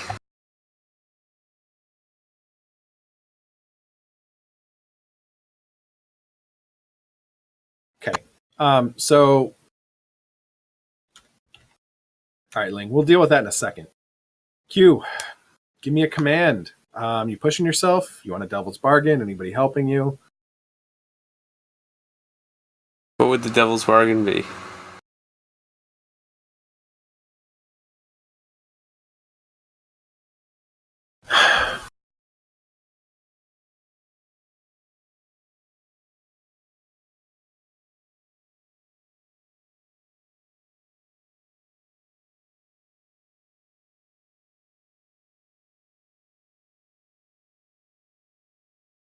The devil's bargain would be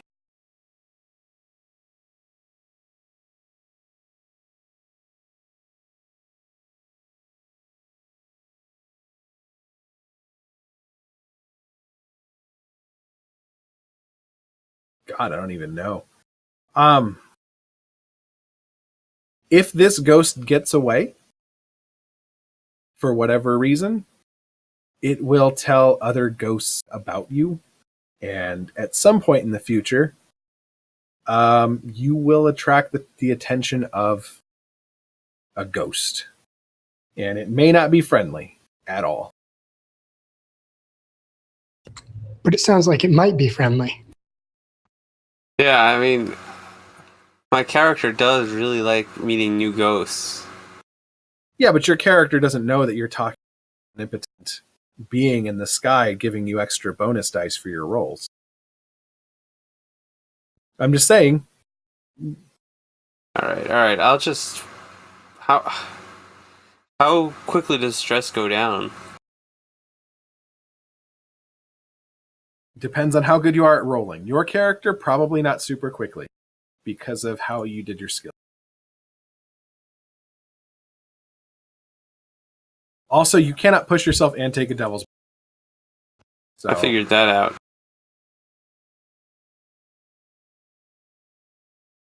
Can I assist on a devil's bargain? yeah, you can still assist. It's just you either do devil's bargain or push. You can't do both. No, I got that. I assumed that already. All right. Well, while Billy I'll figures just. it out, Seely, how are you helping? Are you like sitting there going, yeah, listen to him? I waving the spirit bane charm at it. Fair enough.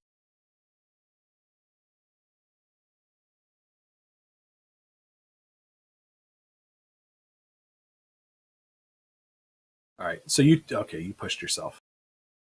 All right. So you do it, but there is a major complication.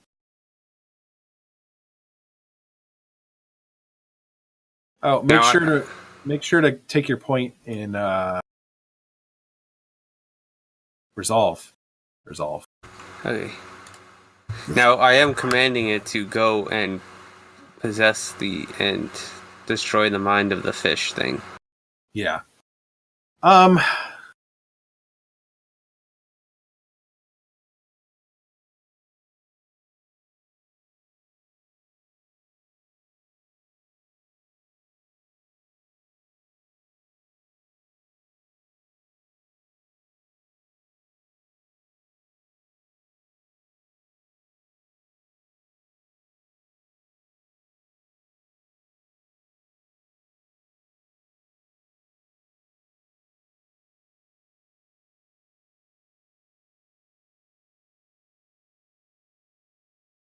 All right.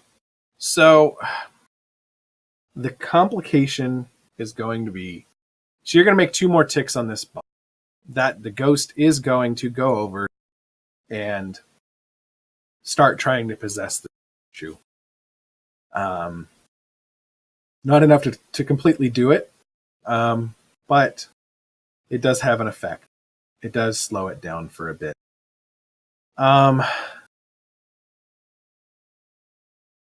God, what is the complication? I think the consequence is going to be, as it's going, like I imagine, like Tuck says he's using the Spirit Bane charm, and I don't know. I'm kind of imagining that Q is using his lightning hook. Well, maybe the consequence is Q before he gets away, before he goes and does that, the ghost knocks both of your spirit jars out of your hands or like off of you, and I'm gonna say he breaks them because this is a serious complication. So you have. I'm also gonna say I don't know how to do it, but I want Tuck to lose his charm.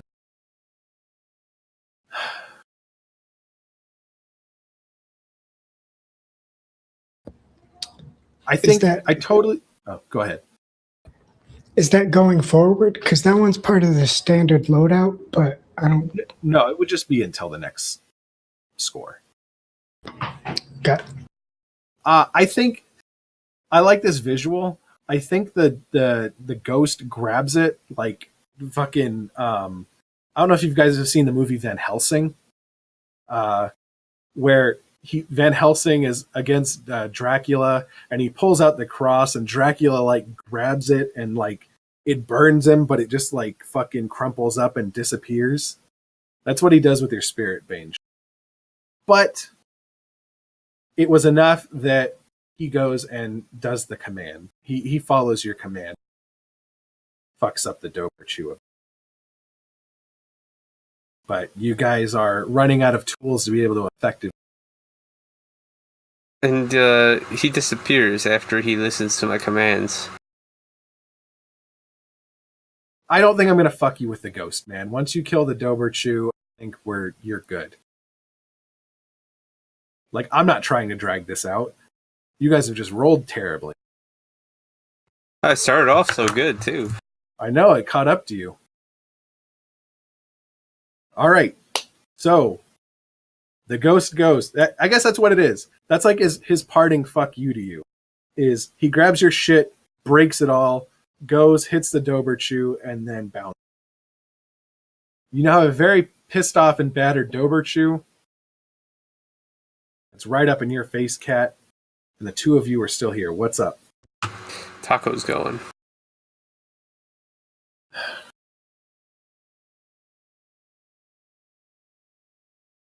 Unless she changed her mind since she said that.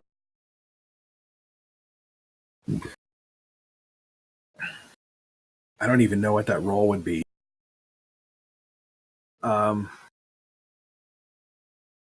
Or Tuck, you have an action here too? You could do something? Yeah, the only thing is, I'm out of any kind of weapon except the cattle prod, and we're all still underwater. Same here. Light load's not the greatest, guys. I took a normal load this time. What was that, Ling? I said this time I took a normal load. Yeah, Well, you made normal and heavy loads sound so bad, so...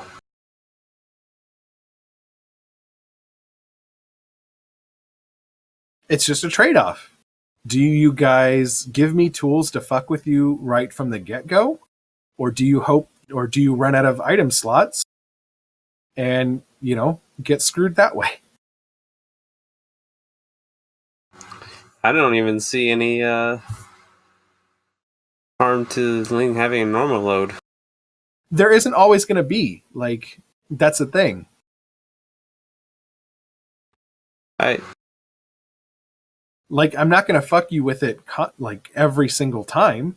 It's just like if you guys are in a sneaky position or something and you guys are all in heavy load, it gives me narrative reasons to mess with you guys. All of the Orcalian are yes. You gonna grab the trident and stab? Yeah. Go for it. I think this is desperate. But I'll give you standard effect for it. If you're rolling skirmish, I don't know that this wouldn't be a hunt.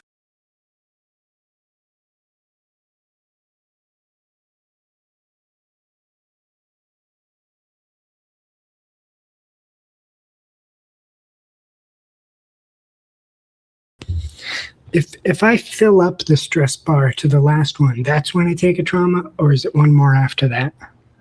Nope, it's when you check that last box.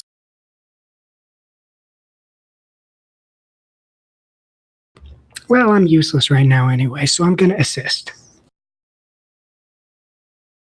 I mean, it's been a few rounds since you've used your gun, I think.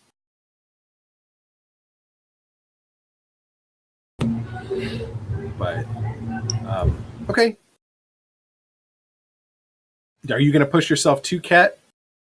Yeah, because I actually have no points in skirmish. Yeah, I know. All right, so roll it. Desperate standard, two bonus dice, and level up your prowess. Look at that. All right, so you guys have killed it. You guys have officially killed it. Because it's so fucking late, guys, this went way longer than I was expecting. I'm going to fast forward through this. Yes. Please. If any of you guys want to do shit in this afterwards or investigate it, let me know. We'll deal with it over text. What's my trauma? Sounds good. Can we do the trauma later? Sure. I thought you had two ticks, not one. You had one tick left? Yes. Awesome. All right. So you kill it. You take this thing back to the Rodman. You guys get 3 coin for it. They're very happy. They give you a +1. There's a sleeping guy here. Do you guys just kill him, or do you let him sleep? Do you let sleeping fish lie? We He learn stabbed me. He's dead. All right. Cool. Well, I will do downtime and shit with you guys over text at some point, or maybe we can arrange a time when we can hop on voice chat for like an hour or so and run through it. Basically, you guys you didn't bring it in alive. You brought it in dead. It's 3 coin. The Rodmen are happy with you. Congratulations. Would they have given us more if it was alive? They did say that, yes. Gosh, whatever, fuck them.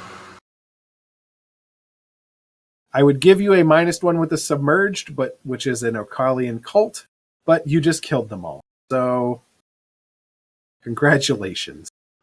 It's a small cult. It was. I mean, there might be 1 or 2 more out somewhere. I'm not sure yet. But they're not aware that we did it because they're all dead. That's all the witnesses are dead. I will tally up everything else later. So I hate to give this such an anticlimactic finish, but no, I'm cool with this. Yeah. So y'all figure it out. Put it in the D&D chat. Say you got 3 coins. See how it wants to be divvied up. Y'all figure it. Well, we each get 1 except for Cobbler because he left early. You could do that. Sounds good to me. All right, guys. I'll catch y'all later.